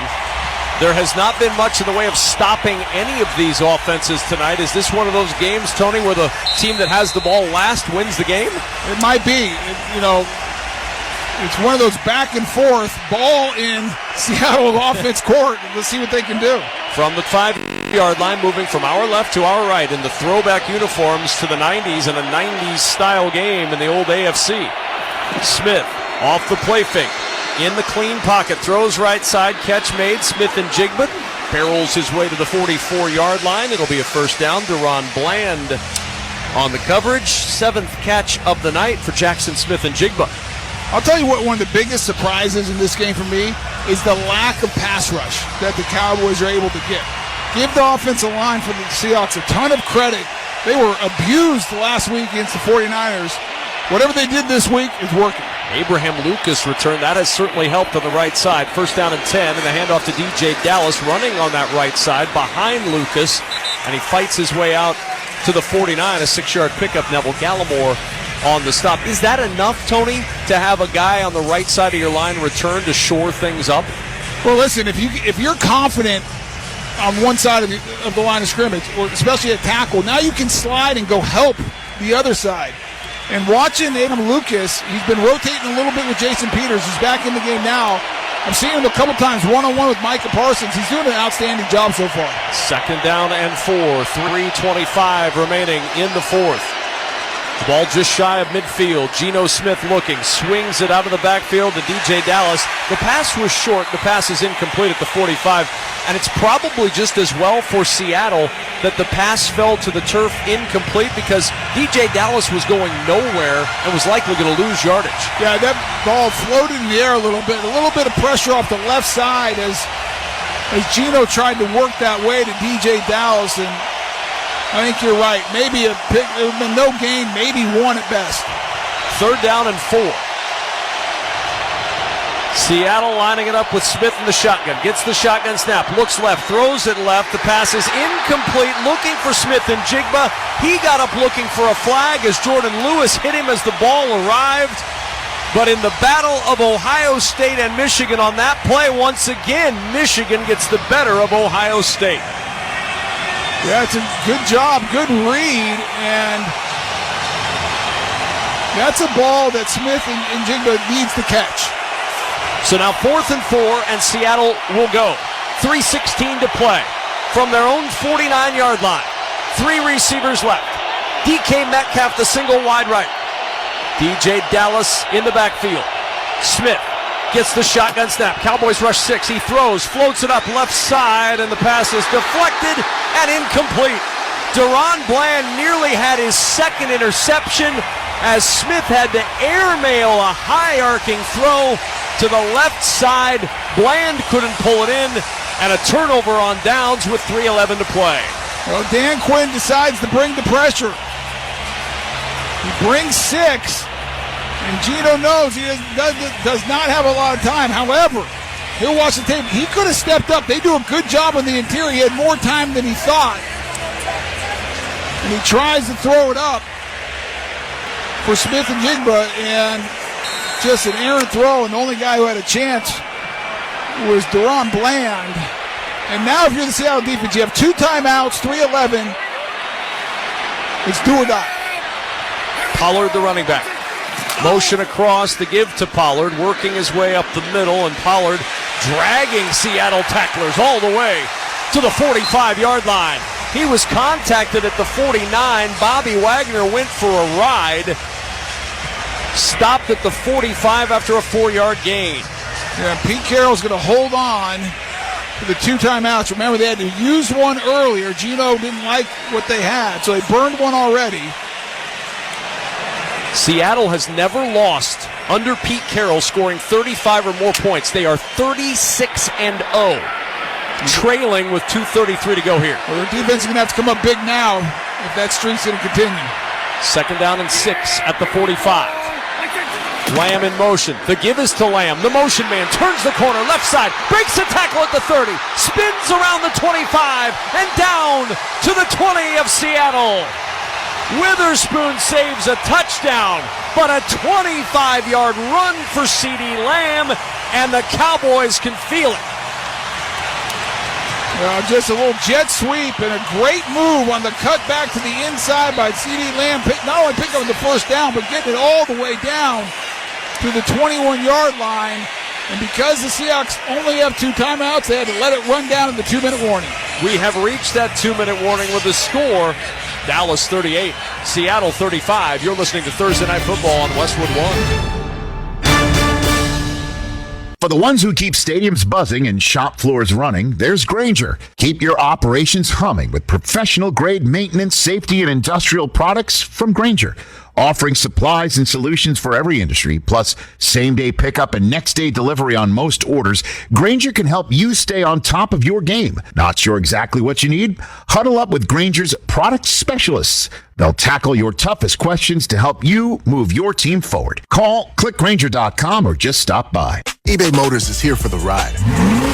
120,000 miles of night drives, daily commutes, and who knows how many. Are we there yet? Through countless fixes, elbow grease, and a new radiator, you kept your ride alive. With eBay Motors, you have over 122 million parts to keep it running. And with eBay Guaranteed Fit, they'll be the perfect fit every time. Plus, at these prices, well, we're burning rubber, not cash. Keep your ride or die alive at ebaymotors.com. Eligible items only. Exclusions apply. We all love to follow the pros. And when it comes to selling online, the pros trust Shopify. New Era, Allbirds, Untuckit, Skims, even Mattel. They all sell with Shopify because Shopify has the best converting checkout on the planet. And it's not just the big brands. Millions of businesses are boosting their sales with the same legendary Shopify checkout. Start selling like the pros and sell with Shopify. Start your $1 a month trial today at shopify.com/football.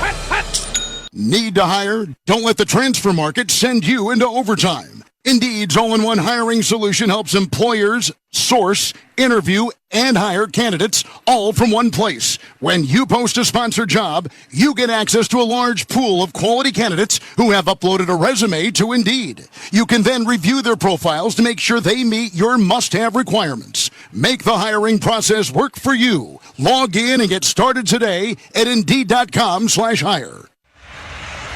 Tune in to watch all the excitement of the NFL this Sunday on CBS. Check your local listings for games and times in your area. Catch the NFL on CBS. With Tony Baselli and our entire Westwood One crew, Kevin Kugler back in Dallas. 2 minutes remaining in the fourth. Dallas 38, Seattle 35.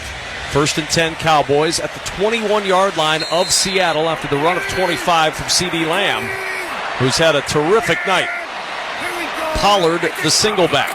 The give is to Pollard, looking for room on the left side, and Pollard down to the 17, and Pete Carroll will use timeout number 1 of the 2 he has remaining. With the score 38-35 Dallas, 1:55 to play, a timeout on the field. You're listening to Thursday Night Football on Westwood One.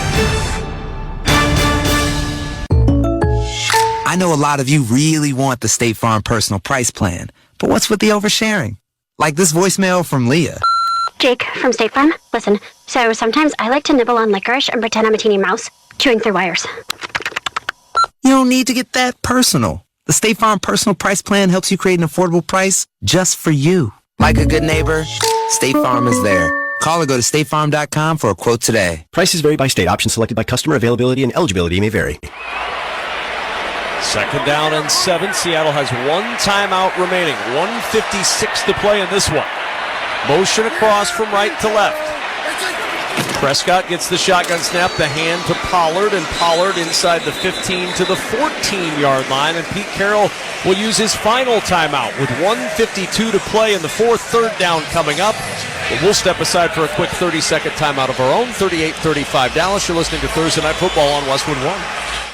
Jim Gaffigan here with some more Straight Talk. Let's take a moment to appreciate our sweet children, loving grandparents, and eternal soulmates. Now let's use them to save money on wireless. Because with the Straight Talk Silver Plan, you get 4 lines for just $25 a month with unlimited data and no contracts. So add those human pawns, loved ones, and save money. Thanks, kids. They're finally worth it. Straight Talk Wireless, available at Walmart. Get 4 lines on Silver Unlimited for $25 per line per month, plus taxes and fees. For data management practices and additional terms, visit straighttalk.com.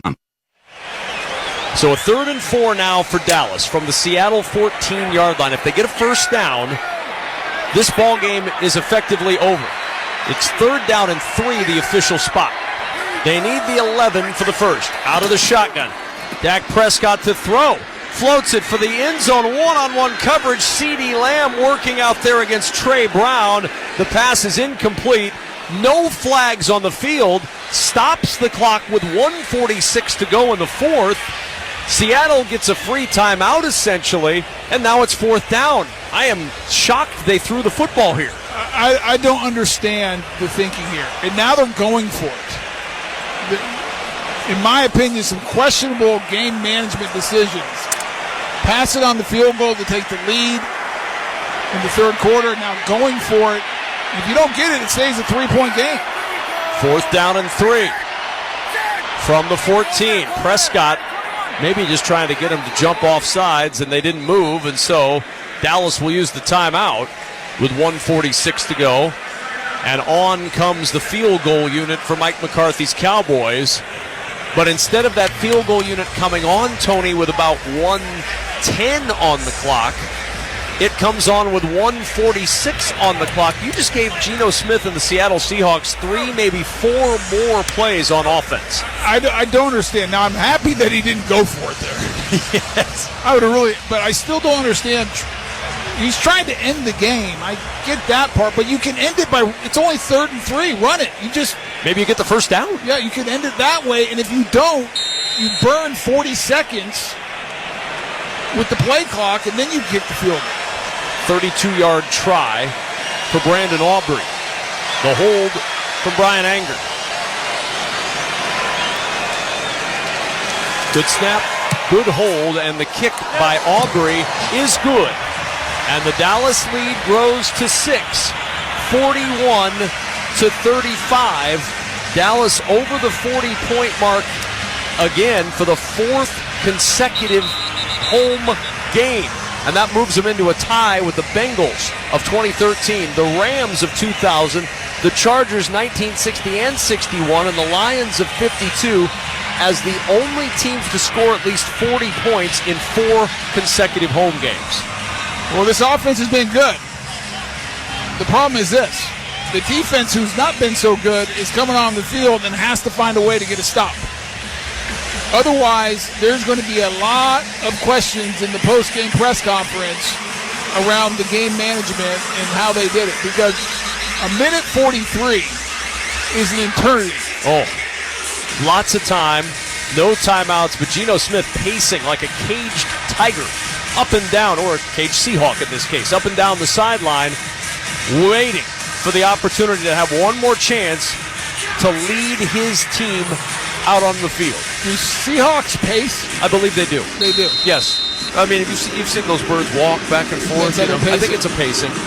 When they're caged, they pace. When they're caged. No, I would pace if I were caged. I've just never seen a bird pace. Cage. Many in cartoons do all the time, and that's how I've lived my life. Kickoff will go through the end zone for a touchback. So now from the 25-yard line, the bird has no longer need to pace. He's out on the field. Geno Smith, 6 game-winning drives in the fourth quarter or overtime over the last 2 years. That's tied for the 3rd most in the National Football League. And he's looking for one more here. Can he deliver for Seattle down 6? Well, it starts up front. You got to protect. Give him time. And when he's had time, he's found his receivers. Metcalf and Smith and Jigba to the left of the line. Lockett split wide right. On first down, Smith to throw. Has time. Throws right side on the sideline. Caught by Lockett. First down and out of bounds to stop the clock with 1:38 to go at the 43-yard line. Bland on coverage and a pickup on the play of 17. Just a 3-man rush. So Geno had all day and really soft coverage by Bland against Lockett. That's an easy pitch and catch. From the 42-yard line, first down and 10. A minute 38 to play in the fourth. Seattle down 6. Smith along the right hash. Metcalf split wide right. Smith and Jigba and Lockett to the left. Geno Smith to throw. 4-man rush. Throws it short to Fant. Underneath at the 45. Fant turns it upfield and is down near the star at midfield. A pickup on the play to midfield of 8. Clock continues to run. 1:24 and counting. Don't have to sprint to the line, but they're lined up. 2nd and 2 at midfield. No timeouts for Seattle. Geno Smith to throw. A sidearm toss, and the pass incomplete. Fant had to go down low to try to get it for the first down, and it bounces away, stopping the clock with 1:13 to go. Yeah, not a great throw. If Geno can deliver that on target, Fant can turn up and probably get out of bounds with the first down. Now, where he threw it, he's fortunate that it was dropped because the clock stops, and still 3rd and short. You have 2 downs to get 2 yards. 1:15 now on the clock. They added 2 seconds to the clock. 3rd down and 2 from midfield. 2 receivers plus Fant, the tight end to the left. Metcalf the single to the right. Out of the shotgun on 3rd and 2. Pressure coming. Smith throws. Knocked away. Smith and Jigba crossing from left to right, and Jordan Lewis spiked it up into the air and down to the turf, and it's 4th down and 2, and this will do it for Seattle. This is the play that'll determine if the game continues. It's back-to-back not great throws by Geno. It's a crossing route underneath Smith and Jigba. Not a lot of separation, but I think if he throws it out in front of him, leads them a little bit more, that's a catch. 4th and 2. Midfield. Seattle down 6. 3 receivers to the right. Lockett, Smith and Jigba, and Metcalf. Shotgun snap. Smith under pressure. Throws incomplete. It was Micah Parsons bursting into the backfield. The first time tonight that he's really affected the quarterback, and it's the last chance he'll get as Seattle turns it over on downs, and Dallas is going to win it 41-35. Well, much like the last 4th down, Dan Quinn brings more than Seattle can block. Parsons is a free rusher. And it almost looks like they're trying to set up a screen, which I do not understand if that's the call, because the extra blocker is Dallas, and he runs right by Parsons. If he goes to block him, pick him up, cut him or something, then Geno has time. He runs right by him. Parsons is unblocked. Like, the one guy you don't want to unblock is Micah Parsons. Yeah. Dak will take a knee for Dallas. And the Cowboys, for the first time this year, are going to beat a team at 500 or better. 4 straight home games with 40 points or more. And the Cowboys are going to survive a real scare tonight from Seattle, heading into a huge date next week on Westwood 1 on Sunday Night Football against the Philadelphia Eagles. One more knee for Dak. He takes it. Clock will run out. And the Dallas Cowboys are now 9-3 with a hard-fought 41-35 win. Their 14th straight win at AT&T Stadium. The longest home winning streak in the NFL. But this 14th straight wasn't easy. Dallas wins it 41-35 over the Seattle Seahawks. What a great game. I mean, and give Seattle credit. No one thought, me included, that they could play with the Cowboys in a shootout. And boy, did they. And Geno Smith was outstanding. I thought the offensive line protected. And this Seattle team, it's going to be a long flight home because they're going to think of a couple missed opportunities in the fourth quarter, plays that were there to be made, and they just couldn't get it done. But give the Cowboys credit. We had 0 punts in this game. But Dallas came up with 2 big 4th down stops in this fourth quarter to get it done. Just the 5th time in the Super Bowl era that neither team has punted in a regular season game.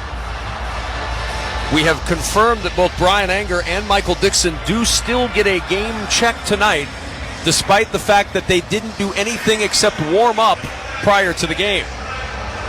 But a win for the Dallas Cowboys, 41-35. What a night. Pollard led the way on the ground, 20 carries, 68 hard yards, and a touchdown for Tony Pollard. Dak Prescott, 299 yards, 3 touchdowns, no interceptions. Geno Smith was really good tonight, too. 334 yards, 3 touchdowns, and a pick, but just came up short at the end when they were trying to rally late in this one. Cowboys get the win, 41-35. They're now 9-3 as the Seahawks fall to 6-6. Right now, if you're Pete Carroll, the Seahawks, pretty much every game is a playoff game. At 6-6, crowded in that area, a bunch of teams kind of with similar records. So the next 5, it's pretty much win or you're done.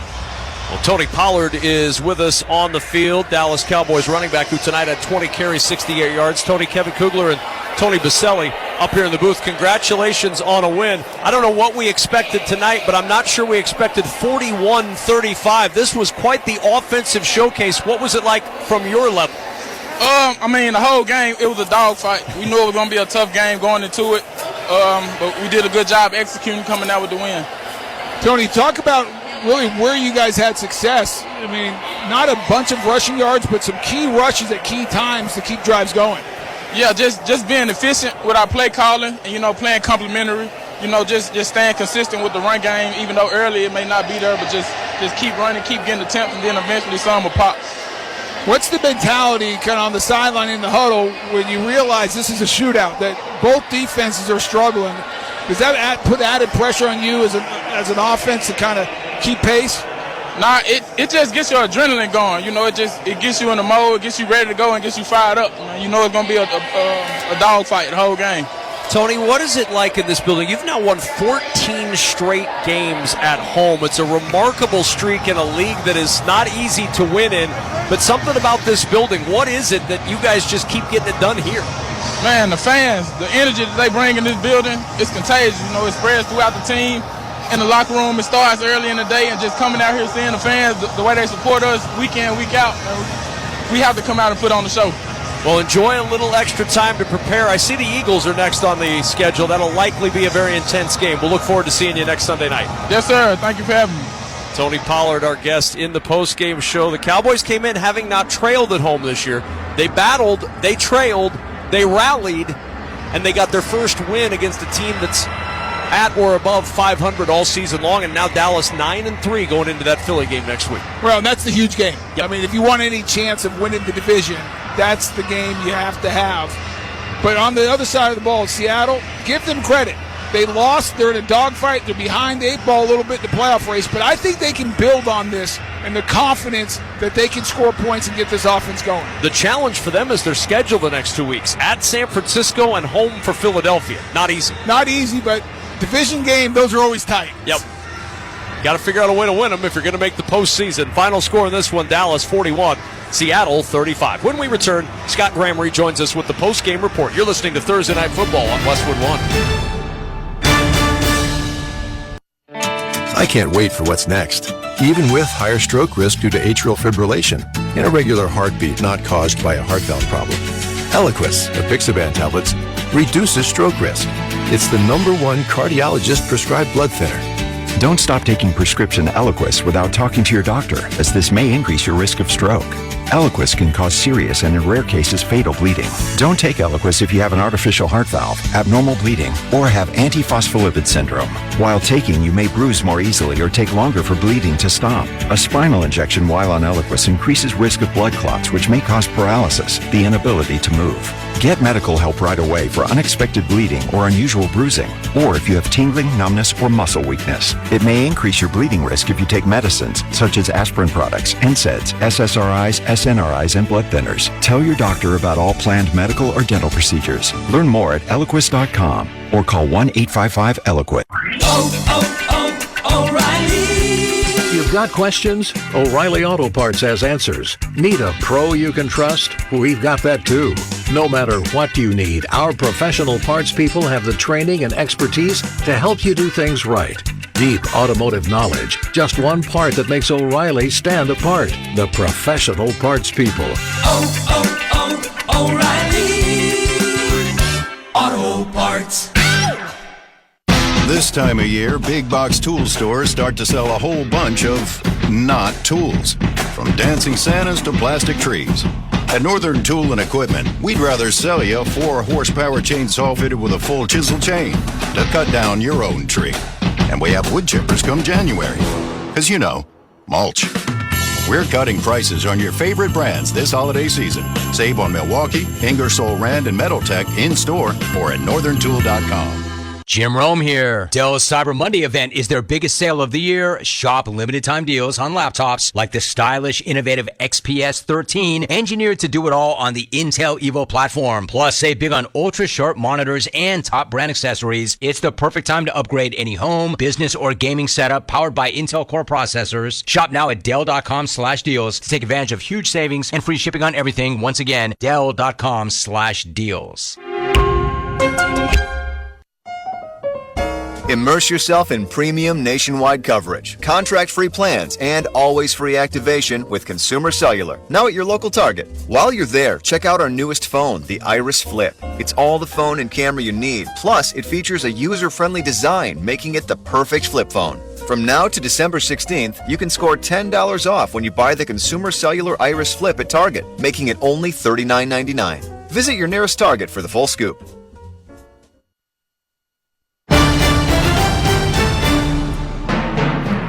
Scott Graham from our Westwood 1 studios following Thursday Night Football, and an active night it was in Big D tonight between the Dallas Cowboys and the Seattle Seahawks. Coming into this game, the Cowboys completely dominant at home. We talked all about the numbers that they had put up over the course of the year, the fact they'd never trailed in a game, they hadn't beaten an opponent by fewer than 20 points, and all of that going on. Dallas came into this one hoping to continue that momentum, getting ready for their big game against Philadelphia next week and putting up another win. They came out like they expected to do that. They went through the Seahawks defense like a hot knife through butter on their first drive of the game. 14 plays and 63 yards, but it stalled, and they settled for a 30-yard field goal. So with a 3-0 lead, the Cowboys' strong defense came out onto the field, and 3 plays later, we got a hint that this wasn't going to be the kind of night we expected. And 3rd and 9 is the result. Smith to throw, has a clean pocket, throws it, it's caught by DK Metcalf on the run at midfield, showing the speed to the 30, Metcalf inside the 20, striding to the 10, and he's gone! 73 yards, leaving Donovan Wilson and Malik Hooker in his dust, and Seattle takes a 6-3 lead. And for the first time this season, the Dallas Cowboys trail at home. Wasn't going to be the last time of the night that they would trail at home in this game. 7-3 after the extra point from Myers, but Dallas didn't blink. They came right back down the field, and it took them only 5 plays in just over 2.5 minutes to go 75 yards as Dak Prescott looked for his favorite target. High formation now, Lipke to fullback, Pollard back in at running back, Lamb and Cook split wide to the left, single wide right is Gallup. Now motion from Lamb from left to right. 2nd down and 8. Prescott looking, throws for the end zone, jump ball, and Lamb plucks it out of the sky for a touchdown. CeeDee Lamb leaping up with 2 gloved hands to rip it down for a 15-yard score. And the Cowboys trail no more, leading 9-7. They get an opportunity to extend that lead at the end of an 11-play, 68-yard drive early in the second quarter. Brandon Cooks catching a 7-yard touchdown pass from Dak Prescott. Dallas on top by 10. But Seattle did not blink. They put together a 7-play, 75-yard drive. Charbonnet getting in from 1 yard out with the extra point. 3-point ball game at 17-14. And yet the scoring was far from done for the first half. Dallas got a field goal with 90 seconds left to go till the break to stretch their lead to 20-14, but Seattle again got down the field quickly. 75 yards in less than a minute and a half. Now, in this situation, there were opportunities for Seattle to score. In fact, it looked as though Jackson Smith and Jigba had a touchdown catch, but upon replay, apparently the ball was moving as he sprawled into the end zone, and that was disallowed. There was, however, a pass interference call on the play. So on the next play, Geno Smith went back and threw a touchdown pass to Noah Fant. But the Dallas Cowboys had called timeout before that touchdown. So one more opportunity added in the closing seconds of the first half from the 1 yard line for Seattle. So Fant in the slot right, Lockett and Smith and Jigba wide right, Metcalf wide left, Geno Smith in the shotgun, goes to the air, throws to the end zone on a slant, DK Metcalf with the touchdown, and the 3rd time is a charm, or is it? There's a flag down again as Seattle ties it up. Offside. Defense number 90. Penalties declined. Result of the play is a touchdown. And this one will stick. 20-20. We can see a tie in Dallas. Didn't see a tie for long. Myers hit the extra point. That was your halftime score, and the crowd at AT&T Stadium kind of stunned with a 21-20 lead for Seattle. Well, if that stunned them, how the second half began when Seattle got the ball first was even more stunning. A 10-play, 75-yard march that took up the first 5 minutes of the second half and ended with the ball in the quarterback's hands. So it's 3rd down and goal from the 5. 2 receivers to either side of the line. Metcalf and Lockett to the left. Now Smith and Jigba will join them, bringing a trio to the left of Geno Smith, who stands in the shotgun. Stomps his right foot, gets the shotgun snap, sets in the pocket, now going to run up the middle, and Geno Smith will hop into the end zone for a Seattle touchdown. Geno Smith with the touchdown, the extra point good, and an 8-point lead for Seattle. Again, this game was like a seesaw in this third quarter. Next time Dallas had the ball, and they weren't stopped except on downs up to this point of the ball game. In fact, they hadn't been stopped at all to this point in the ball game. They went 12 plays and 75 yards, and the guy who just joined us on the post-game show got Dallas close. 3 receivers left on 2nd and goal. Prescott in the shotgun on the right half. Arms outstretched. Gets the shotgun snap. A pitch to Pollard over the right side. Pollard cuts back at the 5. Pollard to the goal line and in for the touchdown. Tony Pollard from 6 yards out put 6 on the board for the Cowboys, down 2 with 3:41 to play in the third. Figure with 18 and a half minutes to go, maybe you go for 2 in this spot. Nope, Dallas kicked the extra point, so they were down 1 by a 28-27 score, and they set us up for what could be a very entertaining fourth quarter. Seattle started that entertaining fourth quarter with yet another extended drive, although not a lot of time off the clock. 5 plays and 70 yards. As it turned out, it was their running back Charbonnet with a 39-yard catch late in the third quarter that got them into the red zone. Once they were there, Geno Smith ultimately ended up looking for a familiar target to extend the lead. And now 2nd and goal for Seattle as a result of marching down the field. Geno Smith, play action fake, backpedals, throws, and he lobs it to the back of the end zone where DK Metcalf runs alone. From right to left across the back end line of the end zone, he's got his 3rd touchdown catch of the night, and Seattle leads 34-27 early in the fourth. Stephon Gilmore had been shadowing him, but he got picked off on one side of the end zone, and Metcalf was all by his lonesome to catch the floater in the back of the end zone. The extra point made it an 8-point game again with just 14-17 left to go. Now, Dallas drove. They didn't get an opportunity to get to the end zone, but they did settle for a 38-yard field goal to take the deficit down to 5. And then Seattle elected to go for it, trying to see if they could run out the clock, see if they could put up some more points, and see if they could chew up some more time. But at their own 49-yard line, they went for it on 4th down, and ultimately they ended up coming up short. 4th down, they got turned away, and Dallas took over on downs with the opportunity to jump in and see what they could do about taking the lead in this ball game. They did it behind not only Dak Prescott's arm, but Dak Prescott's legs. Prescott set them up in the red zone with a scramble out to the left side, and after he was knocked out of bounds, had an opportunity to take the lead because Dak Prescott went back in a more traditional way. Back at the 12-yard line. 2 receivers to the right, Lamb the wide out to the left. Prescott to throw. Sets a little pump fake, throws for the end zone. Caught! Jake Ferguson, left side of the end zone with the touchdown and the emphatic spike to celebrate. The Cowboys regaining the lead, 36-35 with 4:37 to play. This time they went for 2, Prescott finding Cooks on the 2-point conversion, so 38-35, and then Dallas had an opportunity once again with a shortened field. Once again, they put up a field goal with 1:43 left to go in the game. So that meant that Seattle needed a touchdown on their final drive with just a little over a minute and a half left to go in the ball game. They got the football back and tried to bring it down the field, but they were turned away by someone who just hadn't seemed to be there all night, but arrived at just the right time. 4th and 2, midfield. Seattle down 6. 3 receivers to the right. Lockett, Smith and Jigba, and Metcalf. Shotgun snap. Smith under pressure. Throws incomplete.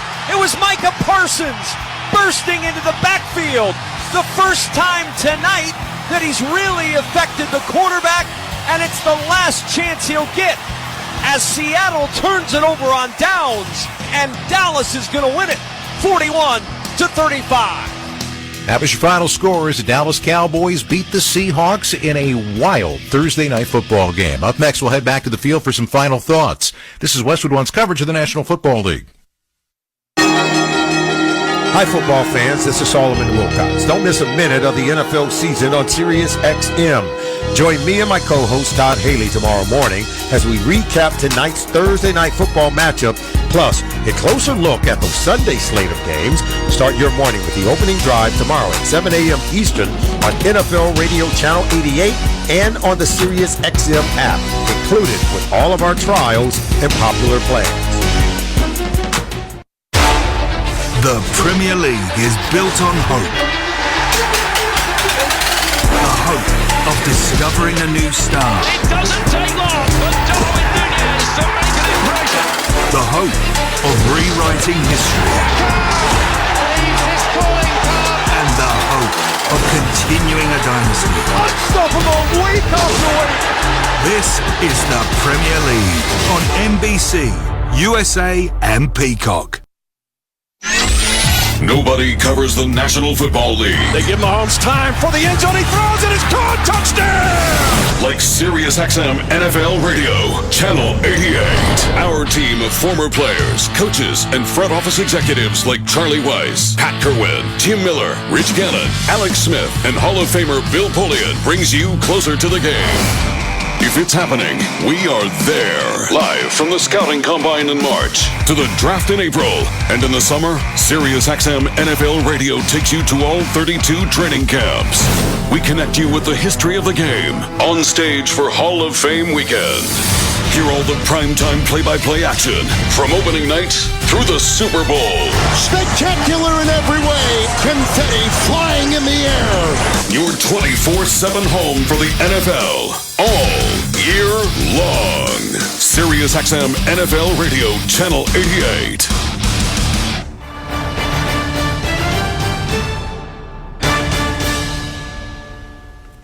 Let's pause 10 seconds for station identification. This is Westwood 1, your home for Thursday Night Football. Whether your team is at home or on the road, hear every game with your hometown announcers on the Sirius XM app. Just search for your team and click the favorite star. Welcome back to the Thursday Night Football postgame show on Westwood 1. I'm Scott Graham. Our final score, Dallas 41, Seattle 35. More on tonight's game, back to AT&T Stadium. We rejoin Kevin Kugler and Tony Baselli. Guys, you just had the pleasure of calling what our crack research team at Westwood 1 believes, anyway, is tied for the second highest scoring Thursday night football game ever. The highest came in 2017 between the Rams and the Niners. That was 80 points. Tonight, 76 between the Cowboys and Seahawks. Well, I'd like to thank our crack research team for all the work they did, and would like to thank everybody for listening to the second highest scoring Thursday night game in history. But does it really count because both teams had a whole week? So it wasn't the traditional correct short week. Everybody's Thursday tired. Night, everyone's tired. I mean, they had a whole week. It's a normal week of practice. So I'm going to go right back at Scott Graham and saying I don't think it counts. All right, back to – oh, no, we can't turn it back to Scott Graham. We've got to wrap things up here from the booth. But then we'll go back to Scott, and he can decide whether or not it counts. You make a good point, though. Well, both of these teams played last Thursday on Thanksgiving. They've had the full normal week, even though the days have been different. But they've had a normal recovery time and a normal schedule. Yeah, you just – literally how these things work, you just change your days. Like Thursday becomes Saturday. Friday is a Monday. Yep. Saturday is a Tuesday. I mean, and that's what you do in the NFL. So it wasn't the typical short week where teams have a truncated playbook, don't have no practice on the field, everything's mental. So, but with that said, fabulous game. Both offenses were outstanding. Defenses, Dallas got a couple big stops when they had to. It was a fabulous game. I mean, the only thing I missed was the punters. And not a punt to be seen tonight. The fifth time in history, since 1960 anyway, that we had neither team punted. It was the first time in any game this year that a team didn't punt, and it happened for both teams. Neither of them punted. I'll give you a stat. All right, what do you got? First time in Thursday night football history, no punts. How about that? That's a big one. Take that, Scott Graham. How about that? Let's listen to some of these words that I'm about to say about stats. Geno Smith, 334 yards, 3 touchdowns, 1 interception tonight. DK Metcalf, great game, 6 catches, 134 yards and 3 scores. Dak Prescott, 299, 3 touchdowns, no picks. CeeDee Lamb, 12 catches, 116 yards and a touchdown to pace the Cowboys in the receiving department. All in all, two teams that put up a ton of yards, 817 combined yards between the two teams tonight. And oh, by the way, 19 penalties for a combined 257 yards of penalties this evening. Yeah, Clete Blakeman and his crew called a very, very, very tight game. Yes. Like, if you touch somebody, there was going to be a flag thrown. Probably, in my opinion, a little overdone at times, but they were consistent. I think they did for both teams. And in spite of all the penalties, it was still a fabulous game, very competitive. I tip my hat to the Seahawks. No one gave them a chance. Their offense had been struggling. They hadn't scored a touchdown in 20 straight possessions coming into this game. Yep. And they scored 5 of them tonight. One touchdown in the previous 2 games total on offense. And tonight they put up 35 points, and they fell short, 41-35. Where do these two teams go from here, you might ask? Well, for Dallas, they've got a little extra time because they play Sunday night against Philadelphia in what is the game of the year in the NFC East. Likely will determine whether or not Dallas has a chance in the division. Philadelphia already beat them earlier in the year on November 5th.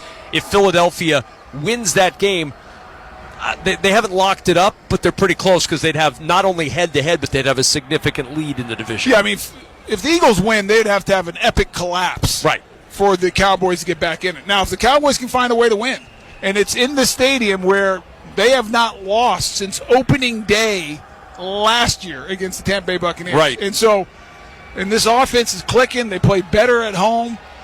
Defense, some things to clean up, but if Dallas can find a way to win, they're in it. They'll only be one game back in the East. By the way, the Eagles can clinch a playoff berth on Sunday if they beat San Francisco and the Rams lose to Cleveland. That's the easiest way for the Eagles to clinch a playoff spot. It's not going to diminish the importance of that game in any way, shape, or form because those two teams will be battling for the division, be battling for the bye, be battling for home field, all those good things. Meanwhile, for Seattle, the Seahawks at San Francisco next week, and then the game that was supposed to be on Sunday got flexed to Monday, so they'll play on Monday Night Football against Philadelphia on December 18th.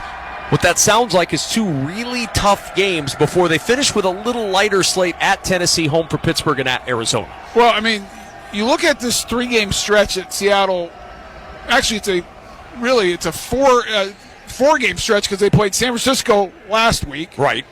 Dallas this week, Philly, San Francisco. Those are the 3 best teams in the NFC. And have them in a 4-week span. And some people might tell you they're the 3 best teams in the NFL. I mean, they are really good teams. That's tough sledding if you're Seattle. They're going to have to find a way to at least win one of the next 2. Right. Where they can have a chance to try to run the table and sneak in at one of those last wild card spots. Like they did last year when they got their 10th win in the last week of the season, then had to wait to see what happened between Green Bay and Detroit. Turns out they got themselves into the postseason, but 10 wins feels like where you need to get. And right now, Seattle is at 6-6 after the loss tonight. Time to select our Navy Federal Credit Union defender of the game. Not always an easy task in a game that has a combined 76 points. I was told that it's mandatory, and so I scoured the stats. You've been working hard on this one. And thought through the entire game. Yeah. And on the losing side, Bobby Wagner had a nice night. 14 tackles. Yep. Good job. But I'm going with a guy from the winning squad. Okay. And it's DeMarcus Lawrence. Okay. It's not because of his 6 tackles. It's because when they had to get a stop, when Seattle had a chance and they were driving to make it a 2-possession game late in the 4th, 4th and 1, he beats Charles Cross on an inside move to stop Charbonnet for no gain, actually a loss.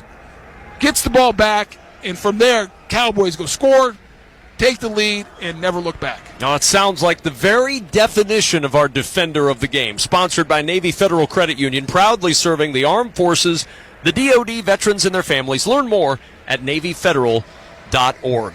2 teams that are trying to stay very relevant in the NFC, and both are still relevant as we enter December, Tony Baselli. Final thoughts on this one as Seattle falls 41-35 at the hands of the Dallas Cowboys. Well, great game, super entertaining. I thought Geno Smith was outstanding. He's had a rough year, but, boy, this looked like the Geno Smith of last year.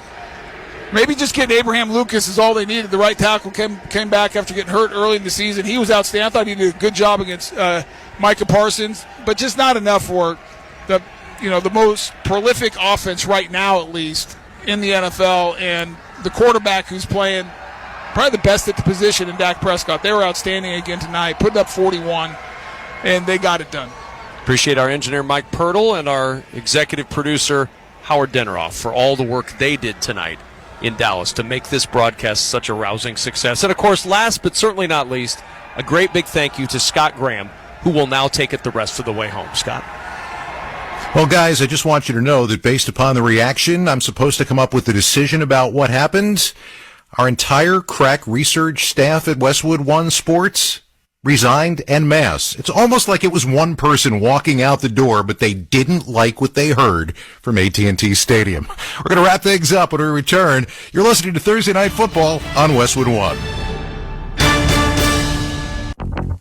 Hey, you. The one on the couch who just told your friend you can't go out because you're busy?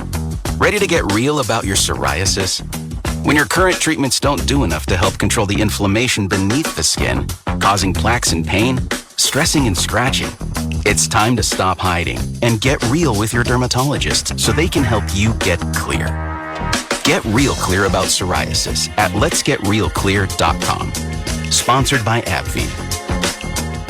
Hey, it's Amanda, and a little thing I love about the Chick-fil-A nugget trays is that they're so easy for the holidays. They're warm and flavorful. It's always a crowd pleaser. When I put down a nugget tray, everyone is happy.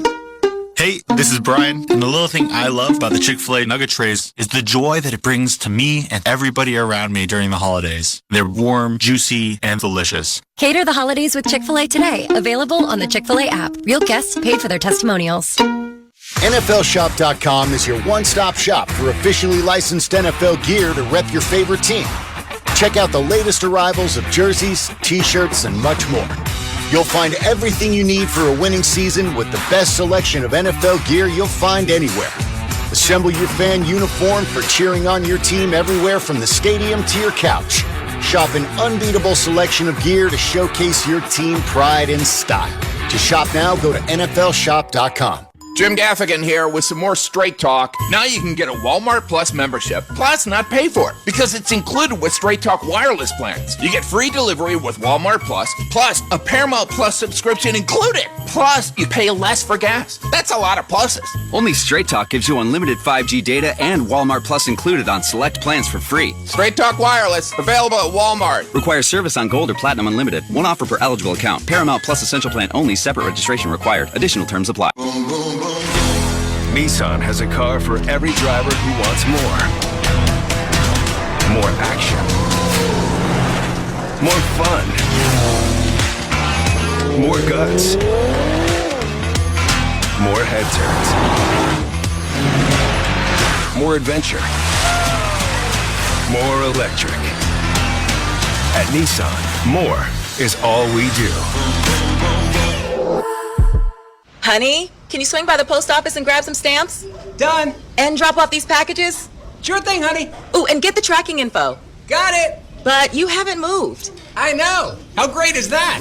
This holiday season, the Postal Service is closer than ever with convenient ship-from-home services like label printing, free package pickup, and delivery notifications. You can send more holiday joy from the comfort of home. The United States Postal Service, delivering for America. Ship from home at USPS.com/holidayjoy.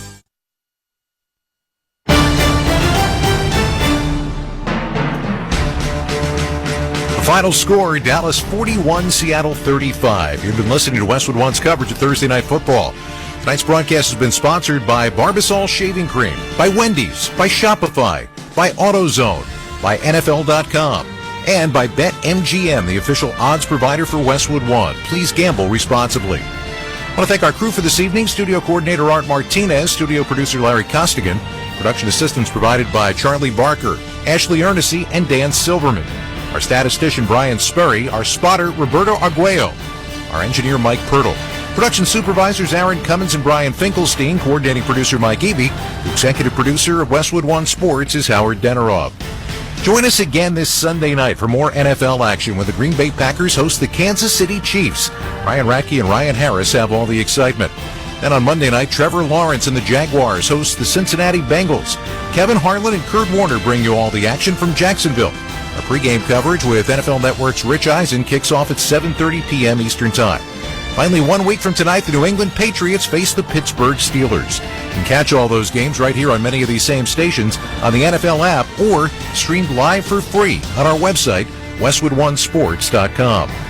Once again tonight, our final score from Arlington, Texas. Dallas 41, Seattle 35. Now for Kevin Kugler and Hall of Famer Tony Baselli, I'm Scott Graham. Thanks for joining us. You've been listening to Thursday Night Football on Westwood One. Thanks for listening to the National Football League on Sirius XM. Now, let's join the NFL Radio postgame show.